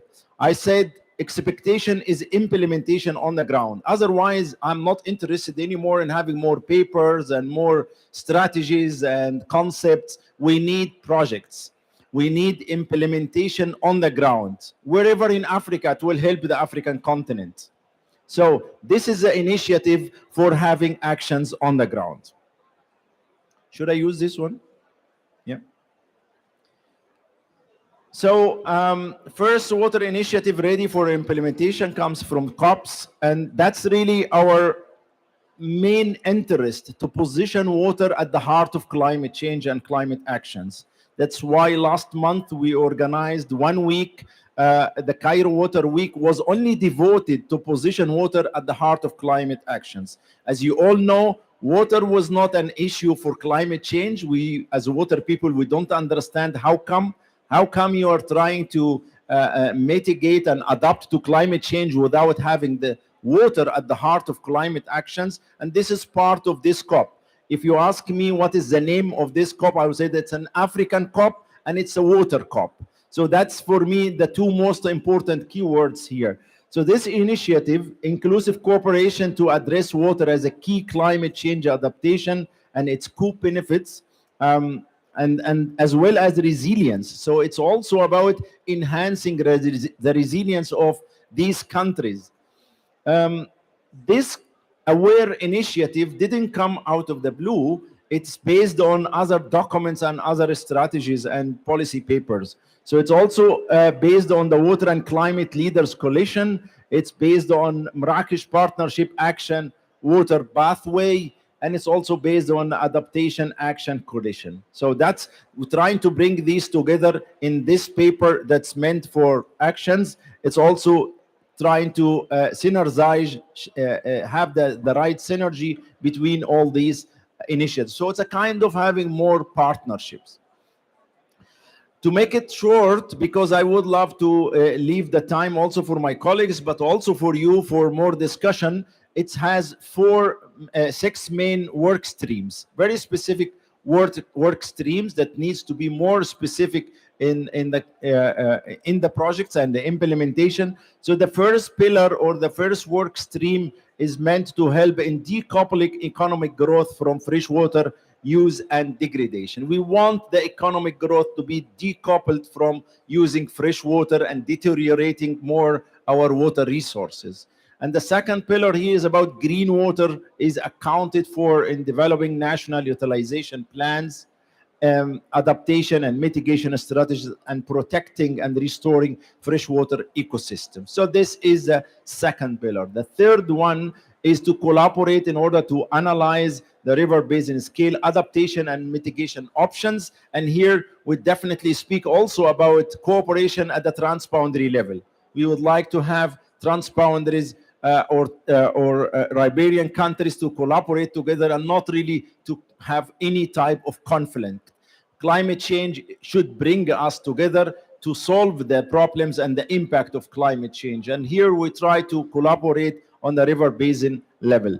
Number 4 is co-benefits of adaptation action in the field of mitigation. So although the title is speaking about adaptation, but mitigation is still also a key issue here. Number 5, improve the early warning systems for extreme weather events and prolonged droughts. We really need the help in the early warning system, and I'm very happy that this initiative was originated and developed together with the WMO. Appreciate the effort they did, and of course there are many other partners like ESCWA and many others who also contributed in this, and appreciate the effort that the WMO has done in developing this document, but also not only the development, the further implementation of the actions included here. The last one, linking water resources policies with national climate action. So whatever climate action is implemented in African countries, we would like to link here and support the implementation of such national strategies or national actions. So again, I'm not going into details, but each of these 6 items, we are trying to put together very specific projects, how this is going to be implemented on the ground. I even worked with my team in putting time frame for such projects and budget as well. Because if we're really serious about changing the situation on the ground, we should start implementation. So for each of these pillars, there are projects that have been prepared. I'm just putting here on the screen one example with specific duration and associated budget that it's ready for whatever private sector or any donor who's interested to help Africa. This will be ready as a piece of paper. Then we discuss it and we start the implementation. Just putting one slide as an example, but you have to join us on the 14th to listen to all the details. The full day of the 14th will be devoted for this. It will be in the negotiation room, and I think in our website there is a right location for that. So there is a clear delivery mechanism how this is going to be implemented. One of the very important components of the AWARE initiative is establishing a capacity building hub for Africa and adaptation actions on the ground.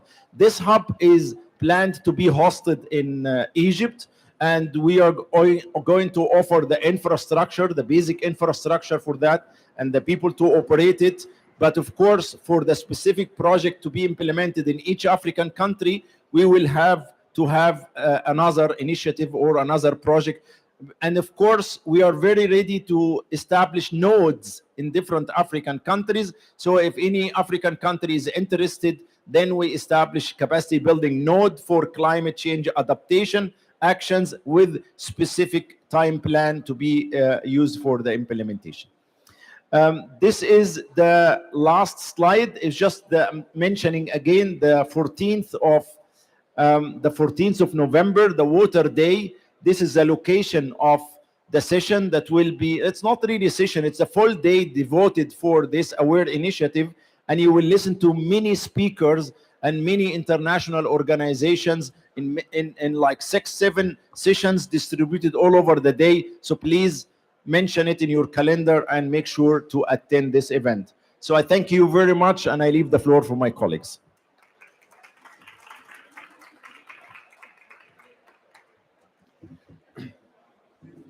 Excellent. Dear Minister, you can imagine with statements like this is an Africa COP, this is a water COP, you know, this resonates well, I assume, with the audience here in the Water Pavilion.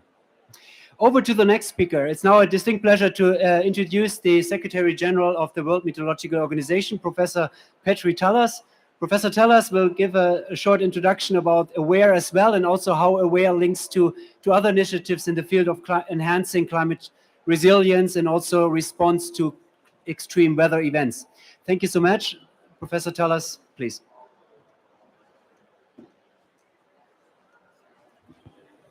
Thank you, Stefan, and dear fellow panelists, dear audience. It's a pleasure to be here. And from our side, we have two major initiatives for this COP. We got the mandate from Secretary General Guterres to prepare an action plan for the coming 5 years so that everybody on the planet would have access to proper early warning services. And that's heavily endorsed, and we expect it as one of the outcomes of this COP. And then we will go to the implementation phase to improve the early warning services.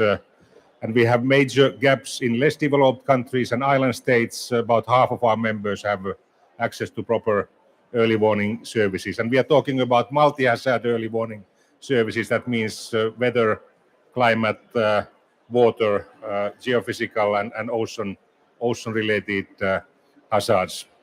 And this water component that we are talking about, that's very important part of the early warning services. Many of the disasters, they are felt through water. It's drought, flooding, it's melting of glaciers, it's coastal inundation. So I would say that the water plays very critical role in the whole early warning service field. And I will show you also some slides. So this AWARE initiative fits under this early warning service umbrella that the minister was talking about, and there this water supply worldwide is one of the key components, and also how to cooperate in the field of water, and that's going to be a very important component in climate adaptation in general. And of course, Africa as a continent is very sensitive to these changes. And of course, this water is also related to climate, and as I already said, and we have started seeing growing amount of impacts of climate change, and they're very much felt through water. And what is missing in this field is very much data. In meteorology, we have major data gaps, and we have a program called SOF for comforting that need. But there's also need to invest in hydrological observing systems and also global exchange of data, which is a little bit the cultural change issue as well. WMO will soon start a new practice. We will start publishing annual status of water resources reports, and the draft is already ready, and it will be published fairly soon. This is demonstrating what has happened to the stream flows last year, and all these these orange and brownish colors indicate negative anomalies, and the blue colors indicate positive anomalies where we are above streams. And globally, you can see that it's mostly this kind of negative trend. And we will also have a slide graph showing what has happened during the past 20 years to the groundwater resources, and there the result is fairly negative. Worldwide, we have seen decrease of the groundwater resources. And we are also reporting what kind of hotspots we have had in water last year, and also this year. If you think of the anomalies this year, drought and heat wave in Europe, in China, in Western United States, and also what's happening in the Horn of Africa. It's all drought, and then of course this severe flooding event in Pakistan. So. But also last year we had severe ones, and we had even severe ones in Western Europe. There were almost 300 casualties in Germany and Belgium as a result of flooding events. So even the wealthy countries are not able to cope with that kind of things, and there's a limitation in their early warning service skills. And this is also a fairly interesting result coming from the forthcoming water report.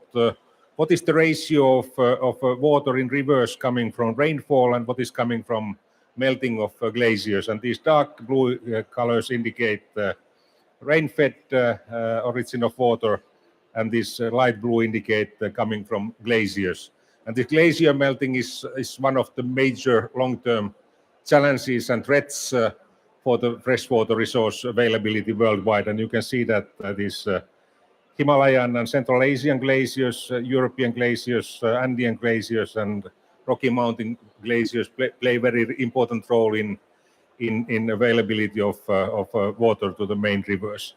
And we saw already some limitations on that this summer in Europe when we had this heat wave, and actually we were melting 6% of the Swiss Alpine glacier mass, which was the record so far. And by the end of this century, we expect that, for example, these Alpine glaciers will be practically gone.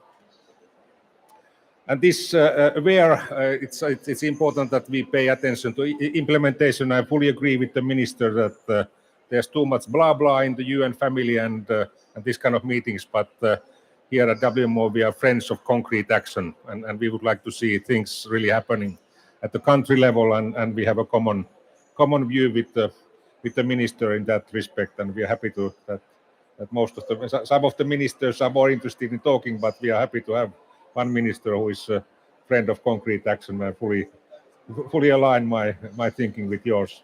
So we need some money for that purpose. We need the technology which exists, but we have to invest in that, and then we have to do also manpower capacity development. Is that water flow or something else? No. And we have already had this water climate coalition where we have 10 UN agencies behind, and also we have had high-level panel consisting of heads of state, ministers, and high-level people from other countries, several countries, and we have created an action plan how to enhance the global water monitoring system and also related services. And here are the phases still, and we are feeding in the forthcoming UN Water Conference, which will take place in March, and we expect to get something concrete coming out of that conference as well. And aware and attention to early warning services is going to be one of the key issues. With these words, thanks for the opportunity to address you, and your support is very much needed for the success of this enterprise. Thank you.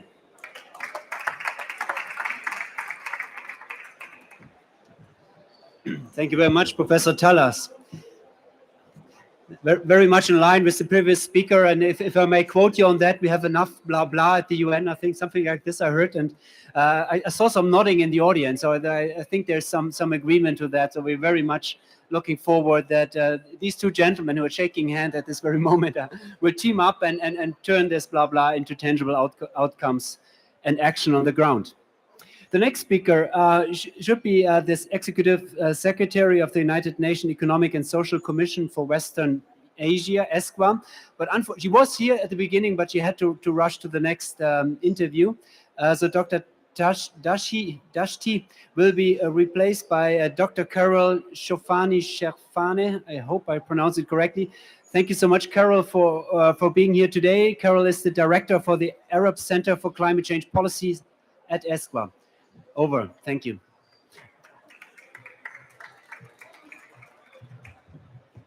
Thank you very much, Stefan, and distinguished panelists.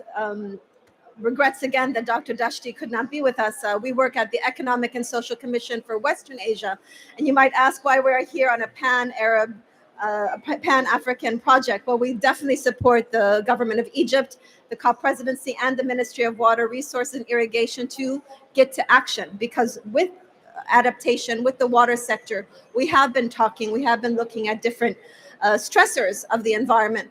But we have not, unfortunately, still gotten the climate rationale for having projects. And that's what I'd like to focus on. In the AWARE initiative, there's 3 tracks that were presented. Something on financing, technology, green technologies, and data and information and early warning systems, and then capacity building. Well, financing, which is also a core part of this COP here, is how are we going to attract resources to the sector so that it is bankable? And unfortunately, why Dr. Dashti is not here is exactly for this purpose. ESCWA hosted an event in September that was a climate finance forum under the auspices of the distinguished incoming Egyptian COP presidency on attracting climate finance for mitigation and adaptation to the region.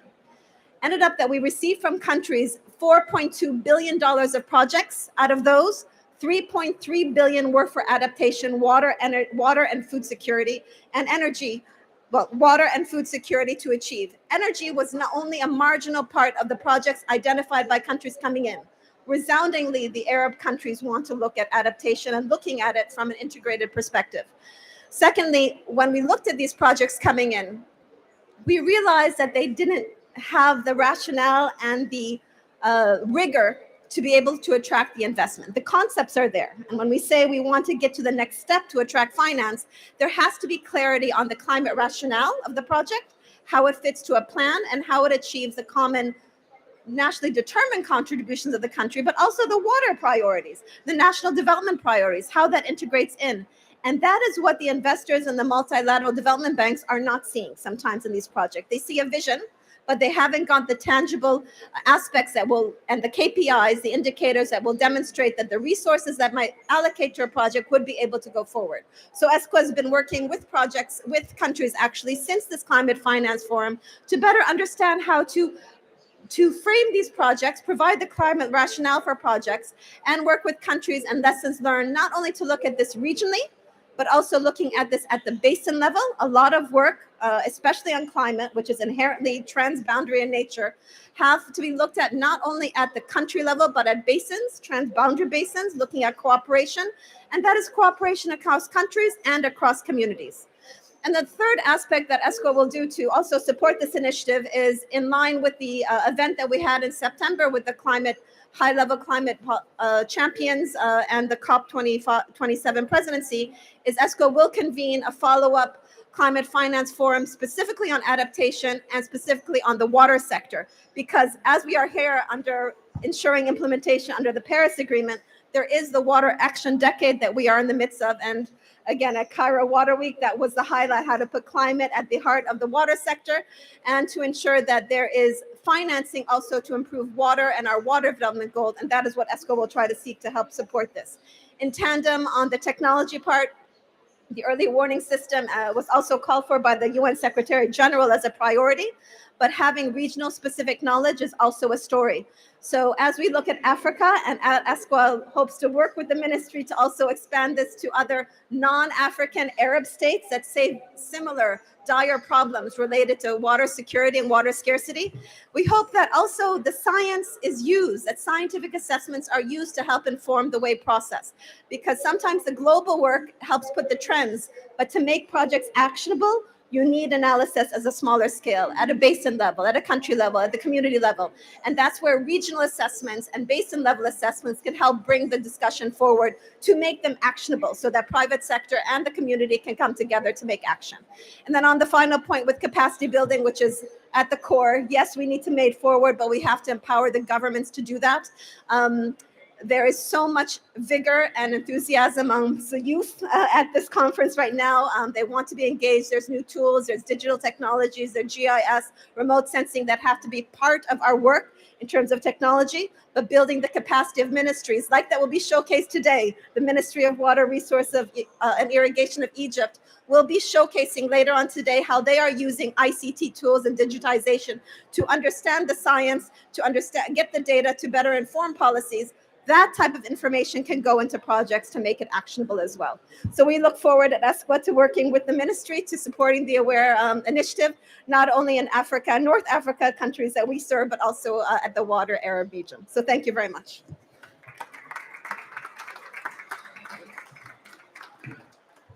Thank you so much, Carol. On very short notice, she replaced her Secretary General in an excellent way. Thank you so much. We appreciate also your strong plea for actions and tangible outcomes. The final speaker before we enter into the discussion is Dr. Jamal Zagir. He's the Senior Advisor at the Global Center for Adaptation. They just launched the State on Trends on Adaptation report for 2022. And we are very much looking forward to listen to Jamal about the importance of adaptation and climate resilience, particularly for the water sector. Thank you. Thank you, Chair, Your Excellency. It's a pleasure to be with you today. This is a crucial moment for Africa, the continent with most to lose from climate change, yet which has done little to create the problem. Africa is the ground zero of the climate crisis. We have to think about it this way, and we have to repeat it. We at the GCA believe that the path toward the water and sanitation objective must be built on adaptation to a rapidly changing climate. Your Excellency, you put it rightly, we are behind you 100%. Yes, it should be the water cup, and that's an important message that we have to convey. Climate change is felt first and foremost through water. For example, we at GCA, a report that we launched last week, found that at 3 Celsius trajectory, it will cause catastrophic disruption for the food African system within the next 30 years, mainly through water. So when we talk about food crisis, it's mainly through water. We always stop by talking about water when we talk about the food crisis. We have too much water, too little water, water at the wrong time, water in the wrong place, flood at the wrong time, and all of this happening, giving us a perfect storm, which make therefore the climate change a central issue for water professionals. And we found that there is a strong correlation between poverty and flood risk.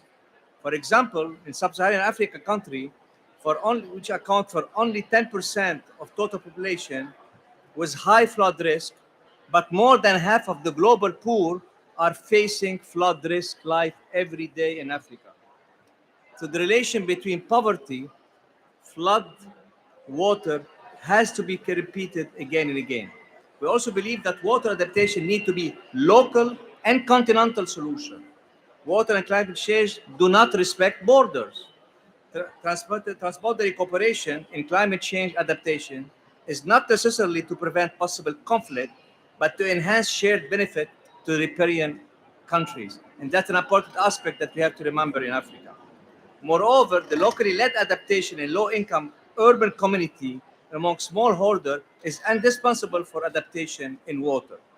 So putting water and adaptation, it should be at the heart of the development agenda.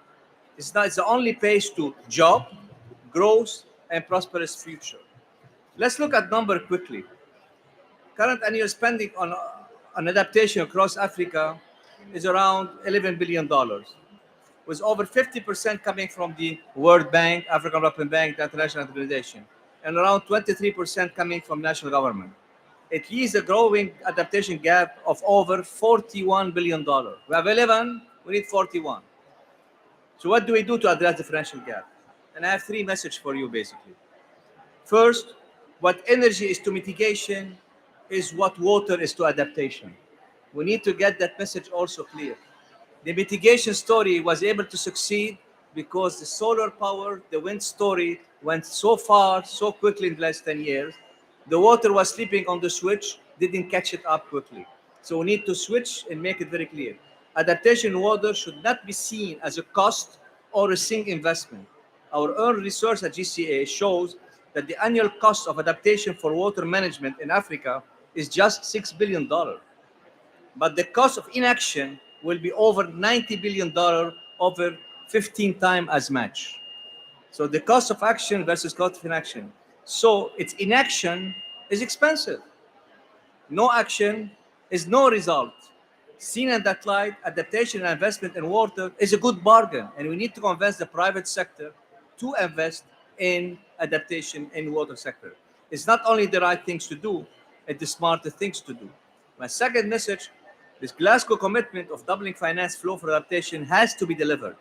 Let's not forget, less than 3% of this adaptation finance come from the private sector. Only 3% for the region. Therefore, we have a problem here, and we're going to come back to it.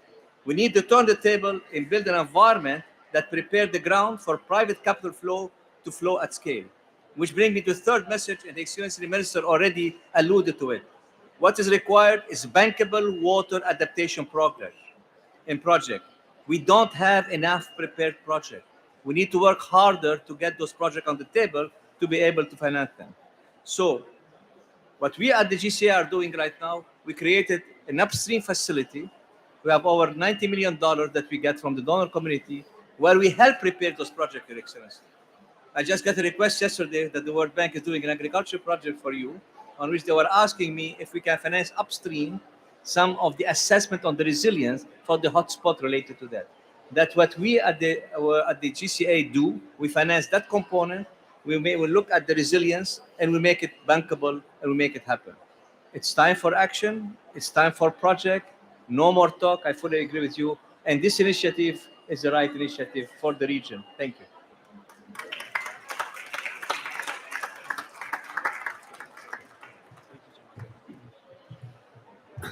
Thank you. Thank you so much. Very clear statements and the importance of adaptation and action. Colleagues, we have some 10 minutes time for Q&A.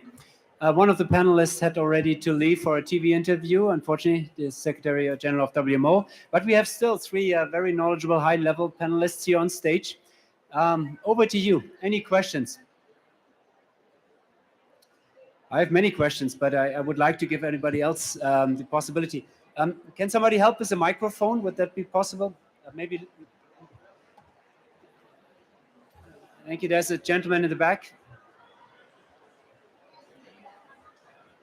And brief questions are preferred. Thank you.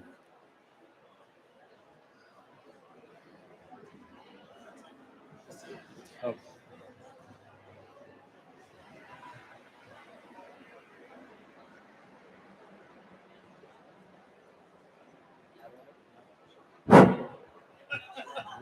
Voila. Voila. Truman Siemens from Open Source Climate. So we're developing an open source free platform through the Linux Foundation of data and analytics for climate-aligned finance, including a physical risk and resilience tool led by BNP Paribas for understanding vulnerabilities and opportunities for investment in resilience. How can that be helpful to the various initiatives that that you see, and what are the areas for collaboration to build out these tools? Thank you. While I'm already inviting the next speakers, one of the panelists prepared to comment on this question. An offer for new data analytics cooperation. Your Excellency.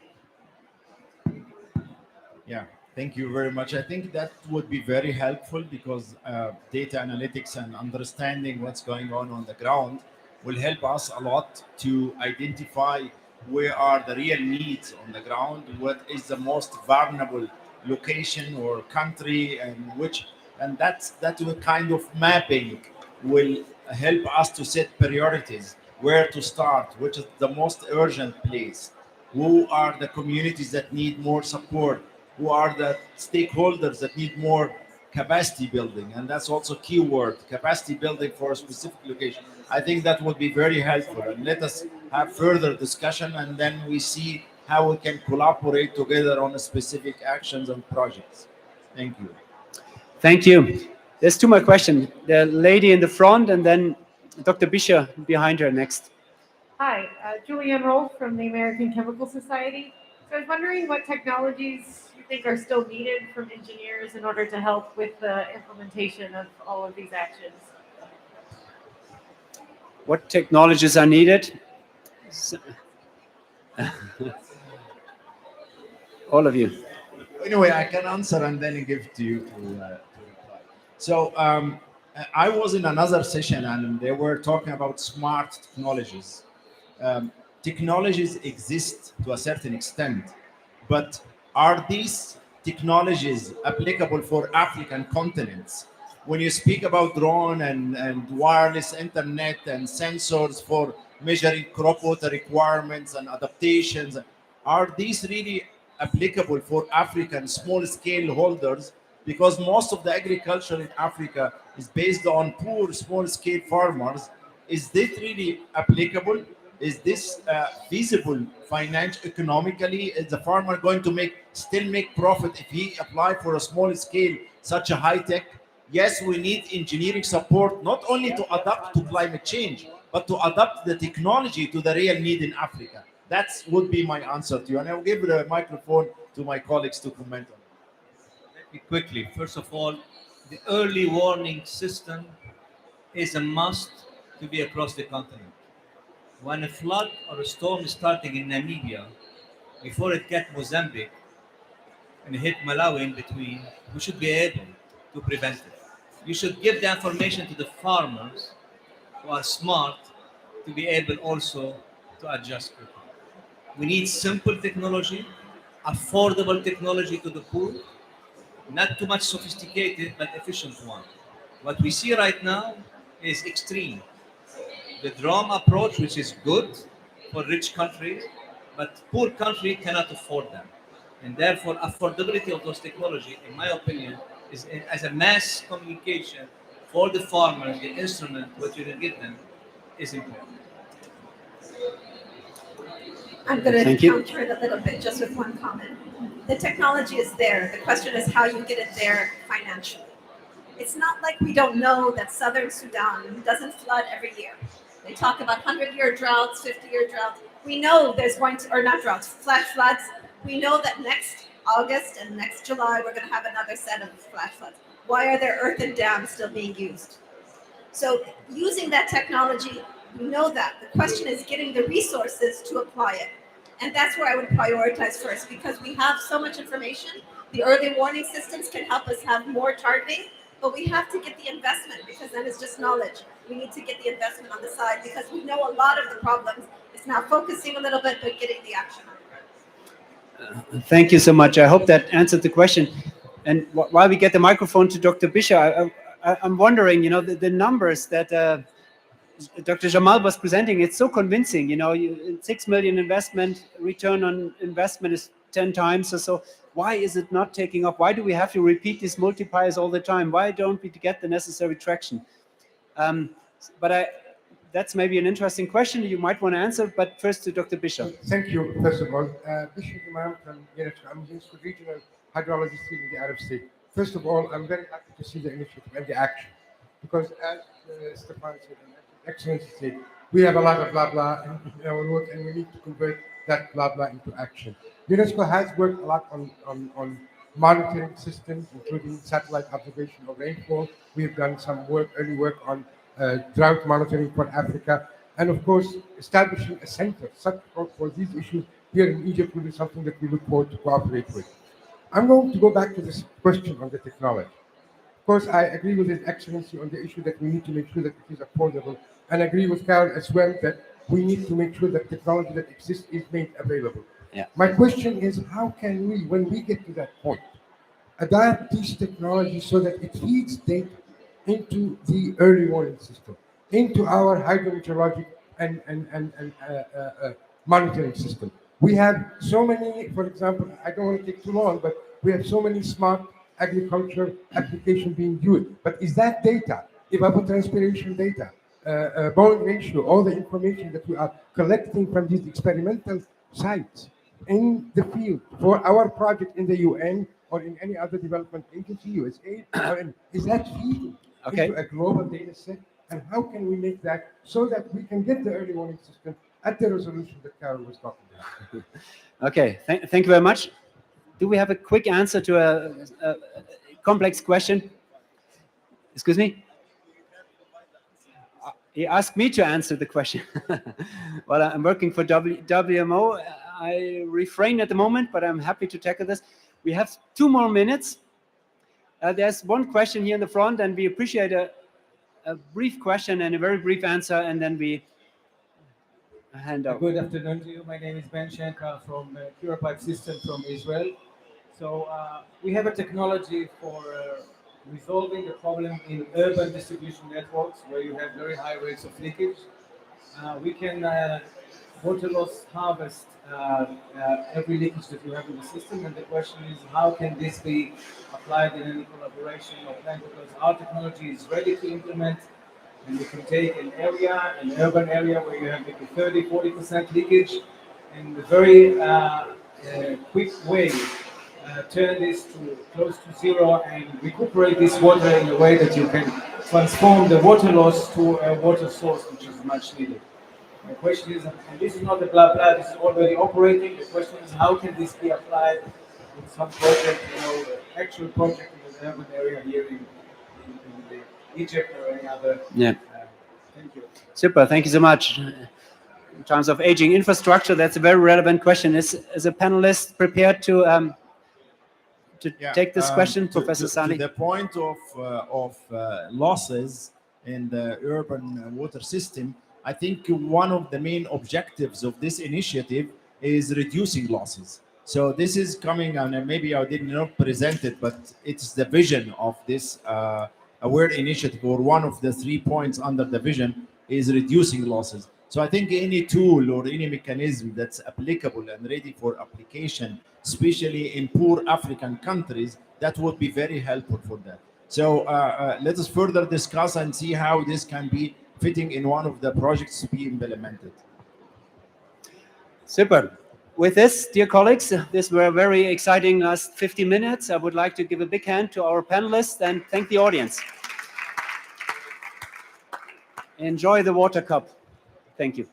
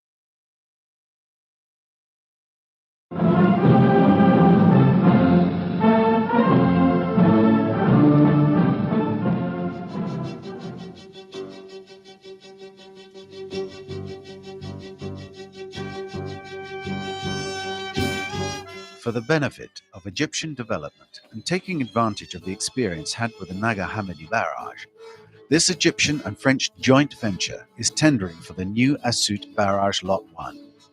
This consortium is comprised of Vinci Construction Grand Projet, the Arab contractors, and Orascom. This animation video presents the main construction phases of the project. In order to avoid the erosion of the sandy riverbed, works begin with dredging and rock protection of the riverbed. Dredging and riverbed protection are located mainly on the left side of the Nile River.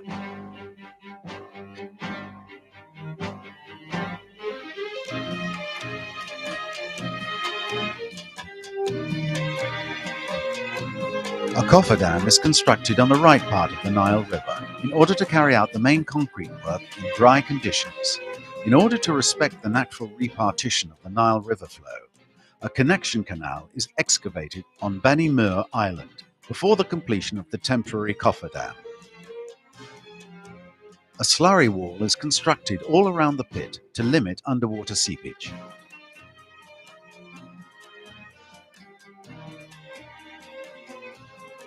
Once the cofferdam and the slurry wall are completed, dewatering of the pit can start.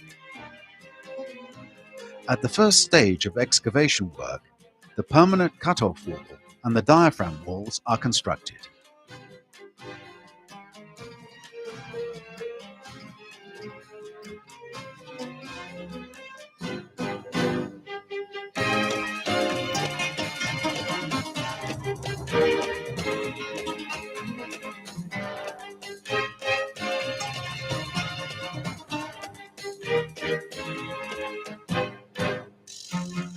Concreting begins with the 4 abutment piers, while earthworks are in progress on the sluiceways and powerhouse area. Once the powerhouse pit is excavated, concreting can begin, starting with the base slab and the intermediate pier. Work phases are organized in such a way as to prioritize the installation of the turbine.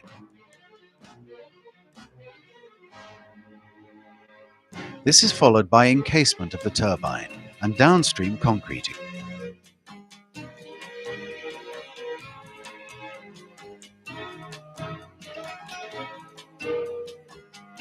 The concreting of the sluiceways and navigation locks are carried out simultaneously.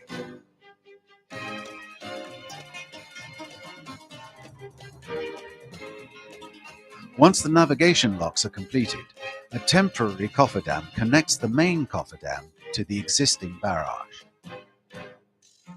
Then, board pile walls link the navigation locks to the old barrage, and demolition work can now start.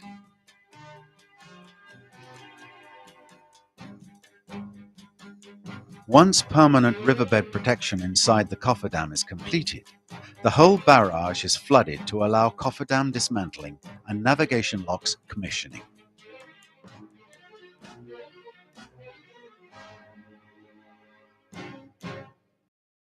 When the sluiceways and powerhouse are in operation, backfilling of the closure dam is executed, and the Bani Mir Island Diversion Canal can be finally closed.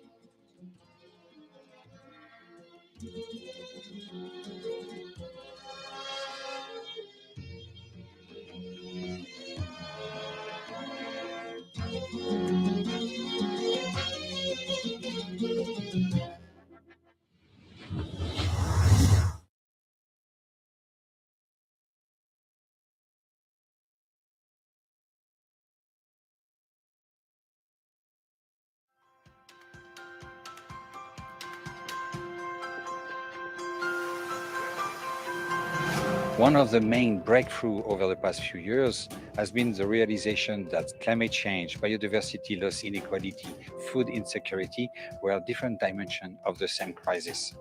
Here we are protecting the Nile Delta against the existing sea level rise. But with climate change, this phenomenon will continue. There are elements which are truly extraordinary in this project. The first thing is that we are speaking about ecosystem-based approaches.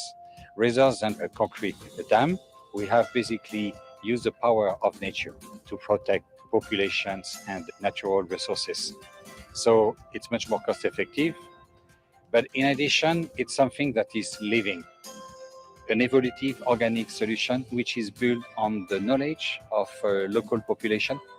How many engineers in the world have the modesty and the empathy to be able to start by asking the local population, how will you do it?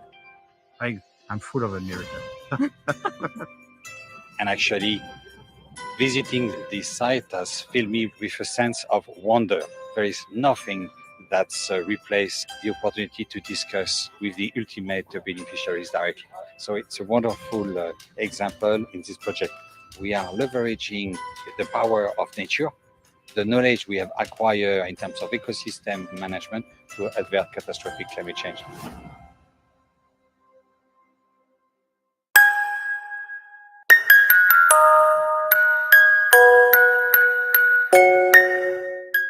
The African continent is full of resources and products, suffering from lack of manufacturing and marketing at both regional and international levels.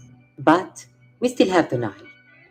In the Nile Basin, there are landlocked countries like Ethiopia, Burundi, Rwanda, Uganda, and South Sudan. Those countries face many challenges to connect with the rest of the world, especially when it comes to international trade. The Nile is not only a vein of life, it is also a vein for development through its long trajectory that makes Africa a continent without borders. It connects people, it offers them a decent life, job opportunities, and a promise for a better future.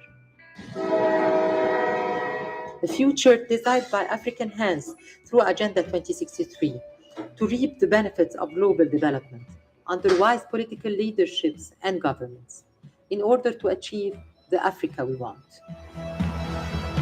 Through a navigation line between the Lake Victoria and the Mediterranean Sea, to realize the hopes of Nile people, especially those of landlocked countries, to develop intrastate and international trade, to provide new job opportunities, exchange science and culture, open channels for communication with the outside world, and to promote regional and global tourism.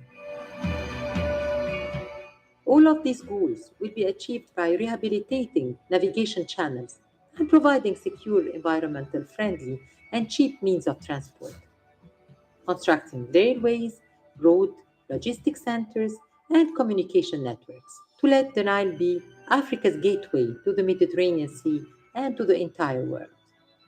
This integrated project under the leadership of the President of the Arab Republic of Egypt is a presidential infrastructure initiative project adopted by the African Union Summit as one of 16 most important projects at the continental level, under the umbrella of African Union, Nepal, and COMESA, with a projected regional unit managing the main navigation line in Cairo and another one for the connecting branches in Uganda. Many scenarios are proposed to connect Lake Victoria with the Mediterranean Sea through a navigation line or multimodal transport in order to select the optimum scenario. All of the Nile Basin countries expressed their interest to join this promising project through their Nile tributaries to see in the decades to come the Africa we want. One continent, one river, one future.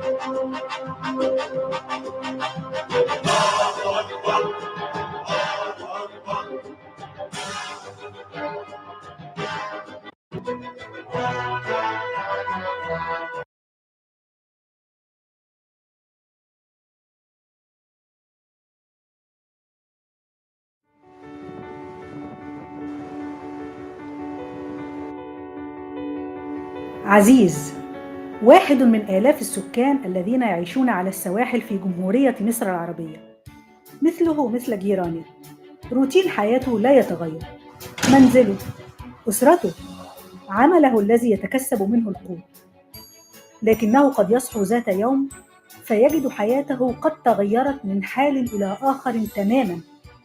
كيف؟ دعونا نرى. تصنف دلتا النيل في تقرير التقييم الرابع للجنة الدولية للتغيرات المناخية باعتبارها واحدة من أكثر المناطق المعرضة لآثار التغيرات المناخية في العالم، والتي من أهمها ارتفاع منسوب سطح البحر الذي يعرضها للغمر وزيادة ملوحة المياه الجوفية والتربة. المشروع دوت هو أحد المشروعات التجريبية اللي قامت بها وزارة الموارد المائية والري عشان تتأكد من قدرة المنشآت صديقة البيئة ومنخفضة التكاليف على إنها تقاوم ارتفاع منسوب سطح البحر. بعد نجاح التجارب ديت قامت وزارة الموارد المائية والري بالتعاون مع وزارة الخارجية ووزارة البيئة بالتقديم لمنحة لتعميم التجارب ديت والمنشآت ديت على 69 كيلو من سواحل الدلتا عشان نحمي اهالينا واراضيهم وممتلكاتهم والطريق الدولي الساحلي من اخطار الغمر اللي جايه من ارتفاع منسوب سطح البحر. كنا بنخاف نروح شغلنا واحنا كصيادين او مزارعين، كنا بنخاف نروح شغلنا علشان الميه كتيره في السكه، وكانت بتعطلنا طبعا الميه ديت علشان ايه؟ عشان ما فيش حاجز لها يخش الميه دي عنه. ان شاء الله اما قامت وزاره الري ونفذت المشروع ما عادش ميه بتعدي كتير زي الاول، فعلشان كده الناس اطمنت وبدات تزرع وبدات ايه ما تخافش على الزرع بتاعها زي الاول. من هذا المنطلق جاء التفكير في تنفيذ مشروع تعزيز التكيف مع تغير المناخ في الساحل الشمالي والدلتا. هذا المشروع بيهدف إلى دعم الجهود التي تبذلها مصر في مواجهة التغيرات المناخية اللي احنا كلنا عارفينها، اللي بتأثر على الشواطئ المصرية وعلى المناطق الساحلية وعلى الأنشطة الاقتصادية في هذه المناطق. المشروع مكون من مكونين رئيسيين. المكون الأول وهو حماية 69 كيلو من المناطق المنخفضة الأكثر تضرراً بارتفاع منسوب سطح البحر وبالتغيرات المناخية. المكون الثاني هو وضع خطة متكاملة لإدارة المناطق الساحلية تشارك فيها كافة الجهات المعنية بالدولة بهدف تنظيم جميع المشروعات الاقتصادية والاجتماعية والزراعية بهذه المناطق ودعم اتخاذ القرار في هذه المناطق.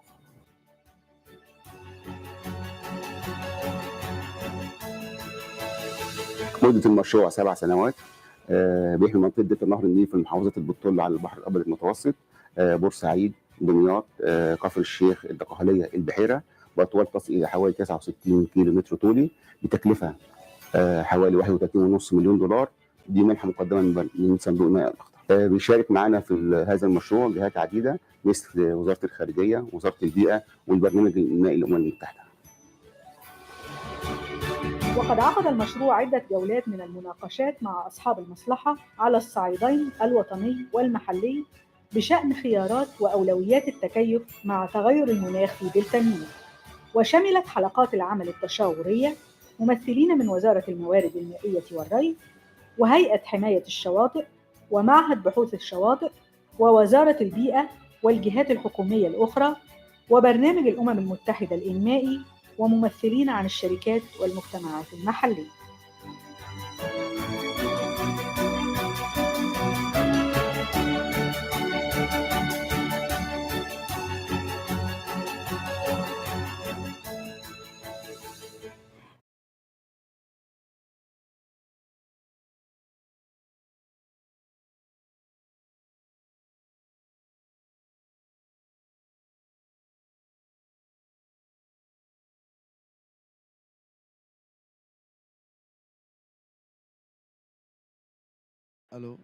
الو تيست مايك. الو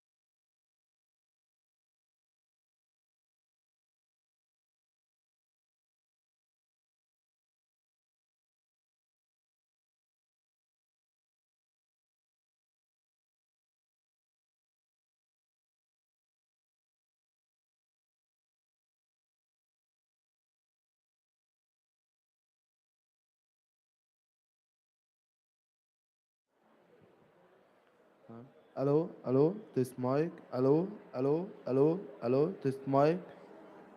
بسم الله الرحمن الرحيم. الو تيست مايك.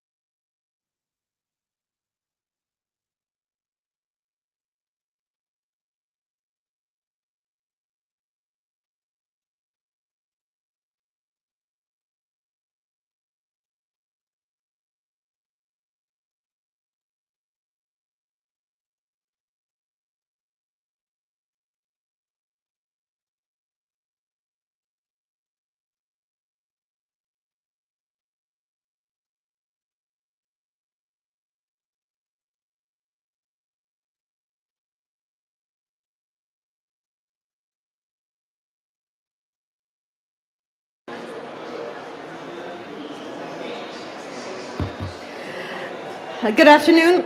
Good afternoon, everyone. We're back after a little bit of break. I hope you had a coffee to get us started for the second half of the program. We will start up with our voices from the region, echoing experiences that we had this morning across the Arab, and now we're going to focus in our host country, Egypt, with a presentation by Dr. Ayman Ibrahim of the Ministry of Water Resources and Irrigation of Egypt, to talk about ICT tools for advancing water resources management in Egypt. A lot of new and cutting edge experiences that you're going to hear about. Dr. Ayman has over 35 years of experience working on water resources. He is currently chairman of the mechanical and electrical department at the ministry. He also worked in the Central Directorate for Monitoring Systems and Communication, and specifically telemetry, for over 33 years now. He is now in charge of monitoring systems and communication, information and asset sector, which is all about ICT, and has a broad range of experience, not only in water resources management as water, but also artificial intelligence, neural networks, and applications for cloud detection, power systems, and other processing information technologies. So without further ado, I'm very honored to introduce you to Dr. Ayman to share with us the experiences of Egypt using information and communication technologies to enhance access to information and improve water resource management. Dr. Ayman, the floor is yours.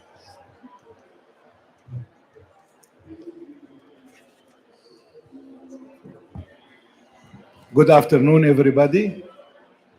I'm glad to be here today to talk about how the Ministry of Water Resources and Irrigation in Egypt is utilizing the ICT tools for more smart water resources management. Of course, you know the challenge that Egypt are facing. I'm going to talk about the main challenge only, the ever-increasing gap between the limited resources versus our actual needs and demands,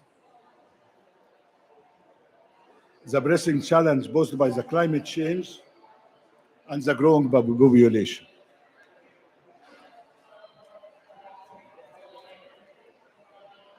Of course, lack of information and decision support tools can hinder efforts toward managing the water as resource. And the main engine to face the challenges I talked about is the availability of accurate and continuous real-time data about water. This will help the decision makers at the ministry, the water distribution managers, even crisis managers, to take the appropriate and the right decision at the right times. So what IC tools can provide for water resources management? Remote sensing, GIS, of course, SCADA, telemetry system. This is all disciplines that highly contribute in facing water resources management challenge. ICT can facilitate collection from measurements, data acquisition, transmission, even analysis of data and information in order to improve the process of water management and, of course, proper dissemination of this collected data. And another important issue about using the technology that was discussed in the previous session is how to handle this technology. So the most important thing is that I use the technology to have a cost-effective system, to apply it in a cost-effective manner. Of course, the ITU is the International Telecommunication Union. It is a United Nations specialized agency for information and communication technology, have recognized long time back the positive influence of the ICT can play in allocation and distribution and management of this available water resource. Therefore, the ITU already established a focus group called Focus Group for Smart Water Management, for effective water resources management, and to define the tools the ICT can provide for a country which suffer from water scarcity and even other countries. And also recently this year, the ITU established another working group. It is called AI for I. AI for A. It is FG AI for A, and it is called Artificial Intelligence and Internet of Things for Digital Agriculture. Now I'm gonna talk how at the ministry we are utilizing the ICT. We have three main departments: the Telemetry Department, and Nile Forecasting Center, and Central Department for Documentation, Information, and Decision Support. My presentation is going to be mainly concerned with the telemetry system. The ministry is already utilizing native information and communication technology tools to support different levels of planning, management, and decision making at the ministry in order to achieve sustainable development.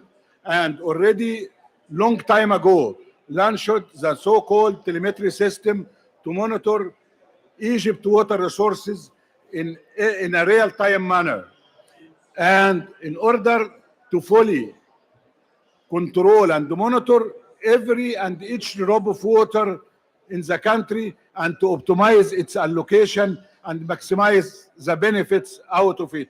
Right now, we have almost or around 400 sites. It is a little bit bigger than 400 sites. And so what is the objective of the telemetry system? Of course, having continuous and accurate data available in real-time sense will allow the official at the Ministry of Water Resources and Irrigation to take an immediate action and response to various events and forecasts, and even forecast future trends for crisis management. And it serves, as I said before, the planning, operation, and decision-making process. Let me talk about the time plan or our journey in having this telemetry system. In late 80s, we start with a system was based on a so-called meteor-based communication. Later on, in 1992, the system, we used another system besides the meteor communication, and we used the VHF system. This was a USAID project, which costs about $56 million at that time. And later on, with the engineers and technicians at the ministry, we developed a GSM-based communication system.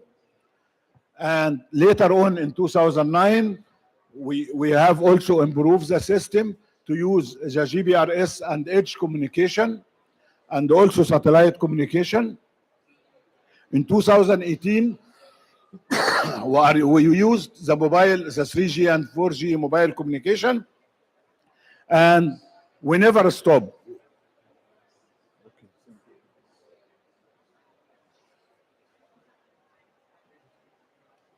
To be continued, and our plan in the future is to use IoT, which is Internet of Things.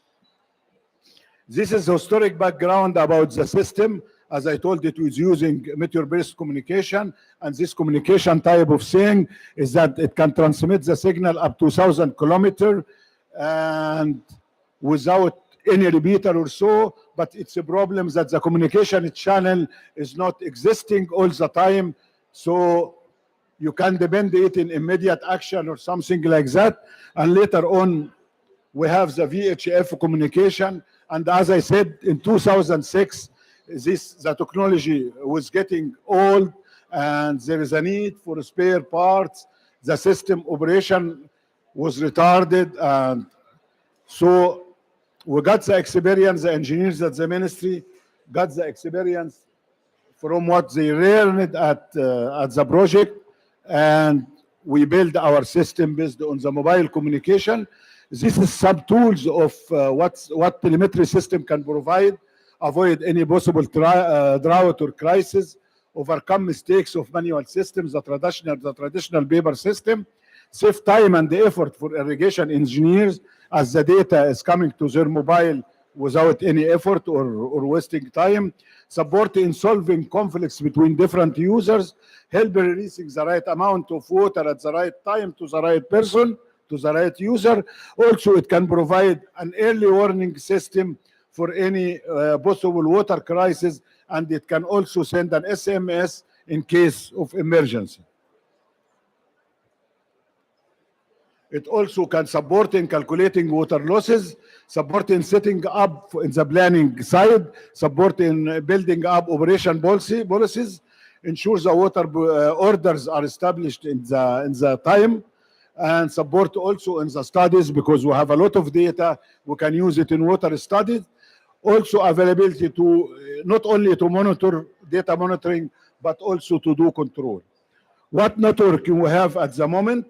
We have like 300 sites all over the country monitoring the water level at upstream and downstream the irrigation structures. We have a pump monitoring network to monitor the pump status at our pumping station all over the country as well. We have about 64 sites. We have like a hydro, climatic, meteorological monitoring. We monitor wind speed, wind direction, humidity, temperature, all climate-related data. And the reason we monitor this, because this water is going to go to our open channel, so we need to get benefit of every and each drop of water and maximize and get the benefit of it. We have also hydro monitoring, climate stations. This is to calculate even the losses of the water. So we're actually looking for the available and what I'm losing. We have also a good groundwater well monitoring system. We have about 22 sites now, and we have 8 sites for water quality monitoring at some points. Of course, all this available network is not isolated island. They are all together in one unified system. So actually they are divided into different monitoring network, but in the global view, it is only one unified network.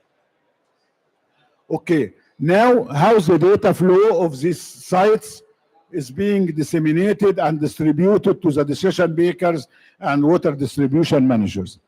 As we see in the top of the screen, we have this is the different monitoring network. We have 2 servers at our ministry at the central office. These 2 servers is continuously asking these sites to send the data. Of course, we are using the mobile network, but it is like a secured network. We are not using the normal internet. We are using a so-called a private EBN, an access point name for us. So no SIM, no mobile SIM can enter to our system. And this data is being collected at the 2 servers. And every 1 hour, the data goes to by email or SMS or even to the offices at the irrigation directorates to the people. So they already knew the status of every and each drop of water, where it is, and this is the data flow. Of course, in some crises, we have the site send directly an SMS to the decision maker or the responsible person. This is the main component of the system at the site. We have different sensors. Suppose that we need to measure the water level, we bring water level sensor. We need to measure rain, we bring rain sensor. So at one site, I can get benefit. I can measure water quality, meteorological data. I can measure rain. I can measure levels. I can measure flow in one site because this is one unified system. And we have a data acquisition system, then the communication equipment. Of course, these sites are powered by a solar cell, which is getting charged by a battery, which is getting charged from a solar cell. The good thing about our system, it is done by our local engineers and technicians at the ministry. So as you see, this is our engineers and technicians. They are the ones who install and operate the sites. And this is the major cost when I buy the system, is the human resources needed for implementation of such system.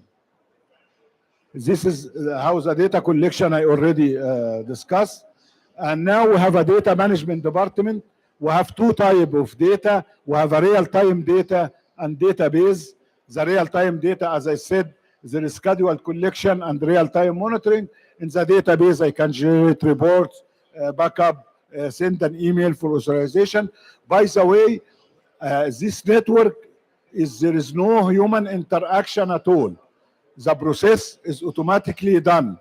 The data is measured automatically, it's being sent to the server automatically. The server automatically disseminates the data to the responsible persons and without any human interference or human interaction. And this is the data management. Of course, in the data management, we have like a data quality checks in order to know that the collected data is good data or not, through like compare this data with physical limits, with operating limits, with trend variance. We have some tools to evaluate the quality of the data. Actually, at the server also, we are calculating the water flow and water volumes and working hour for pumping station. Any data analysis we can do is done at the center. We have, this is like, suppose that I have one site I would like to concentrate on it and look at it every 1 second. We can, the water manager or the decision maker can open his mobile or computer and look the data every even millisecond, and whatever he would like to look, he can look at this screen. And this is the historic data. We have an hourly data, we have a daily average, we have a schematic of our sites in the database in the center, so you can click at any site in this schematic diagram and get its data, look at other years or previous data. Also, there is a bottom for it. If you would like to do graphs or you'd like to do any analysis, also there is a huge tools in the database, you can do it. We divide the country into some small schematic, as we see, is Aswan, Isna, Zisnaga, Hamad, Asyut. We have also a real-time monitoring system. This is example of it. It is in front in the decision maker.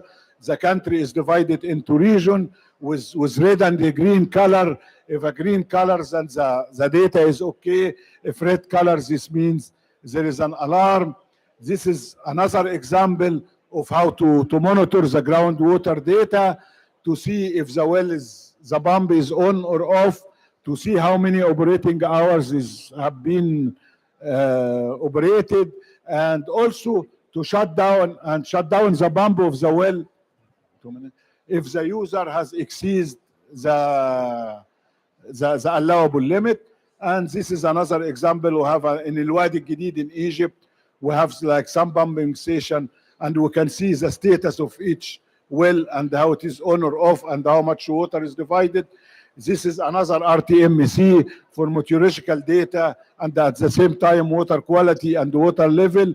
And all of these figures are customized figures, so whatever needs for decision makers, it can be made easily or modified easily. This is application for pumping station. The decision maker can know at anywhere, like this red, this pump unit is off. If it is green, this pump unit is on, and how much time these pump units were operating. And this is also our system feature. The most important is a very accurate system, so the data is accurate. We have a secure communication system. We have a sustainable operation. The sustainable operation comes from low power consumption, low maintenance, environmental resistance. It is fully customized, and this is very important point. It is simple, it is economic, it is solar powered. So, okay. And another thing, another effort also, this is the last two. We have like a research and development also with fund from National Telecommunication Regulatory Authority in Egypt. We develop our equipment as well. And thank you very much.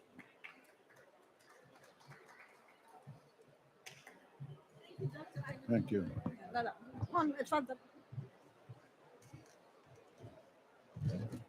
Thank you, Dr. Ayman. You know, we just came from another session talking about technology and the need for technology, and you can see that how much telemetry, the IT, the monitoring fields, the equipment in the field, it exists here in Egypt, and it can be enhanced and it can be worked, but there's a lot of investment, a lot of capacity there that actually that can be shared from Egypt even to other countries of the world.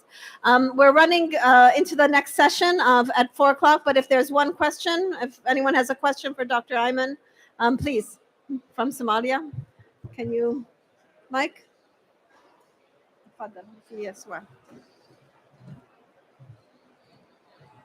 Thank you so much, Engineer. My name is Ahmed Waclim with the University of Water in Somalia. Just want to ask you a clarification regarding to the operational sustainability for these equipment.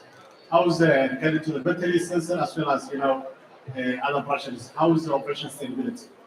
Okay. As I told you, I'm sorry. In the previous session, there is a good question about technology and how to use it. Like the first thing is you select the suitable technology. As I told in the presentation, we have over 35 years working experience in that field. So the first thing in this, that you choose the suitable technology. When even selecting the sensors, selecting the communication system, not only for sustainability and operation and stuff like this, also for economic, like how you can sustain economically, how you can you handle this, can you support this with financial? And I would like to give you a figure. Since we have the system in 2006, the failure rate is less than 2%, and this is not because failure of equipment. It was because of outside action. Somebody like have misconnect the power supply to the equipment, stuff like this. But failure rate, the first thing is to choose the right equipment for the right use, and later on, without any effort, you do proper maintenance and stuff like this. And also one thing could help in achieving sustainable operation is that you are the one who develop, who install, who operate, who maintain, who develops the software also. So this is another key issue in achieving sustainable system and the cost as well. Thank you. Thank you very much, Dr. Ayman, for sharing, Dr. Ayman Ibrahim, for sharing your insights from Egypt. A lot of work being done. We're just going to take a 2-minute break, and then let's give a hand to Dr. Ibrahim from the ministry. And if you just give us a minute break to change over, we'll be having next the launching of a report by SDG and their partners on looking at freshwater resources. We'll be starting now on freshwater, the role in climate change mitigation, which is a good angle when we think about the co-benefits, when we think about water in the climate change context. Just 1 minute, we'll get started. Marlene, I'll turn to you to set up your team.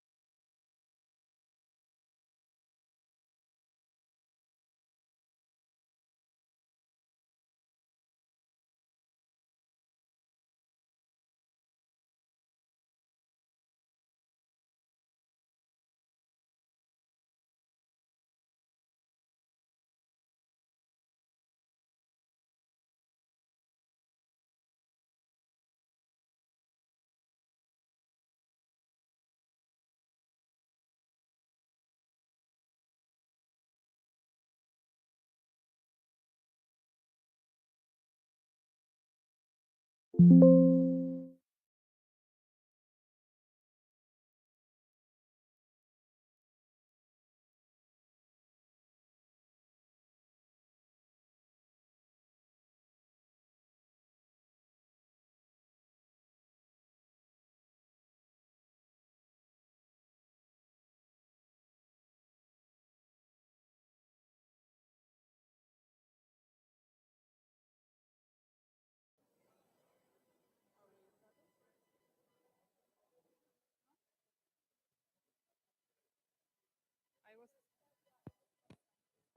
was told not to move.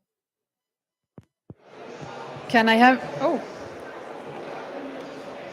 Okay, let's get started. Please, Johan, come and join us on stage.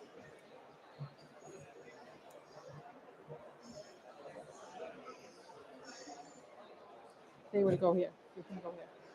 They will come here. No, thanks. Okay, then let's get started. Hello, everyone. Warmly welcome to this session. My name is Malin Lundberg Ingemarsson. I'm a program manager at SIWI, Stockholm International Water Institute, and I am also the chief editor of the report that we will be launching here today. It's such a pleasure to be here and to have the opportunity to present our report here at COP27. And let's see if I can make this work. Here is the agenda for today's session. We will start with welcoming remarks and a keynote, and then going into the report launch. After that, we will look into some inspirational case studies from around the world, and also have a bigger look into one of those projects, which is celebrating the closing of a 12-year project here. And then a call to action ending with that. But to start with, I am happy to welcome Ms. Srilata Kamila. She's the head of climate change adaptation at UNDP. Please, the stage is yours.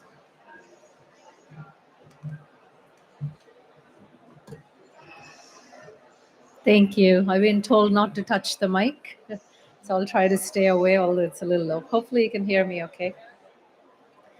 Well, let me start by welcoming everyone. Good afternoon, ladies, gentlemen. Thank you for joining us at this event about the role of fresh water in climate change mitigation. As you're all aware, we're in the midst of a climate emergency and with devastating impacts on lives and livelihoods across the world. At this moment, there's many parts of Eastern Africa suffering and in the midst of a devastating drought. In May earlier this year in India, there were many parts of India and regions of India that were experiencing sort of wet bulb temperatures between 25 and 33 Celsius. In Bhutan, glacial lakes are melting at a pace triggering a risk that glaciologists are calling the tsunami in the sky. So even as we gather at the COP and talking about accelerating climate action, the latest climate change report shows and has found that global greenhouse gas emission reductions actually put us on a path to 2.5 degrees by the end of the century. And the scale, we're nowhere near the scale and the pace needed for us to reduce emissions and to keep us to 1.5 degrees. And what this means is worsening impacts, threatening lives and livelihoods, and potentially us going beyond a point where our technologies and financial resources are just not going to be enough to reduce emissions to the extent that's needed. So we know urgent action is required on climate mitigation. And the event today is to look at the role of water in helping fight this battle. Water, as you all know, has been central to human civilizations, how humans have developed over the millennia. But water management is also critical for how we alter our course with respect to climate change. And it's through water management that we can actually look at multiple and amplifying co-benefits. But to date, the role of water has been undervalued in the role as a mitigation potential. So in launching this report today with our partners, the Stockholm International Water Institute, the Potsdam Institute of Climate Impact Research, the Stockholm Resilience Center, and the GIZ on behalf of BMZ, we will look at and highlight the vital interlinkages between water and mitigation. So I just wanted to share a couple of avenues. What does this look like in practice? For instance, we can lower emissions by looking at approaches for municipal water treatment, water and wastewater treatment. By applying emerging digital technologies, there's opportunities for us to lower the energy demand of these water plants. On average, about 35% of municipal water is wasted in the distribution systems, and we can do better. So we can apply better water tariffs that incentivize water conservation, and maybe at last acknowledge the importance of the vital resource, precious resource we have as water, in being able to, and one that we ignore with grave economic consequences and a lot of expended energy. Nature-based solutions are another avenue to really effectively improve water quality. And these are pretty low-tech solutions. Construction of wetlands, for instance, can really be effective carbon sinks and supply clean water to all in remote areas. And we know that harmonized approaches in maintaining ecosystems are critical in being able to manage water demand and supply, and water management in agriculture, food, water systems. In adaptation, we often look at things around water resource, integrated water resource management. We look at rainwater harvesting, climate proofing of water infrastructure. But for win-win scenarios that really look at water quality and quantity for long-term resilience, it's really important for us to take mitigation into account and the role of water into account for the mitigation potential. And conversely, by undermining such ecosystems, we actually degrade their carbon sequestration potential, and we actually evaporate the mitigation potential that these systems provide. So let me say that as we move into deliberations, looking at case studies, I hope we are able to look at and highlight the role of water as a way to inspire countries and communities and policymakers to look at water afresh, and for its critical role in mitigation and its critical role as an ally, an urgent and immediate ally in our fight against climate change. So with that, let me welcome everyone to this event, and I look forward to a productive and constructive deliberations. Thank you.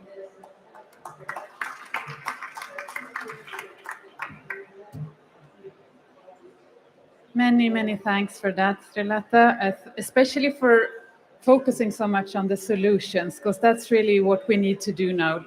Bring forward all of these solutions that we know of, and talk about how to integrate solutions so that we can address both mitigation and climate adaptation and other issues at the same time.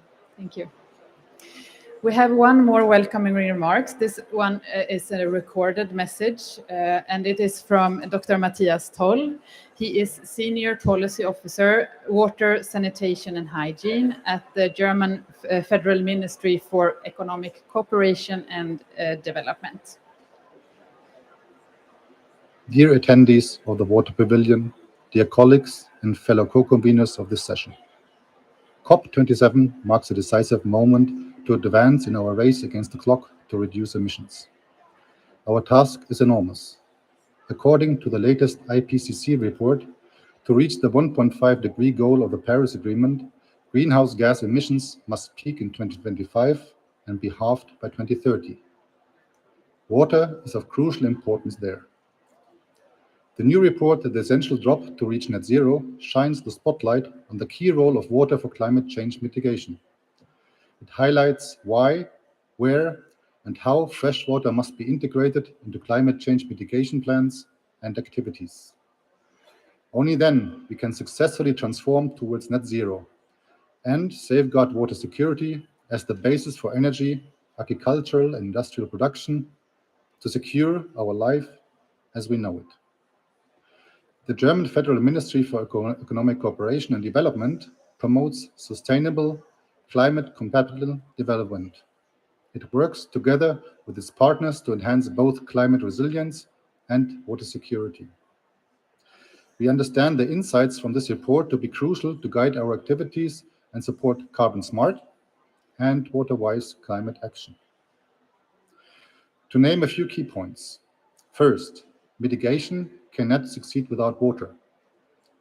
Many measures needed to reach climate neutrality, like energy transition or forests, depend on freshwater resources. That must be accounted for in planning and implementation of mitigation measures. Therefore, BMZ promotes integrated cross-sectoral approaches like the water, energy, food nexus. The holistic approach acknowledges the interconnectedness of water, energy, and food security. It advances coordinated planning across sectoral boundaries to foster climate change adaptation and mitigation.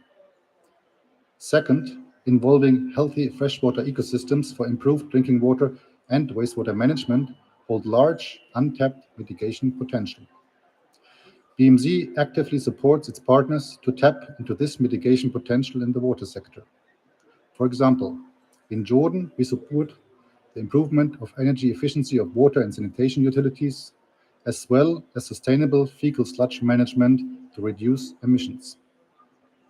In Southeast Asia, we support Cambodia, Laos, Thailand, and Vietnam in the joint management of wetlands and watersheds to the Mekong River Commission, securing carbon sinks and improving the climate resilience of vulnerable population groups. Overall, learning from the insights of this report, combined with inspiration examples on the ground, we need to act now to accelerate our mitigation efforts in all sectors. We must understand water to be a key ingredient in this endeavor. Water for mitigation is a critical way forward.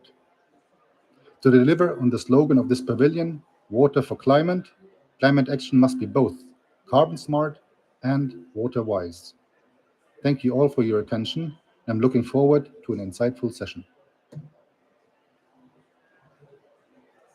Thank you so much, Matthias, for that. And I agree, it must be both water-wise and climate-smart.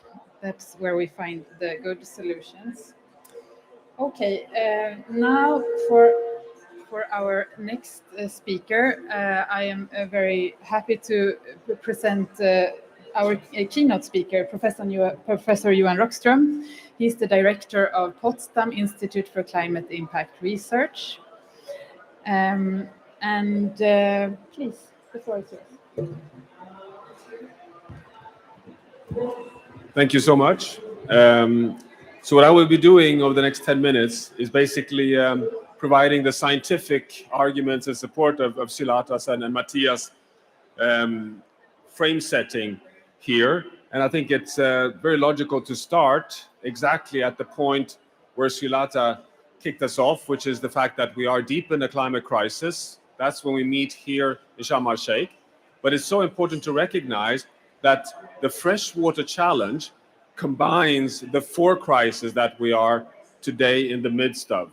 That we have an ecological crisis, which is fed entirely by freshwater for all the net primary production, all the biodiversity, all the soil carbon, all the net primary carbon in nature is powered through freshwater.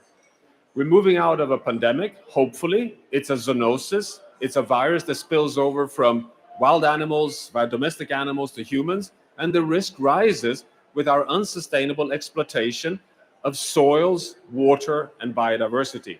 And then we have the geopolitical turbulence in the world, which is shaking up energy prices, inflation, but also fertilizer prices, which has impacts on food prices, which in turn is fundamentally totally embedded in the freshwater use across agricultural systems. So the current challenges we have must be positioned within this, navigating this turbulence. We are today at 1.2 degrees Celsius of warming. We have the 10 warmest year on record behind us. This is the climate crisis we're in. This is the warmest temperature on Earth since we left the last ice age.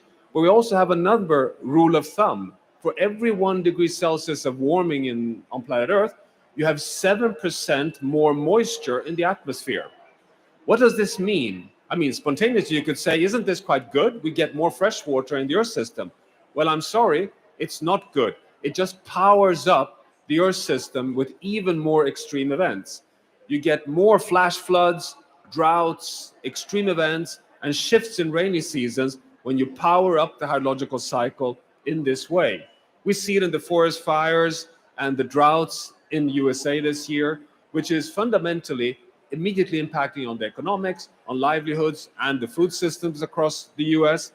We are entering the 5th rainy season in a row in the Horn of Africa, causing drought. This is undermining food security and small-scale farmers' ability for their livelihoods. We have science that today's show is amplified by human-induced global warming. You remember the summer this year, exactly as Shilata pointed out, we are reaching heat bulb temperatures already today in parts of the world, 40 degrees Celsius over 1 month in India, to a point where Prime Minister Modi even temporarily shut the export borders on grain. Why? Because the heat evaporates so much fresh water that the farming systems got water scarcity. This is what happens. Water is always victim number one due to the global warming we're causing. And then, of course, the disaster number one this year, the Pakistan floods. Here you have 500 to 700%, 5 to 7 times of magnitude of the normal monsoon rainfall. I mean, we're not talking of super extreme, we're talking really massive extreme rainfall, putting 30% of the land area underwater, 33 million people affected, over 2,000 people losing their lives. Probably a cost of this extreme of in the order of tens of billions of US dollars. And the World Weather Attribution Project, as you may know, has scientifically verified that at least 50% of this extreme rainfall is caused by us, humans. So this is what we bring with us to Sharm el-Sheikh, water as the factor number one. The IPCC now concludes that we need to think of fresh water at the planetary level. You've seen the high order conclusion in the Working Group 1 AR6 report, saying unequivocally that we're threatening human well-being. But look at the statement, the health of the entire planet, and that the window is shutting to have a safe landing. But not only that, it will not be enough to just phase out fossil fuels. We also need to keep the functions in the biosphere intact. What are these? That's land, water, and biodiversity. So we are today at a point where there is no safe landing on climate unless we get it right on water. You've probably seen these assessments also from the IPCC, showing here in the yellow rhombs, the regions in the world that already today are facing agricultural and ecological droughts caused and reinforced by human-induced global warming. And you see how Southern Africa, the Mediterranean region, the west parts of the US, all the regions that are already today seeing the massive socioeconomic impacts are affected today. 4 billion people suffering from severe water stress. We have this data. We have the data at really high resolution. At no surprise, it's the most vulnerable countries in the world that are affected most. But we also have more and more science like this, showing in the dark red countries, those countries that have a combination of vulnerability in terms of economics, but also in terms of water scarcity, which can drive displacement, migration, and conflict, meaning that we can never say that fresh water causes conflict, but we can increasingly say that it's a threat amplifier. And this is a very unfortunate, but also strategic issue to consider. And this is, in my mind, one of the most important scientific advancements we have today in this whole geopolitical area. This is work by Patrick Keys, and following me, you'll have Lan Wang Erlandsson, who's doing work on the atmospheric rivers that power the whole freshwater delivery for nations across the world. What you see here in red are the regions on planet Earth that to at least 80%, 80% of the rainfall comes from upwind evaporation. Just look at China, receiving 80% of the rainfall from sustainable forest upwind. in Russia, Kazakhstan, Ukraine, the Baltic states. Look at central parts of West Africa and the southern parts of Latin America. This is a proof of how we are so interconnected in the Earth system. We talk of us sharing one atmosphere. Well, dear friends, we share one hydrological cycle as well, and that we need to collaborate and keep nature intact so that we can have the hydrological cycle functioning. This is a science that really requires from us a new approach to freshwater management. We have recently updated the planetary boundary science, the 9 big systems that regulates the stability of the Earth system. What you see to the right here is the first time water scientists have now checked how are we doing on freshwater in comparison to the last 1,000 years. And we are deviating very rapidly on both green water, the vapor flow that powers all the plant and food production in the world, and the blue water, the groundwater, the river flow, and the lake system, the liquid water. Both of these are considered today being outside of their safe operating space. So we're threatening the stability of the hydrological cycle. But to come back to Sharm el-Sheikh to close this down, this is the journey that the IPCC shows we have to follow for a safe landing on climate, to deliver the Paris Agreement. Following the gray curve is, as you all know, phasing out fossil fuels, cutting emissions by half every decade, but that will not be enough. Look at that brown wedge. That's agriculture that has to go from a source to become a sink in orange by mid-century. An agricultural revolution which requires a transition in how we manage freshwater. And the green and the blue is the necessity that carbon uptake in nature on land in green and carbon uptake in ocean continues intact. In fact, all the IPCC models that takes us to 1.5 assume that nature will continue doing this. And it can only be done if the freshwater cycle continues working. Because without freshwater, no biomass. Without biomass, no carbon sinks. So therefore, when the IPCC shows, and these color columns here you see, are the assumptions in all the climate modeling that roughly half, 50% of the carbon dioxide that we emit will continue to be taken up by healthy nature on land and functioning oceans. All of this is powered through the freshwater cycle. So I'll close with this graph, which is a classic in the Stockholm International Water Institute's history. This is from the legendary Professor Malin Falkenmark. She's still very active, and she introduced the whole concept of green and blue water. So the hydrological cycle, the global one, is on this picture. 110,000 cubic kilometers of rainfall over land. That's all the precipitation over land on planet Earth. And then you have the green flows, the evapotranspiration, feeding forests, grasslands, wetlands, all the agriculture. And then you have the runoff flow. And you see the little trickle there, that's irrigation, which is the 70% of water we take out of rivers. That's a big flux, but it's small in comparison to the green water. Well, that green water is 70,000 cubic kilometers, and it's what keeps the whole Earth system and the climate stable. So what I leave with you is the following. To the left here, you have the IPCC assessments of the carbon budget, and the number you have to look at is this one. 12.5. 12.5 gigatons, billion tons of carbon dioxide is taken up each year on land thanks to functioning nature. We emit 40 billion tons each year. 12 are taken up in nature, 25%. But the only way it can do that is the green water, which must continue functioning. Without that green water, no photosynthesis, no biomass, no carbon sink. So dear friends, a safe landing requires freshwater management in a sustainable fashion.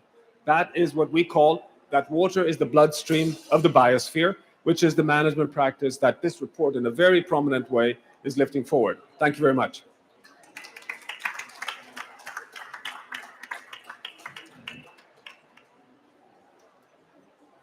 Thank you so much, Johan, especially for making it so clear with all these facts, this really fact-packed presentation. I will touch here even if I'm not allowed. To show why mitigation needs to be water smart. It's crucial to factor in water when we do climate mitigation. Okay, moving forward with the presentation, please. Is it going up? Okay. So now the time has come to give my baby wings, I would say. Today, I am very pleased to announce the launch of the comprehensive report, The Essential Drop to Reach Net Zero, Unpacking Freshwater's Role in Climate Change Mitigation. In the report, we present the latest science on the key roles of water in climate change mitigation. We are spelling out how water-smart climate mitigation can look across major sectors. And we also look at how sustainable water management can reduce emissions, secure carbon sinks, as well as underpin successful transition towards renewable energy sources. The report I've been engaged in the report now for over 2 years. We have contributions from about 40 scientists or researchers from different organizations. Here is how the report looks. As of now, it exists only in a virtual format. You can access it through the QR code here, and it will take you to the SDG website where we have the report. I will just give a second for you to try to access the report before I change. Before going into the report, I want to take this opportunity to acknowledge everyone involved in the project. We have the editorial team that I will introduce in a second. We have the lead authors for each of the chapters, as well as all the contributing authors. We have the funding organizations. It's UNDP and it's GIZ on behalf of the German Federal Ministry of Economic Cooperation and Development. It is also Stockholm Resilience Center, Potsdam Institute for Climate Impact Research, as well as SDG, where I come from, these are the organizations that initiated the project, who identified that there was a knowledge gap. I think it was back in Katowice at COP24 that there was a discussion among representatives from these organizations on the lack of focus on water when it comes to climate mitigation. And here we are now, a couple of years later. There was a COVID and things that delayed the project, but finally we are here so we can introduce the findings to you.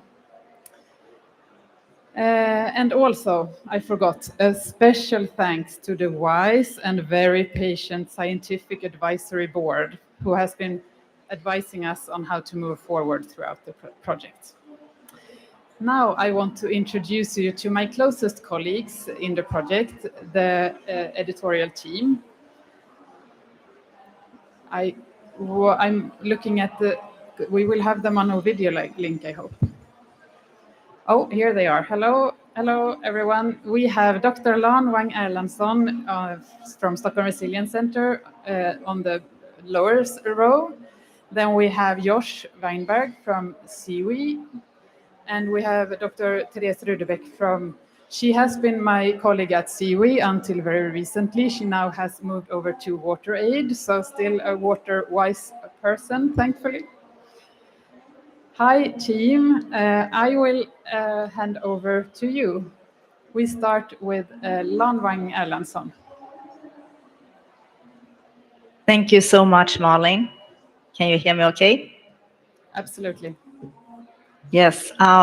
So I'm very pleased and very proud to join you in launching this landmark report that explains freshwater's essential role for reaching net zero greenhouse gas emissions and ensuring a safe climate landing.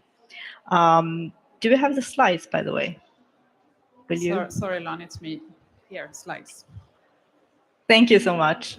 Yes, so this comprehensive report, we deliver 5 key messages out of the 4 thick report pages. Number 1, Climate change mitigation cannot succeed without water, as Johan made so clear just a moment ago. It is of utmost importance that present and future freshwater availability are accounted for in climate mitigation planning and action. Number two, we conclude that mitigation measures considerably impact water, both positive and negative ones, whether it's about altering stream flow regimes, rainfall patterns, or water qualities. All these need to be evaluated and included in both planning and action of climate mitigation. Number three, we note that there are substantial untapped mitigation potential in both the drinking water and sanitation services, and also through the management and protection of freshwater resources. Number four, we conclude that nature-based solutions are very important in mitigating climate change at the same time as they can deliver multiple benefits for people and the environment. Priority should be given to measures that can simultaneously safeguard freshwater resources, sequester carbon, protect biodiversity, improve soil and water productivity, and ensure resilient livelihoods.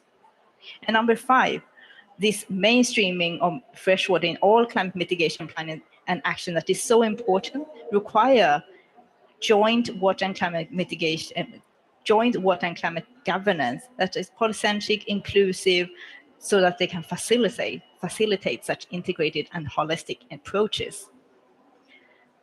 Next, please. These key messages springs from the comprehensive report, which is structured in 3 parts.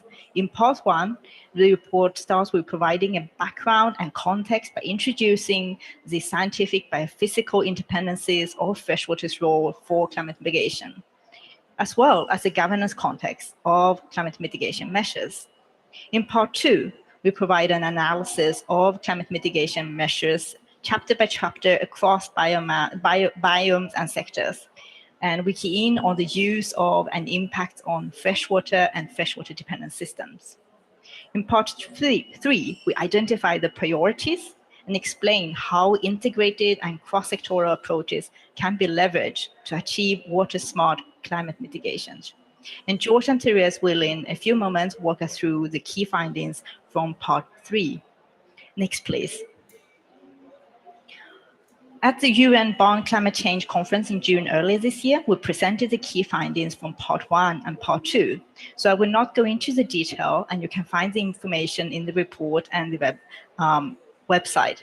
But basically, part 2 of the report covers the climate mitigation measures across land, freshwater, and technological systems, with land systems encompassing forests, forestry, cropland, rangelands, and the freshwater ecosystem encompassing rivers, lakes, wetlands, coastal systems. And the technological systems here include energy and drinking water and sanitation services. Together, the report tells us why it is so important that water is mainstreamed into climate mitigation planning and how this can be done.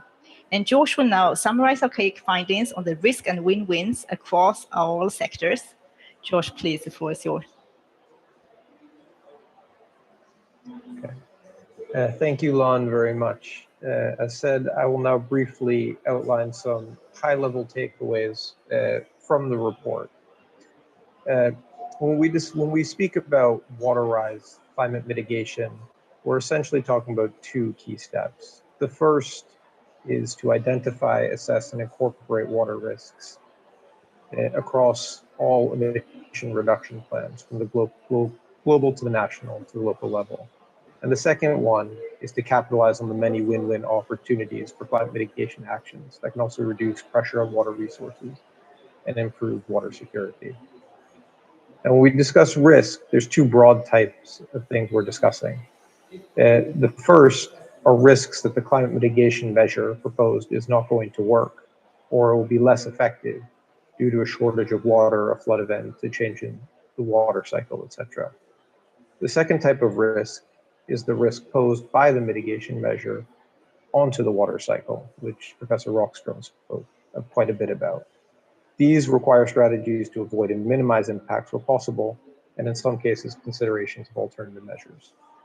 The good news is that sound water management and consideration of these risks makes a huge difference.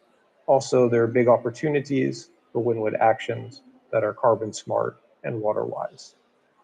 Next slide, please. In our report, we highlight 4 key leverage areas for resilient water-wise transitions to zero emissions. These should be integrated as fundamental pillars to climate mitigation planning. The first is sustainable low-carbon water management and sanitation services, which should be incorporated in all national and local plans to achieve emissions reductions. The second is investment in nature and healthy ecosystems to store carbon and prevent disastrous release of greenhouse gases that follows ecosystem degradation. Here, the protection of freshwater systems requires much more attention. The third is in energy planning. We must accelerate a water-wise transition to renewable or low-emission energy sources, and to the greatest extent possible, promote wind and solar power as opposed to more water-intensive alternatives. And a final lever for water, climate, and development will be making advances in circular economy and production and sustainable lifestyles. This leads to less emissions, less waste, less water demand, and more economic growth. Next slide, please. We also highlighted essential action areas to take advantage of these leverage points.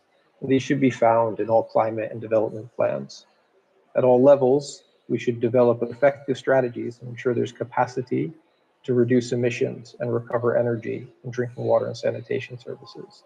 We need the ability to adopt watershed scale emission reduction strategies. We need plans to invest in protection and restoration of wetlands, peatlands, and forests.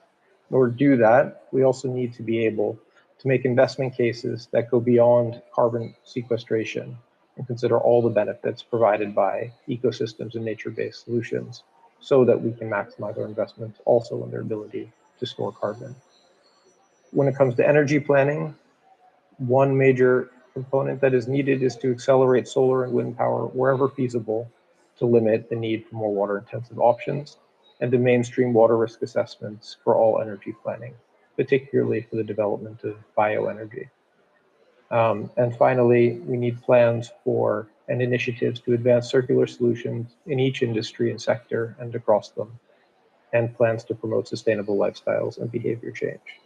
Having each of these items on the agenda is a critical starting point and will lead to cost-effective, positive development outcomes. Next, I hand it over to Therese to speak more about how we can do this and how we can integrate water and climate governance and practice to take advantage of some of these leverage points and avoid risks. Therese? Thanks, Josh, and thanks all. It's a pleasure to be with you here today. Therese, sorry, we can't hear you properly. Let's see if we can take care of that. Okay. Your sound is not coming clear. Just 1 second and we'll see if we can. Please continue. Now it should work. Yeah. Is it okay? Can you hear me better? Should I say yes? Yes, please continue. Yes. Thanks. So, thanks, Long and Josh. It's a pleasure to be with all of you here today, being part of it. We are losing you to this. We can't hear you, unfortunately. How? The connection is bad, apparently. Okay. So it's not you, Therese. It's the connection here, I'm thinking. So please try once again from the beginning. I'm sorry for this. No problem. So I'm thankful for Noel and Josh. I'm sure to be with all of you today. In the last part of the presentation, and the last part of the how we can achieve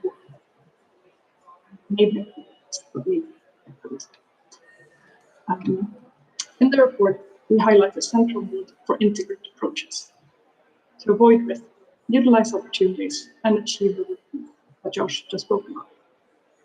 Integrated approaches recognize and address systemic and connected links between water and climate change mitigation. As such, they assess and address trade-offs and identify synergies between different issues. The report reviews several examples of integrated approaches that you can see listed here on this slide. Whilst this is not an exhaustive list, these different approaches demonstrate the strength in managing climate and water in an integrated manner.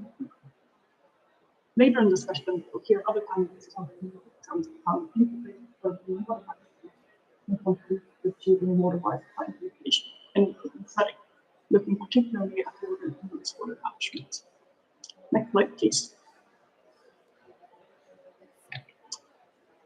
To be able to deliver climate action through these integrated approaches, governance systems need to be strengthened. And in order to do this, we need to focus on testing a number of main. The first is to build transparency. Therese, sorry for interrupting. It seems that it's your connection that is the problem. Is it possible for you to switch to another connection? Do you have...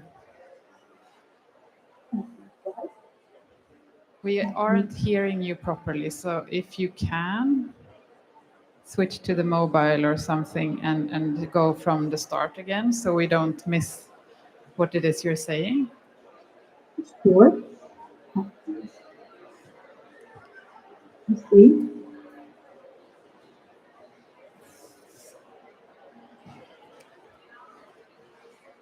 I'm so sorry all for this technical difficulties.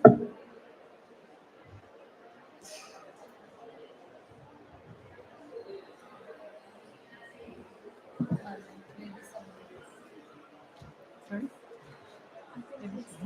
Okay. We take the opportunity to say thank you so much to Johan Rockström, who will leave now. Thank you so much.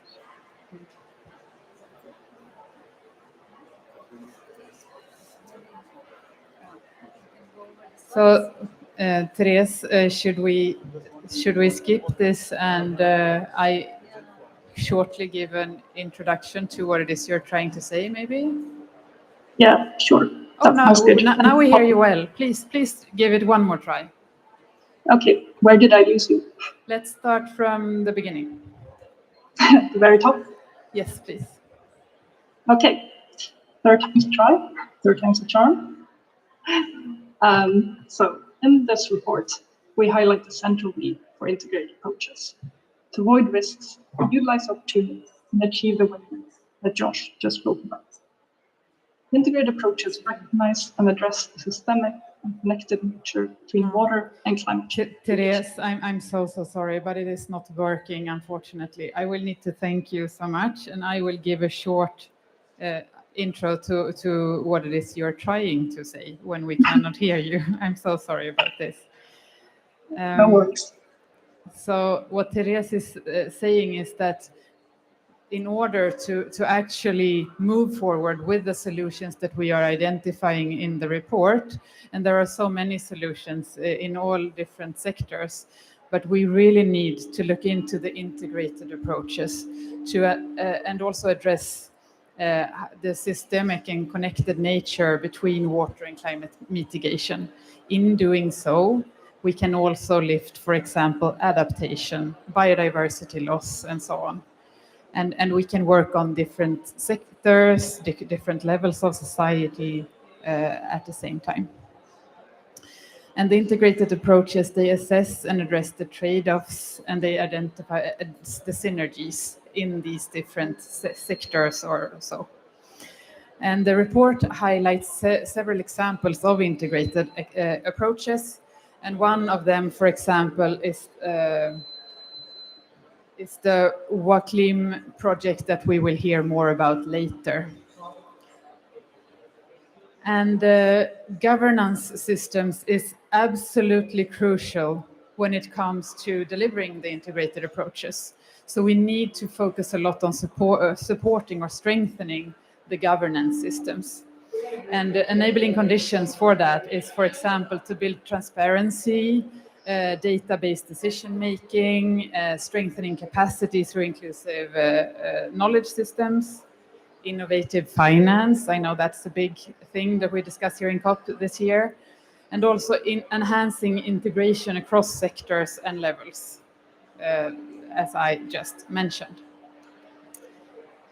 And to sum up what we are finding in the report is that freshwater needs to be put in its rightful place. at the heart of all efforts to adapt to as well as to mitigate climate change. I hope, Therese, that I made you somewhat, that I said about what the same thing you wanted to say. Thanks so much, team. Thank you, Lan. Thank you, Josh, and thank you, Therese. It's been an absolute pleasure to work with you during the production of this report.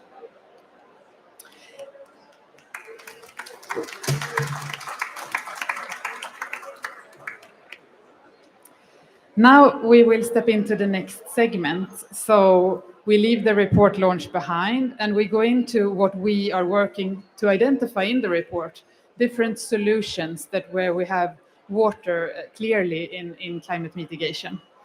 And we will highlight a few good examples of water-wise climate mitigation. To start off, I am very, very happy to introduce Dr. Caliste Tindi-Maguire, who is at the Ministry of Environment in Uganda. Right.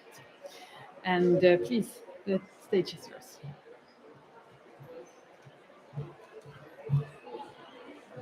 Thank you very much, Marlene, for introductions. I would like to thank you and your colleagues who have organized this session for inviting us to share our perspectives on the topic, freshwater's role in climate change mitigation.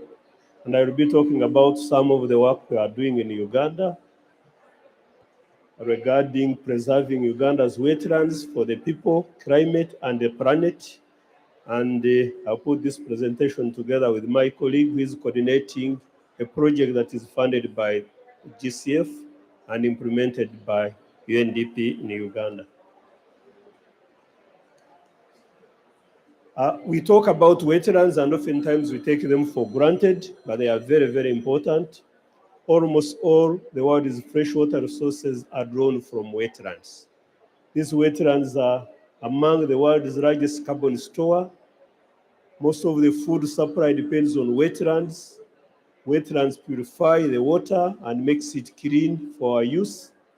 The extreme climate events are mitigated by wetlands, and almost half of all animal species live and breed in wetlands. So they are as important as this, although sometimes we take them for granted. But how do these ecosystems work? Again, as has been mentioned through the previous speakers, you cannot talk about wetlands without talking about fresh water. The wetlands are maintained by water, so where you have water flowing, either underground through groundwater flow or through streams, then wetlands are sustained. But these wetlands also store this water and allow this water to flow gradually. They clean the water. They help also to host wildlife as habitats and also help us to filter the water through sedimentation. So these wetlands are providing us many services, climate regulation, water scarcity. Again, if we want to improve water situation and ensure water availability, wetlands as part of the whole ecosystem are very important. Again, they clean the water, but they also help us to meet the different demands. Again, for hydropower, for irrigation, drinking, industry, and many others. And of course, helping us to mitigate the extreme events. So wetlands in Uganda, one resource, many interests, and many stakeholders. Again, whoever is involved in agriculture, we look at wetlands as source of food. We look at fisheries, we look at the communities getting resources from there, harvesting materials for craft making, building materials, mining minerals, and of course, the ecotourism, but also as carbon sinks and climate modulation. But these wetlands are actually facing a lot of pressure because of these many interests, oftentimes uncoordinated, and this has led to the loss of the services these wetlands provide to us. We did a study recently, and we produced a State of Wetlands report, and we noted that between 1994 and present, the wetland coverage in Uganda has reduced from 15% to about 9%.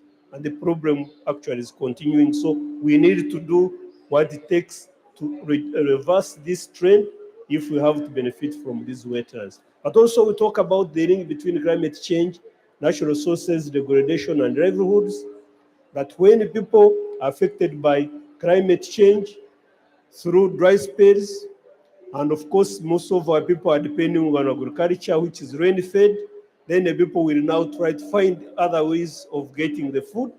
Where do they go? They go to these ecosystems, the wetlands, the riverbanks, and the forests, and start encroaching on them. So you find that climate change becomes now a driver, and continued environmental degradation starts this vicious cycle of vulnerability to climate change. So we need to ensure that we look at issues of climate change and variability and how they affect people's livelihoods, and also ensure that we put in place measures to reduce the degradation, reverse the degradation through wetland restoration, so that we can get these benefits actually supported and maintained. So we have a theory of change as we restore wetlands. We do believe that if we restore wetlands, we increase water storage and hence water availability. But again, as we said, that you cannot talk about wetlands without water.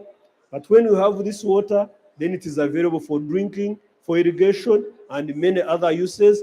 But we are now taking advantage of innovative energy sources, solar and other appropriate technologies pump this water. And then as we restore the wetlands, we maintain the nutrients in the soils and improve productivity, and of course also have enterprises that help people to get access to credit. We also do this work based on data. We need data on weather and of course early warning information, which are helping us plan the interventions, the alternative livelihood activities.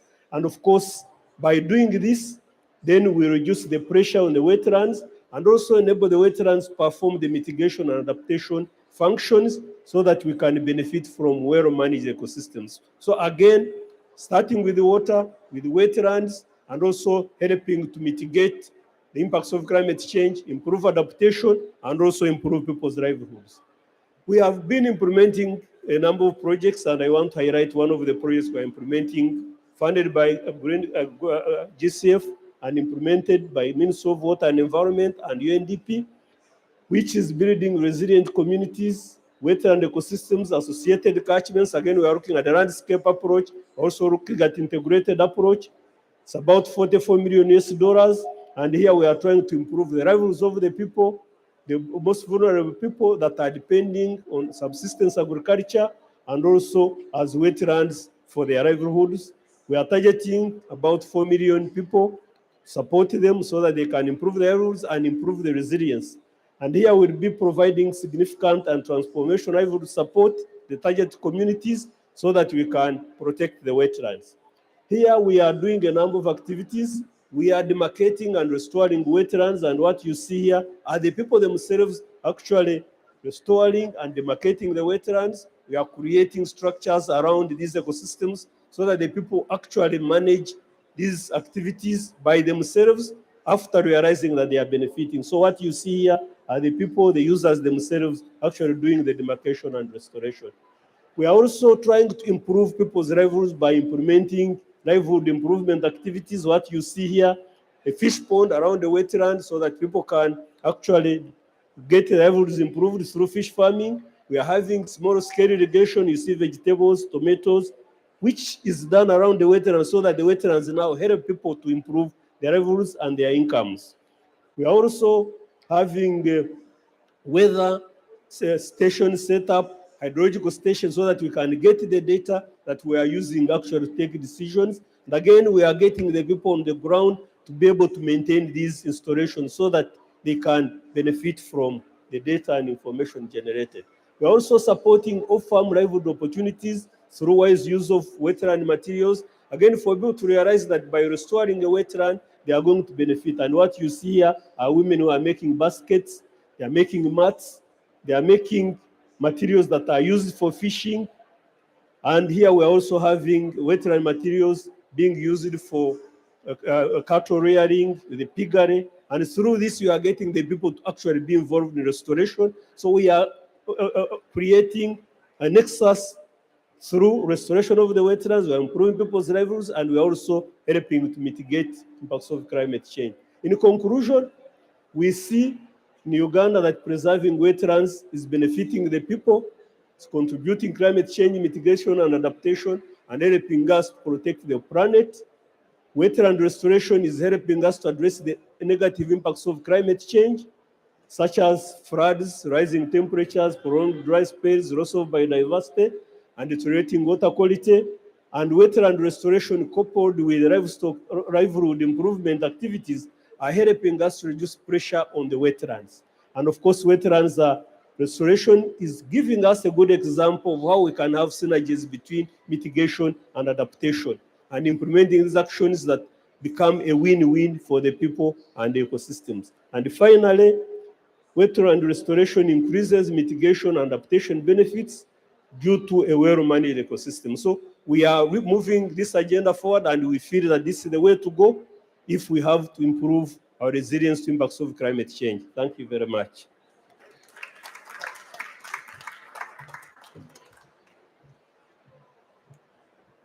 Thank you so much, Calist, especially for making it so clear how many co-benefits it comes with restoring or protecting the wetlands.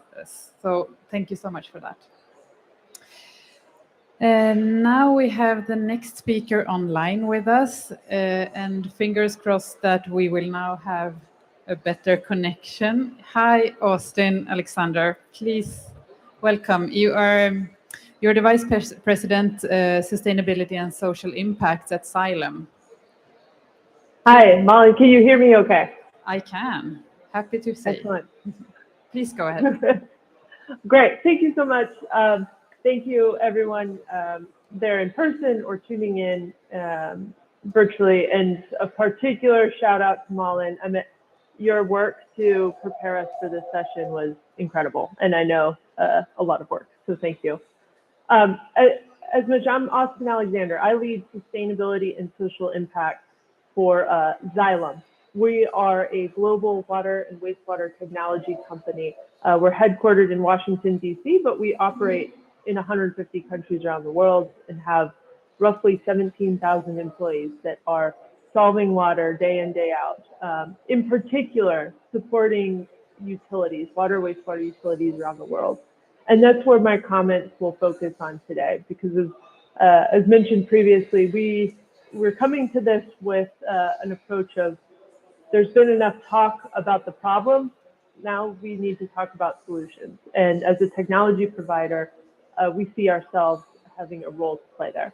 I'm not a presentation slides person, so it'll just be remarks, and I'll keep it brief. So a little over a year ago, Xylem, along with a number of other partners, many of which are here today, started to realize the problem that the water sector had. On one hand, when you think water, it is the ultimate sustainability sector. What water and wastewater utilities do day in and day out is nothing short of life-giving, both for the communities in which they're serving, but the environment in which they're protecting. But at the same time, we have a little bit of a problem, a big problem. 2% of global greenhouse gas emissions are associated with water, wastewater utilities, roughly 10% to just water management in general. So while we talk about ourselves as being the sustainability sector, we ourselves are contributing, as been laid out previously, much more eloquently in the sessions before this. And we also saw that rather than being thought of as a leader in climate, you often see in the news water talked about in climate change, but often as the end result, the drought, too much, too little water, the pictures of adaptation needs in the future. And very not often we were being spoken of as a solution provider on the mitigation, the front end, the leading sector when it comes to mitigation. And for me personally, this really pissed me off, because if any sector should be the one that is mitigating climate change, it should be water. We should be the ones at COP27 around at other climate conversations showing the other sectors what it means to adapt and mitigate climate change at the same time. So about a few weeks ago in October, we launched our most recent white paper as a continued installment of our work on this area, as we saw our role as a technology provider to provide and educate on the solutions available today, as well as develop and scout for technologies that are needed to make the big mitigation efforts that are needed in the future. And we also wanted to come from this as approach that net zero is doable. We can approach it. At Xylem, we just set our own net zero goal last year, as well as a science-based target by 2030. And I get it. It is overwhelming. It is daunting to do so as an organization. And so our approach was to lay out how can we break this into easy to step, existing technology, so that this is an approachable and doable thing that utilities can start on right now, today. And often, I think this is a comment that has resonated, particularly as I speak to utility leaders around the world, of why Xylem cares about this, as well as other organizations, is that we cannot reach our goals in silos. And to give a very specific example, at Xylem, 98% of our emissions totally lie in Scope 3, Category 11. The use of our products, our pumps, our treatment equipment that are at utility sites doing what utilities do day in, day out. And so for us, we cannot achieve our goal without utilities to achieve our own Scope 3 targets, and utilities Scope 1 and 2 emissions cannot be addressed without improved technology that we can provide. So for us, it's a three-legged race, and we're tied together at the hip and the ankle. We do not achieve the race alone. So to turn to our paper, I'm a practical person, so we broke it down into 4 steps. What can a water wastewater utility leader do today to start thinking about net zero? And so the first was setting a baseline and a goal. And while this is the most daunting piece, I know from my own experience in setting our own goal, it is the most valuable, because you cannot know what is out there, what are your missions to address first, if you don't first set your baseline. And so we lay out a few steps of how to do that. The next is optimize current operations. This is what I call the use what you got smarter. And this is where digital can come into play. And I've heard this mentioned previously. Our research found that for electricity emissions, which are just under half of most utility emissions, the electricity use emissions for their operations can be cut in half right now at cost savings using existing technologies. Many of these technologies are making operational and asset management improvements that are beneficial both from an OpEx side, but also are making 50% reductions or more in electricity emissions. That's something that can be done today, right now, start and make improvements in ways that are beneficial for the utility and the communities they serve. This can be on things like addressing non-revenue water in utility systems, combined sewer overflows, and other areas. The next focus area that we laid out was, how do you start planning for greenhouse gas targets in capital improvements, whether this is upgrades or new greenfield type projects? And this is where we encourage utilities and our design engineer partners out in the sector, include greenhouse gas targets in design specifications. Ask equipment providers like Xylem or others, ask engineering consultants to provide that information now. If you utilities, I'm speaking directly to utilities, don't ask for this, no one will provide it. So ask for it, put it in specification, and that data will start to come. And then finally, the last section of our paper really focuses on what is the next big needle moving thing that is probably 10 plus years out for most utilities realistically, but that starting to think about now will set them up for success. Those are things like the waste to energy generation, or utilizing your land for other types of green energy production. These things can be done if we start thinking about it now. So my if you'd like to learn more about our paper, please visit xylem.com. It's easy to find right there. And we would love to hear your thoughts on the paper. What are we getting right? What are we getting wrong? Where can we improve? Because this is a journey for all of us. But before I leave, I do have a couple calls to action to my fellow leaders across the water sector. The first is, it is up to us to continue to grow the number of commitments to net zero in this sector.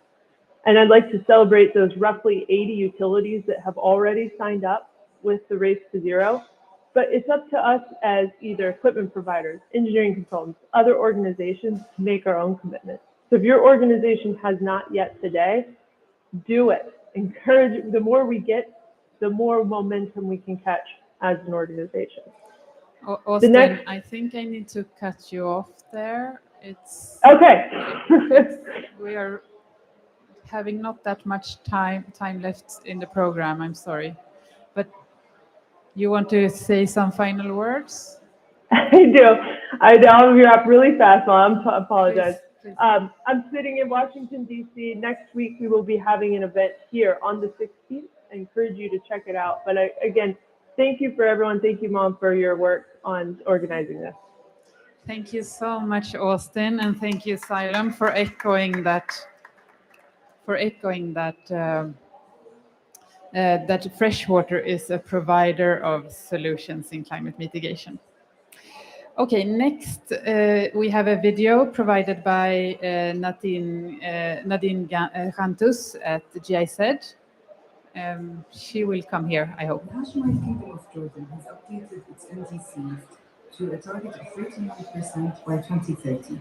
This increase in ambition from its previous target of 14% in 2015 is based on Jordan's realization of the severe impacts of climate change on its sector and limited resources.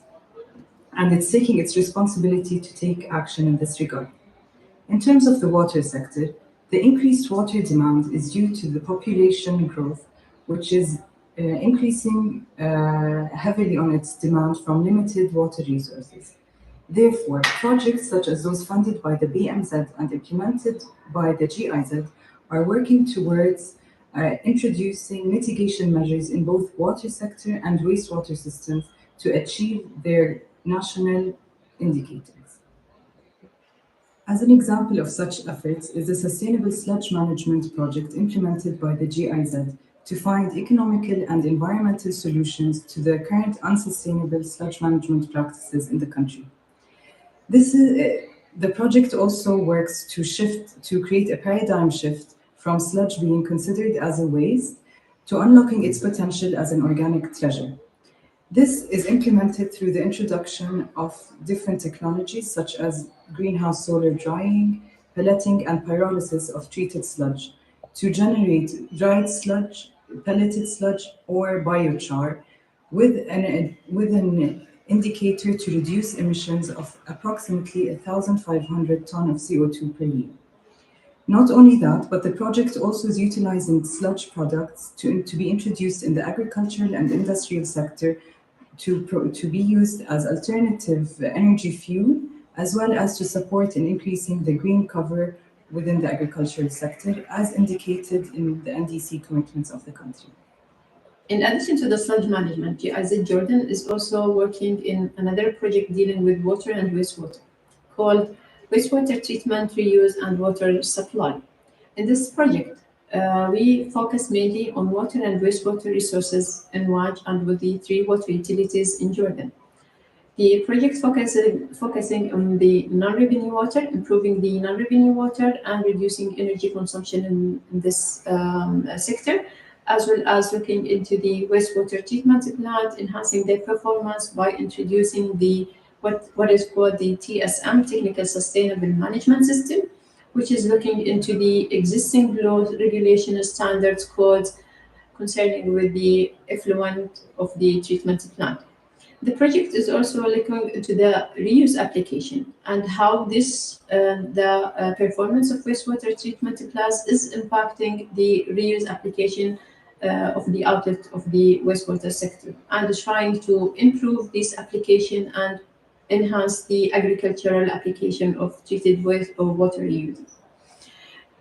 In general, the project is addressing mitigation as well as adaptation measures to climate change in the water sector, as well as to comply with the Jordanian NDC's Energy Efficient Water Sector, EWS project, commissioned by BMZ and implemented by GIZ.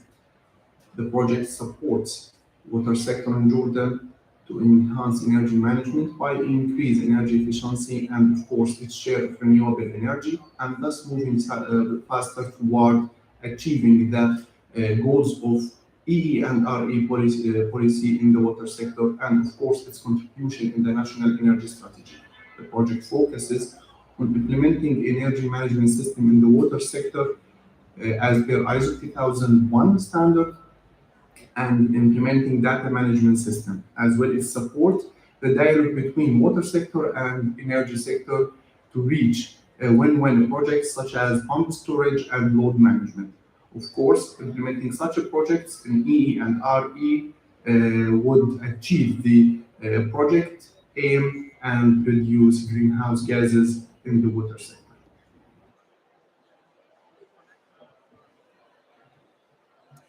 Thank you so much to GIZ for the video message.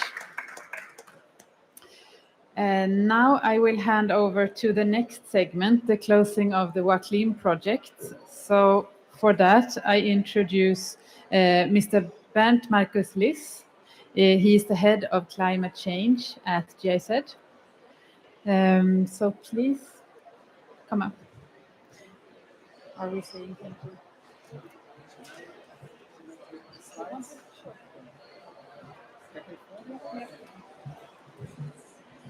Thank you, Marlene, for the kind introduction, and congratulations to CV, to BMZ, to UNDP, to the Stockholm Research Center, and to the Potsdam Institute for the launch of the report.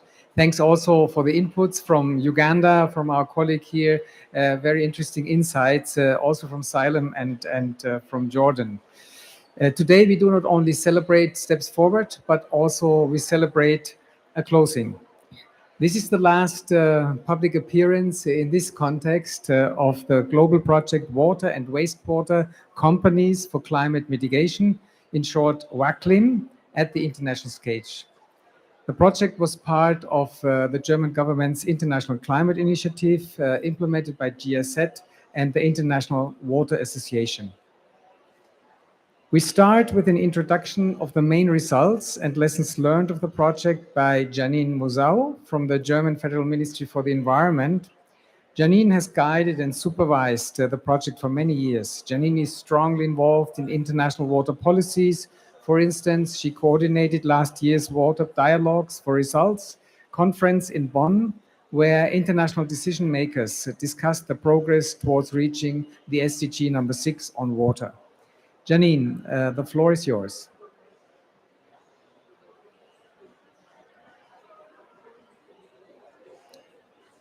Janine should be online. I hope you can hear me well. Yes, we can hear you. Okay, great.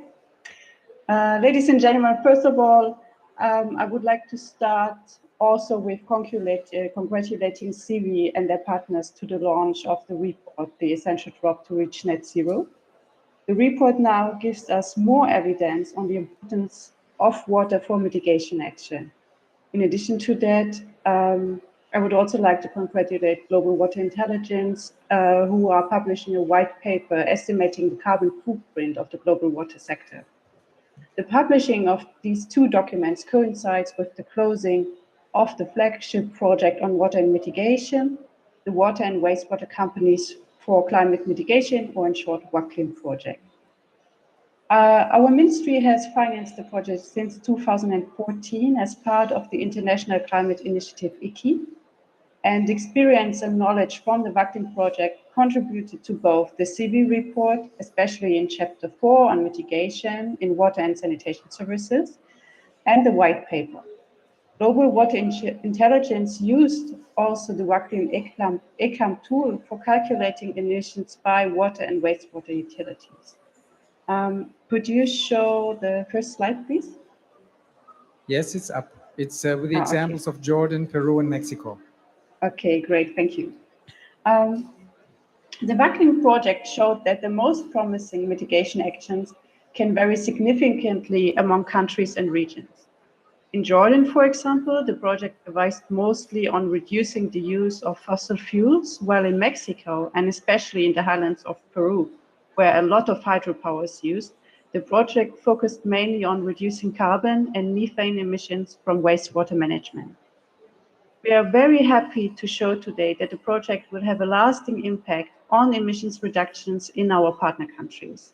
For instance, we estimate that until 2032, the project activities will cause a total reduction of more than 100,000 tons of CO2 equivalents. This is comparable to more than 56,000 passenger flights between Berlin and Lima. But the project did even more. Our activities only become sustainable through creating the right framework conditions. Together with our partners, we found solutions to institutionalize mitigation in the water sector. For instance, in Jordan, our partners prioritized energy efficiency in the water sector in their NDC Partnership Action Plan. In Mexico, mitigation is included as an indicator in a major water investment project. And our partner ministry in Peru has introduced mandatory planning for climate adaptation and mitigation for all urban utilities. Next slide, please. Over time, the project gathered many experiences and lessons. Unfortunately, the time is too short to discuss all of them, but please allow me to share 3 of the key lessons. I hope they can also be helpful to others. First, through COP20, taking place 2014 in Lima, we first noticed the strong momentum an international conference can cause in the host country and at the global level. Similarly, the global methane pledge can emphasize the role of wastewater for reducing methane emissions. Second, we confirm that emissions from the water and wastewater sector are indeed relevant. If we want to be recognized as a climate mitigation sector, we need to provide figures on the sector emissions and their reductions. To this end, Waclim developed the ACAM tool, which helps to measure emissions from water, wastewater, and on-site sanitation systems. The use of ACAM is continued by our partner countries. Third, mitigation action mostly comes with co-benefits. For example, reducing the use of electricity can also save costs. Improved wastewater handling can help to reduce pollution in rivers. It is therefore important to emphasize these co-benefits to increase acceptance and ownership.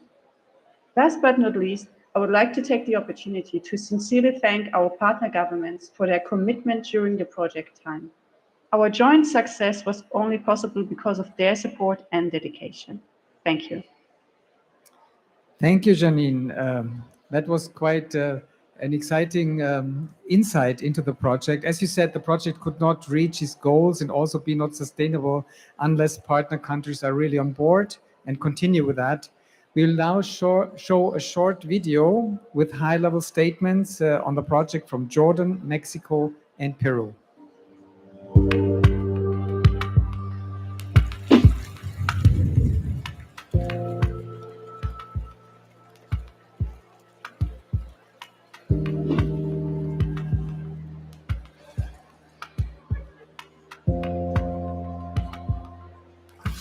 I am speaking on behalf of water sector in Jordan.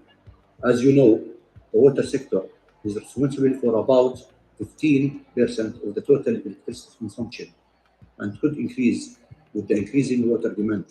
The Waclim project is one of the examples of excellent German-Jordanian partnership supporting the sector and becoming climate neutral and resilient, as is the case of the new Basatin pump station in Rusaifa, among other implementation sites.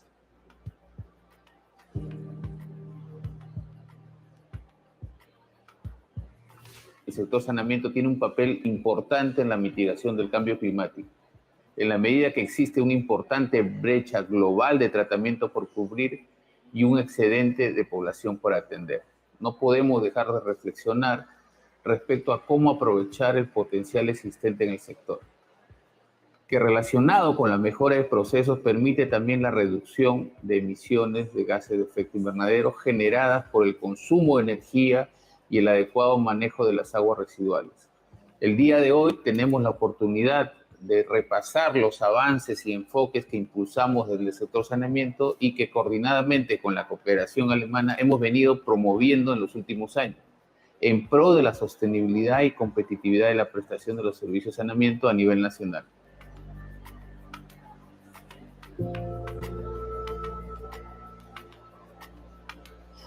Nuestro país trabaja en la reducción de emisión de gases de efecto invernadero a través de políticas públicas y mediante proyectos como el de empresas de servicios de agua y saneamiento para la mitigación del cambio climático Waclim, así como en estados como Guanajuato, que a través de la empresa Citrata se ha mejorado el tratamiento de sus aguas y recuperado biogás que se utiliza para la cogeneración de energía, de tal suerte que se han reducido sus emisiones de gases de efecto invernadero en un 48%. México planteó como parte de los objetivos del Programa Nacional Hídrico promover la rehabilitación de plantas de tratamiento de aguas residuales municipales, ejecutando acciones concretas para la reducción de la emisión de gases de efecto invernadero. Se hace visible la convicción del Estado mexicano por cumplimentar los compromisos internacionales en la atención de la problemática mundial por el cambio climático. El trabajo, los esfuerzos y el planteamiento de nuevas alternativas para combatir la crisis ambiental debe ser permanente. Por ello, asumimos en esta COP27 la voluntad de coadyuvar con las naciones en acciones palpables. Enhorabuena por la lucha internacional a favor de la mitigación del cambio climático. Reciban todos un abrazo fraterno de México.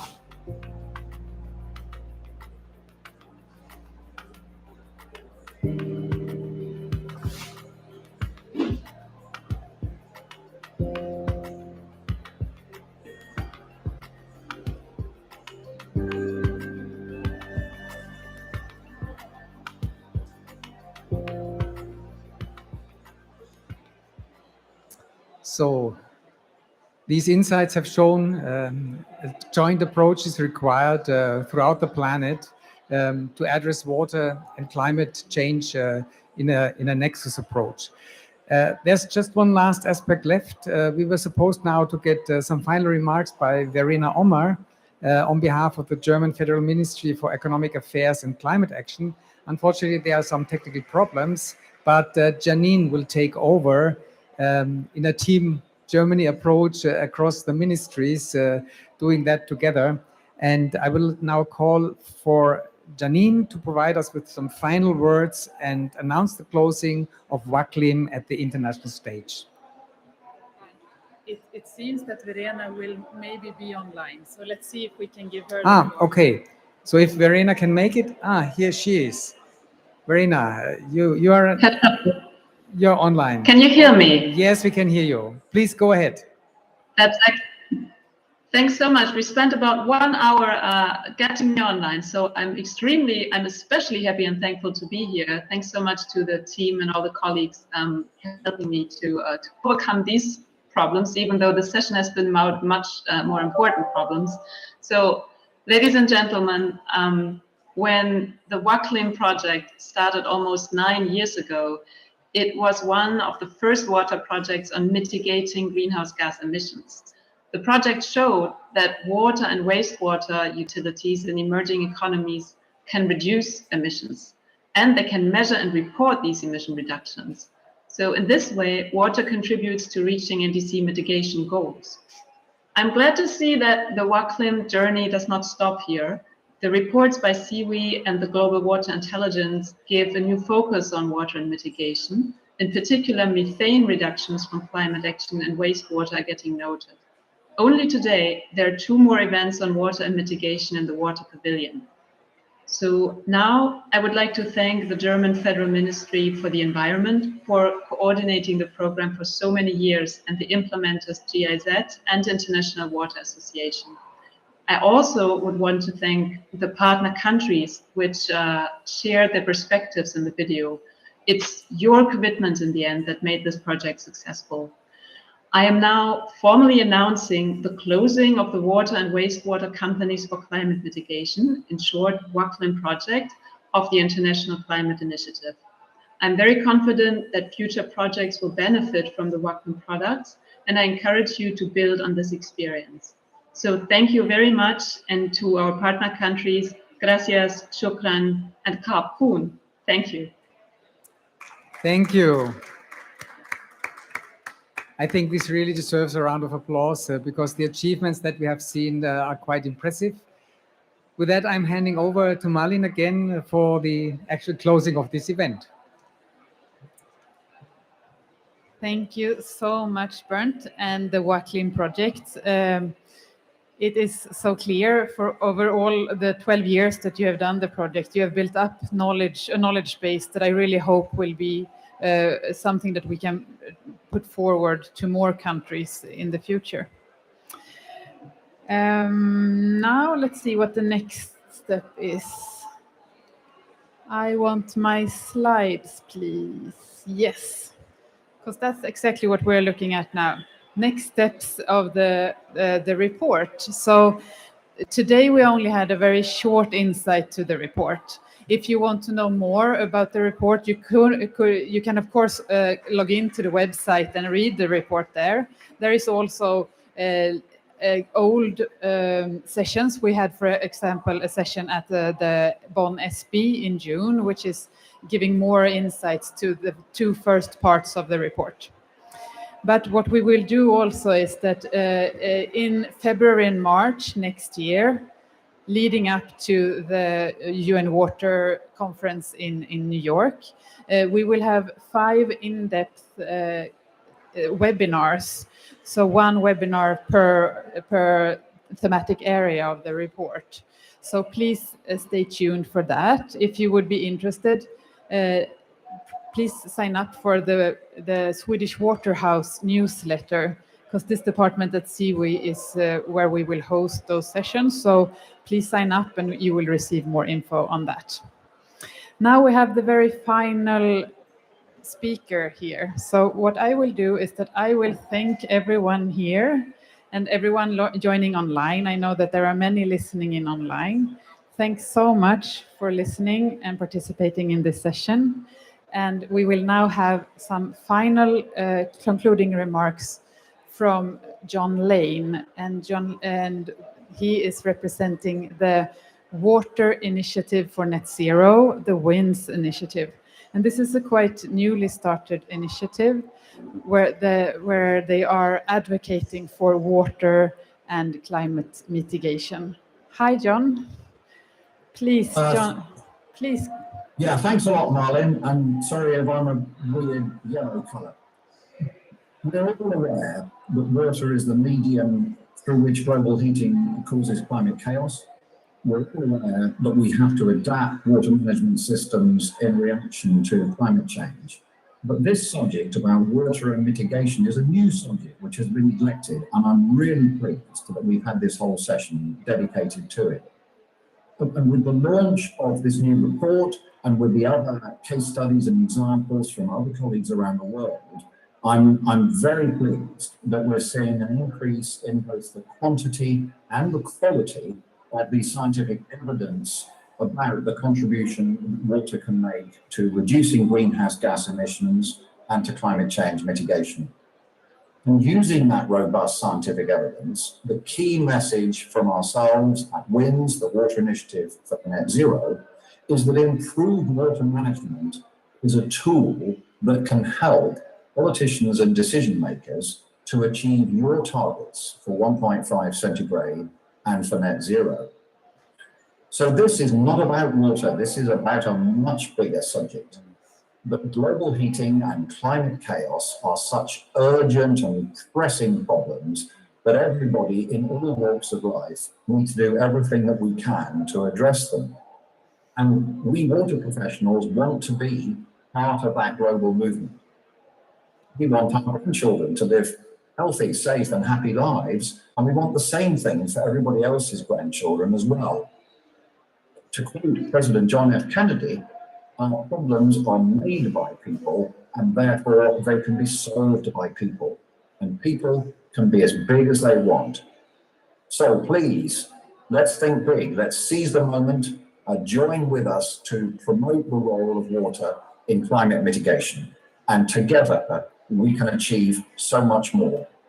So thank you very much to everybody who's organized this event. And on behalf of WINS, I wish everybody in participating and listening to this call the very best for your important work, both at COP27 and beyond. Thanks and goodbye. Thank you so much, John. And thank you, everybody here and everybody online. Over and out from me.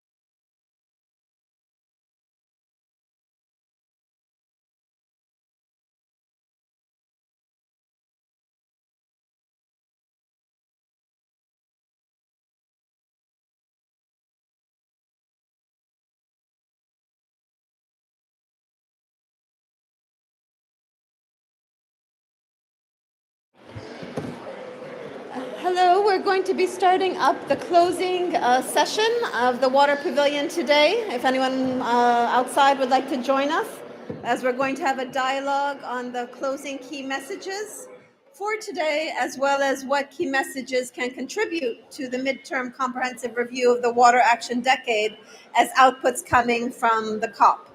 So if anyone's outside, we'll be starting in a minute or so, less than a minute.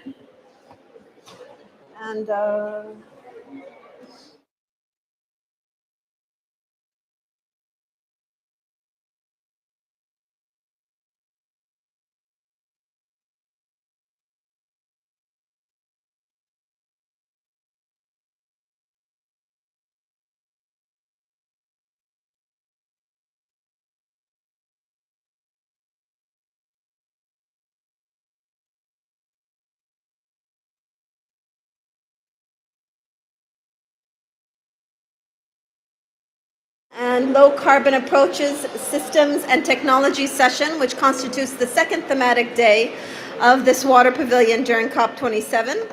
We've had a rich day with several plenary sessions and voices from the region.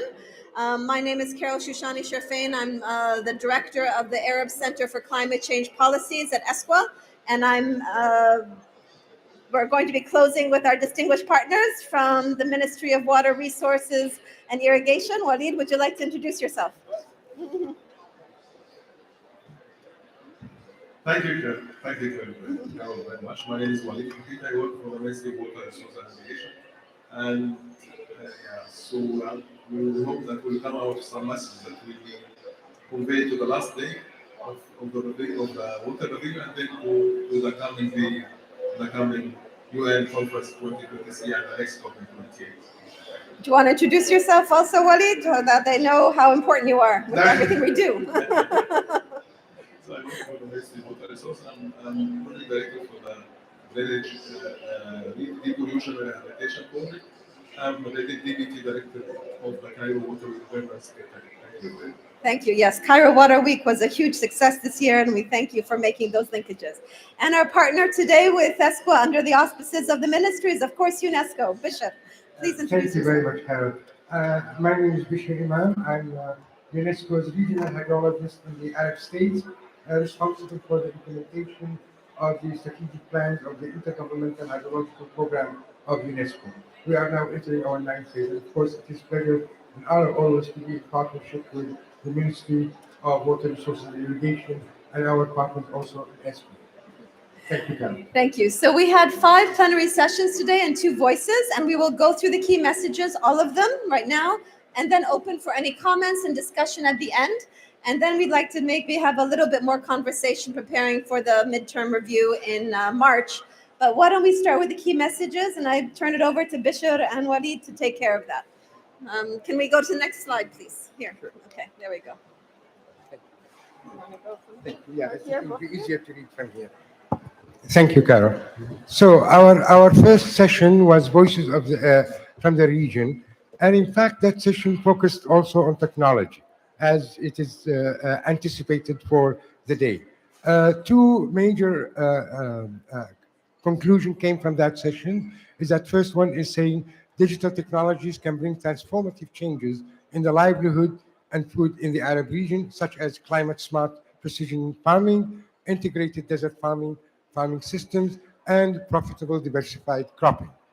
Second one, of course, was an information that is important also to know that ICADA and FAO have established a very important first time in the region an evapotranspiration measurement instrumentation, which is very important as we have always been calling for increasing amount of data and information and enhanced monitoring of our systems.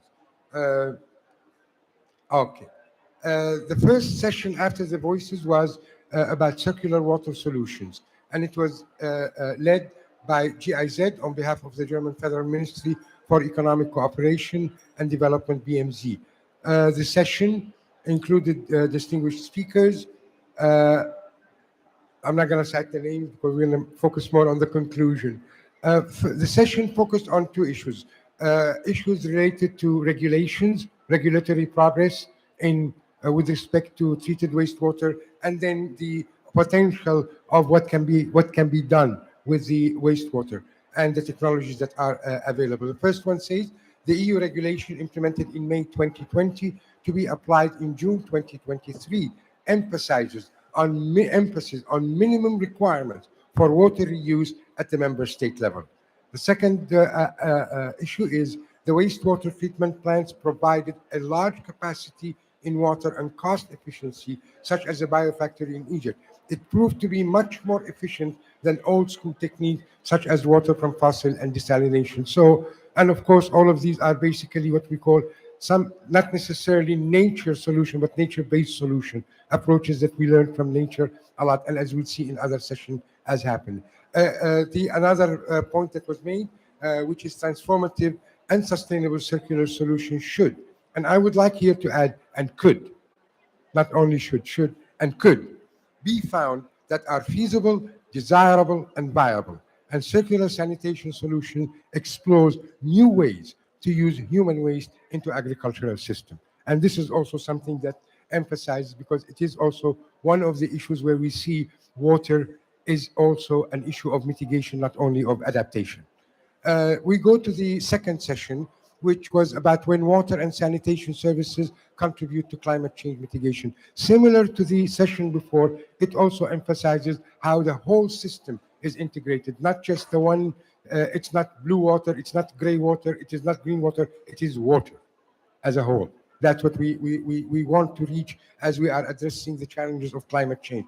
So the first conclusion from that session says there is an untapped potential of water and sanitation services to contribute to climate change mitigation.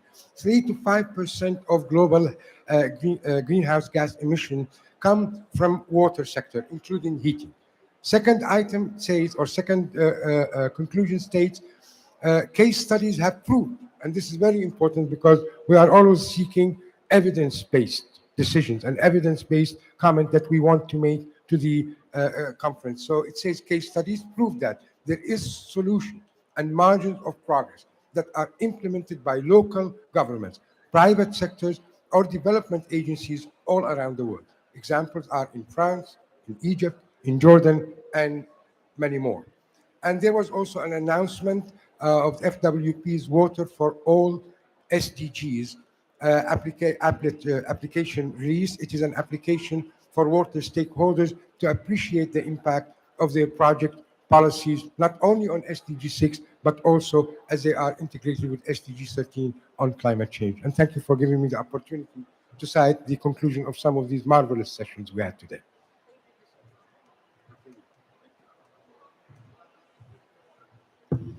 Thank you, Karen. Thank you, Dr. Bish.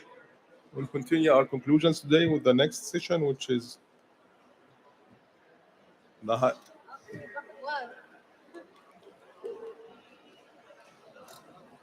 this one. This one. Okay. So the AWARE initiative, the high-level event of today's high-level session of today's about AWARE, which is action in water adaptation and for water adaptation and resilience. It is one of the presidency initiatives, the COP presidency initiative. So, and by the way, that initiative will be presented on 14th of November. So a full day will be dedicated to the initiative. So please, if you can join that event, that will be great. So the main message that came from that session was the COP is for Africa and water. So this COP actually really is addressing Africa in a good with a great focus, and also water. Climate change felt first through water. So also we have many, as you are aware, water is a sector that is really impacted a lot with climate change impacts. Most of the calamities in the water sector of the climate change is happening in the water sector.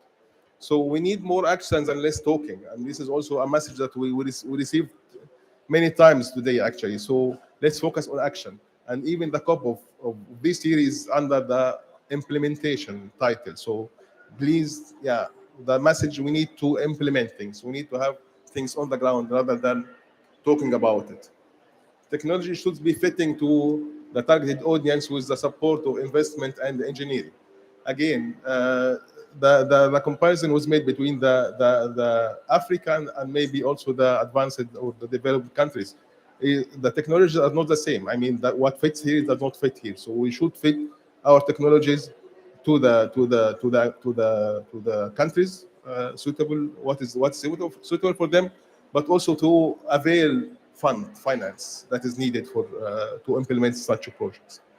Putting water and adaptation at the heart of the development agenda is the only page to creating jobs, growth, and prosperous future.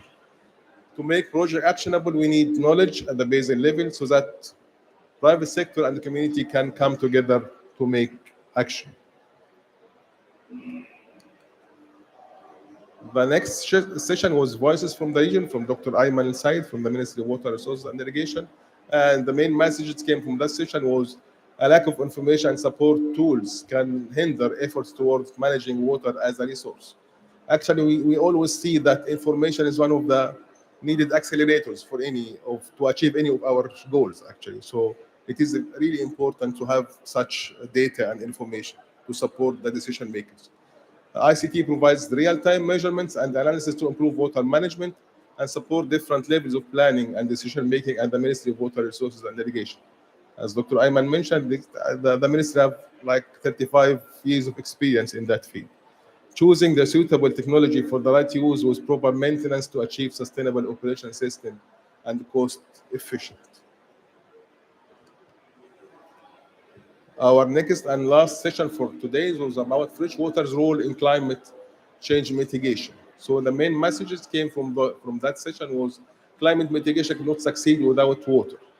Having access to water is critical for all transformations needed to reach net zero greenhouse gas emissions. Climate strategies can get more effective through integrated approaches that recognizes and addresses the systematic and connected nature between water, climate change, and mitigation. Today's major challenge, for example, water, climate, energy, and food must be addressed jointly. So again, talking about the water, energy, food, climate nexus, yeah, it is really, we should address all of them together. We should develop policies for the different sectors together. And also they have mentioned, the session have mentioned some of the integrated approaches like integrated water resources management, C2 source management, landscape approach, and integrated water management in general. Climate solutions that work with nature can provide multiple benefits, including healthy ecosystems, livelihoods, energy generation, greenhouse gas sequestration, and protection from the impact of global warming. So again, we'll talk about nature-based solution, we'll talk about environmental friendly solutions. This is, I think, we need to go there, actually. There is a big potential in improved wastewater treatment and sanitation services, since this can reduce greenhouse gases emissions while improving the lives of people living in the property. So water is not, we're not only talking about adaptation, but also about mitigation. They can play a role actually in mitigation.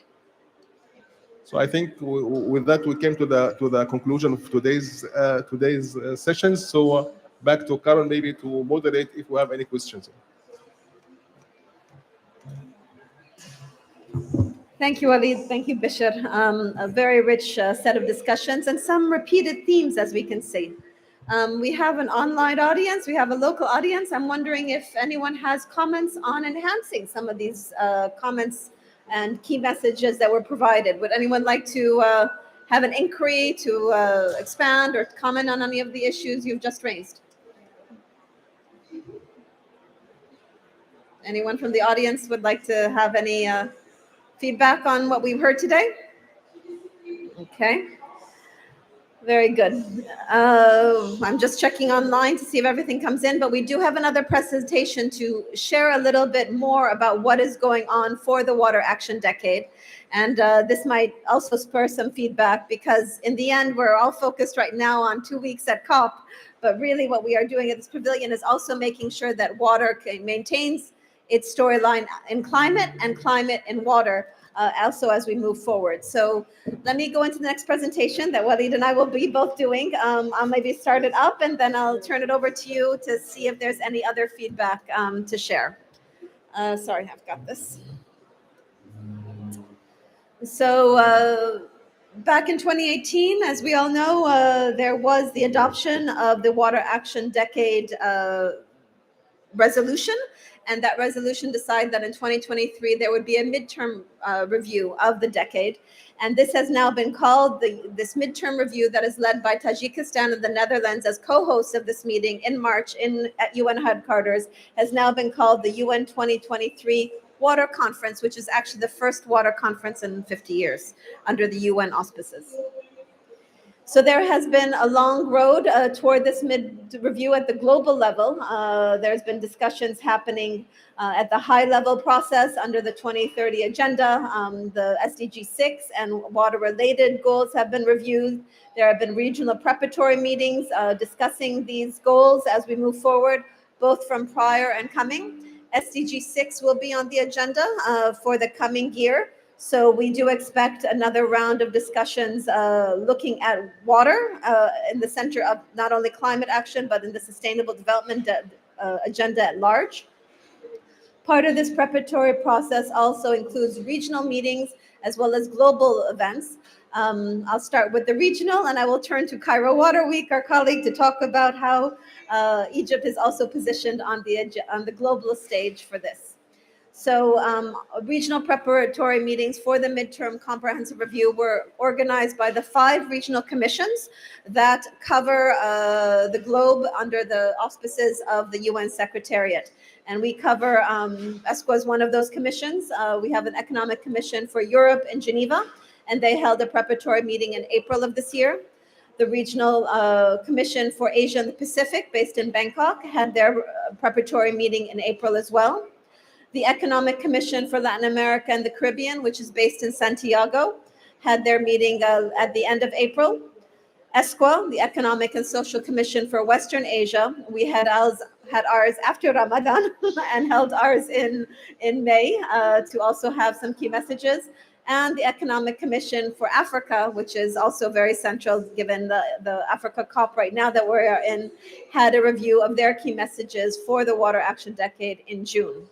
So biased, even though this is an Africa COP, it is also an Arab COP. So we'd like to also share with you, because of Egypt being also part of the Arab countries, share with you the process that we have been working on in the Arab region to ensure consultative processes moving forward. And this started way back in the early part of 2021 with preparatory meetings and a task force that the ministry is involved with, as well as regional organizations. There were several high-level discussions, both in headquarters. The ones in blue are the global processes. The ones in green show how many Arab regional preparatory processes went into informing the review in May 2022. And this included several conferences on water, because where the storyline is so important is that water is central to much of the development agenda in the region. So water and climate together covers basically everything. And that's why it's never a difficult story to push water in the Arab region. What we need to do is put it on the global agenda. And that is where we are advocating this both here and at the midterm comprehensive review. So it goes forward. So just to give you some highlights from the midterm comprehensive review preparatory process in the Arab region, the key message that came out of this technical review was the importance of IWM, which we heard from, for example, the SIWI presentation earlier. Water for All, which talks about the human right to water, as well as ensuring access to water and sanitation and all the water-related dependent sectors. The importance of transboundary cooperation, which we have heard both here and we will hear later at Cairo Water Week. Water and climate change. Even without this, we were talking about the importance of linking water, adaptation, mitigation, and climate change together. Water use efficiency and resource management, and of course, looking at water, not only within the water sector, but water as a multiplier, an accelerator, and a connector across sectors, be it economics, social, agricultural, of course, energy, food, etc. So among those accelerators, we were also focused on 4 that have been now also taken up at the global process. So we talked about at this regional meeting, the importance of financing, data, innovation, and capacity development. And what is remarkable is how much the AWARE initiative is now actually harking on many of those issues that have been coming out of the regional process on priority issues. So I will actually turn it over to Walid to now talk about the outcomes of Cairo Water Week that was just held a few weeks ago. Thank you, Carol, very much. As we have seen on the roadmaps of the global or the Arab roadmaps, Cairo Water Week was contributing in both roadmaps towards the UN Conference 2023. So the Cairo Water Week, Cairo Water Week 2021 and 2022. 2021, we came with some key messages that have been submitted to the UN. And this year we came with Cairo Call of Action for Action Scheme. And we have actually devoted 2 sessions in Cairo Water Week this year to deal with the high-level segment policy dialogue in water-scarce countries. We are focusing actually on the water-scarce countries, which is mainly our region. So the Cairo Call for Action Scheme messages, they have defined thematic priorities. I think the 5 thematic priorities are water scarcity and accessibility, transboundary cooperation, promoting water and climate cooperation, expanding smart finance mechanisms, accelerating innovation for sustainable water management. And under the promoting water and climate change cooperation actually came, even it was mentioned in the Cairo Call of Action, the AWARE initiative. So it is also, as I said, mentioned in the Cairo Call of Action. So the AWARE initiative, it was presented today in the high-level session, but these are the 6 work streams under the AWARE initiative. Again, the decouple economic growth from freshwater use, green water is accounted for in developing national utilization plans, cooperative analysis of river basin scale, benefits of adaptation action in the field of mitigation, improved early warning systems, again, that was talked about by the minister and also by the WMO chairperson, and linking water resources policies with national climate action. And this is really very important. This is the clear link that we should have between the water and climate change through the national climate actions. So those are contributing what we have said. Me and Carol is contributing towards the UN 2023 Water Conference in New York that will be organized in March next year. So 5 themes have been defined for interactive dialogues for that conference, namely waterful health. So we'll talk about WASH, human rights to safe drinking, and this is tackling the SDGs 6.1 and 0.2 and 0.3 and other SDGs as it was mentioned here on the slide. So we'll not go to the details. The other themes are water for sustainable development. Again, valuing water, energy, food nexus. So we can see that it is really the themes and the accelerators are really harmonized between the different levels. So regional or international, so really we talk about the same language now all over the world. So the third one is water for climate, resilience, and environment. And then there we talk about source to sea approach, biodiversity, climate resilience, and disaster risk reduction, and also water for cooperation. And then the important issue of transboundary and international water cooperation and cross-sectoral. So not only the transboundary, but also within the same country also, the different sectors should have more cooperation actually. And the last one is water action decade. So to promote the water, to achieve the water action decade goals. So the proposed themes are supported by 5 accelerators. Again, it's very similar to what Carol have mentioned on the Arab region. So financing, governance, data and information, capacity development and innovation, and 3 principles of the conference. Again, inclusive, cross-sectoral, and action-oriented. I think here we come to the conclusion again, and then back to Carol. Hopefully, we will have some intervention.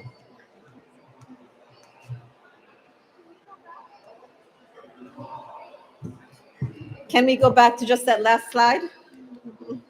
Possible? We're just wondering your feedback. Is there any views on this process or the issues raised that could help? There we go. Just to spur some thought. You can see that the process has consolidated. We're talking often, people are recognizing the interconnection of these 2 agendas. So when we see this, and as we prepare for the thematic day 10, which will come at the end of the week of the COP, and we prepare for COP for the water, the meeting in March, any feedback, any views on other issues that might be missing or should be prioritized more? Floor is open.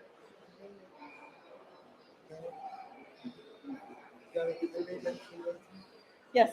Yeah, one other step that will happen is the summit on groundwater that will happen in Paris in December, which is also going to provide some more feedback on issues related to groundwater to the global conference in 2023.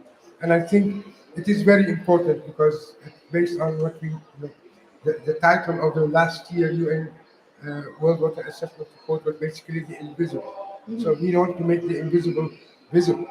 Groundwater is not that visible, but people don't see it. So I think it is also important to continue to focus on that issue as well, within, of course, the 5-point and themes that we talked, including cooperation, water for cooperation. Good point. Walid, any other comment? Because there is a question from the online audience I can go into. Yes, Tamim. You can take this. As a reply to Dr. Bish, here water is in its total. So you no need to specify something on groundwater because we say water, so it's water, surface and ground together. Yeah. There is the groundwater summit coming up in early December, which will highlight a bit more, making groundwater exactly more visible, what we were saying. I'm sorry, I was reading the question. Let me turn to the online question coming in from Lebanon. The question is, what is the potential of the water sector in supporting adaptation, mitigation, co-benefits?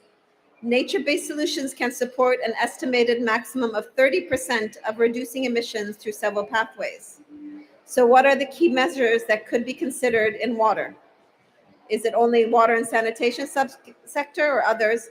Focus could also be given to demand-based management actions to improve water use efficiency. Any views about that? Any feedback? I think the idea of water use efficiency obviously is an important one, but the nature-based solutions was also highlighted. Highlighted in the outcome of today. Part of the outcome today brought up nature-based solution. Also, demand management is also an important part, and it's all part of IWRN message, which is already highlighted as well. So I think the message is it's well taken. It should be conveyed, but it is also highlighted. Yeah, thanks to Tariq for that. Any comment you have on this? Yeah, I think we know, of course, demand management is very important, especially in our countries where we have that scarce water scarce countries. So we have to deal with that. I would also add the water quality issues because I'll talk about Egypt, but also many countries in the region are depending on reuse. And reuse means that we should have a water quality that is convenient to be reused. So this is also a very important issue. Even we put that as a first priority in Egypt to depollute our drainage system so that we can really reuse that water. Yeah. The irrigation drainage water, not only wastewater treatment from urban, but also linking that in with the rural sector. Yes, whatever water. You have a comment, please? Thank you. I'm from South Africa, but as you were talking on water use, because we are also a water scarce country, so the issue of diversification of water mix, now your water reuse, salinization, and all those issues are very important, and also issues of water quality, because water is a finite resource. Even if it's available, but it cannot always be fit for use. So the importance of diversification of the water mix, the water reuse, alternative water sources. I think also I had an issue about the fact that groundwater was not mentioned, but I'm glad that you mentioned it because, yeah, the focus is always on surface water, but it is very important to make sure that we actually look, especially in semi-arid countries, you know, to make sure that, yes, we actually explore our groundwater resources and make sure that we actually protect them as well, because with the changing climate, the surface recharge is impacted and the quality too as well, because the fact that the fitness for use also is very critical for groundwater too, because they are in some areas whereby there are sulfates, even though then the groundwater is explored, but then also the fitness for use is also critical to be used as well. Thank you. Oh, excellent point. Excellent point. And I'm struck by your reference to diversifying the water mix. We use that often in the energy sector. You think about mixing thermal and renewables and winds, but diversifying the water mix for water security. I think that's the first time I've heard that. So thank you for sharing, not only on groundwater. Any other comments from the floor? Anyone else want to give in? If not, I think we've got a good discussion. Any closing remarks that you'd like to offer? Walid, before we wrap up? I'm fine. I'm fine. You're good? Bishop? I just have one comment on the presentation by His Excellency today of the AWARE. I think the notion of decoupling water from economic development is something that really needs a lot of thinking, and we need to start thinking seriously about how to accomplish that, because I think that will partially be part of the demand management. It has to become part of the demand management, and it's basically a shift of paradigm, especially for our region that has relied a lot on and other regions in the world that rely a lot on deploying water in agricultural sector and all of that, and considering it as part. So the notion is very important to start thinking about seriously at all levels. Very good. Thank you so much. With those closing remarks, I'd like to thank you all for participating in this second thematic day of the Water Pavilion, focused on climate resilience, technologies, low carbon solution, and looking at water from all the dimensions, be it adaptation or mitigation for a circular economy. Thank you very much. We'll consider the day closed.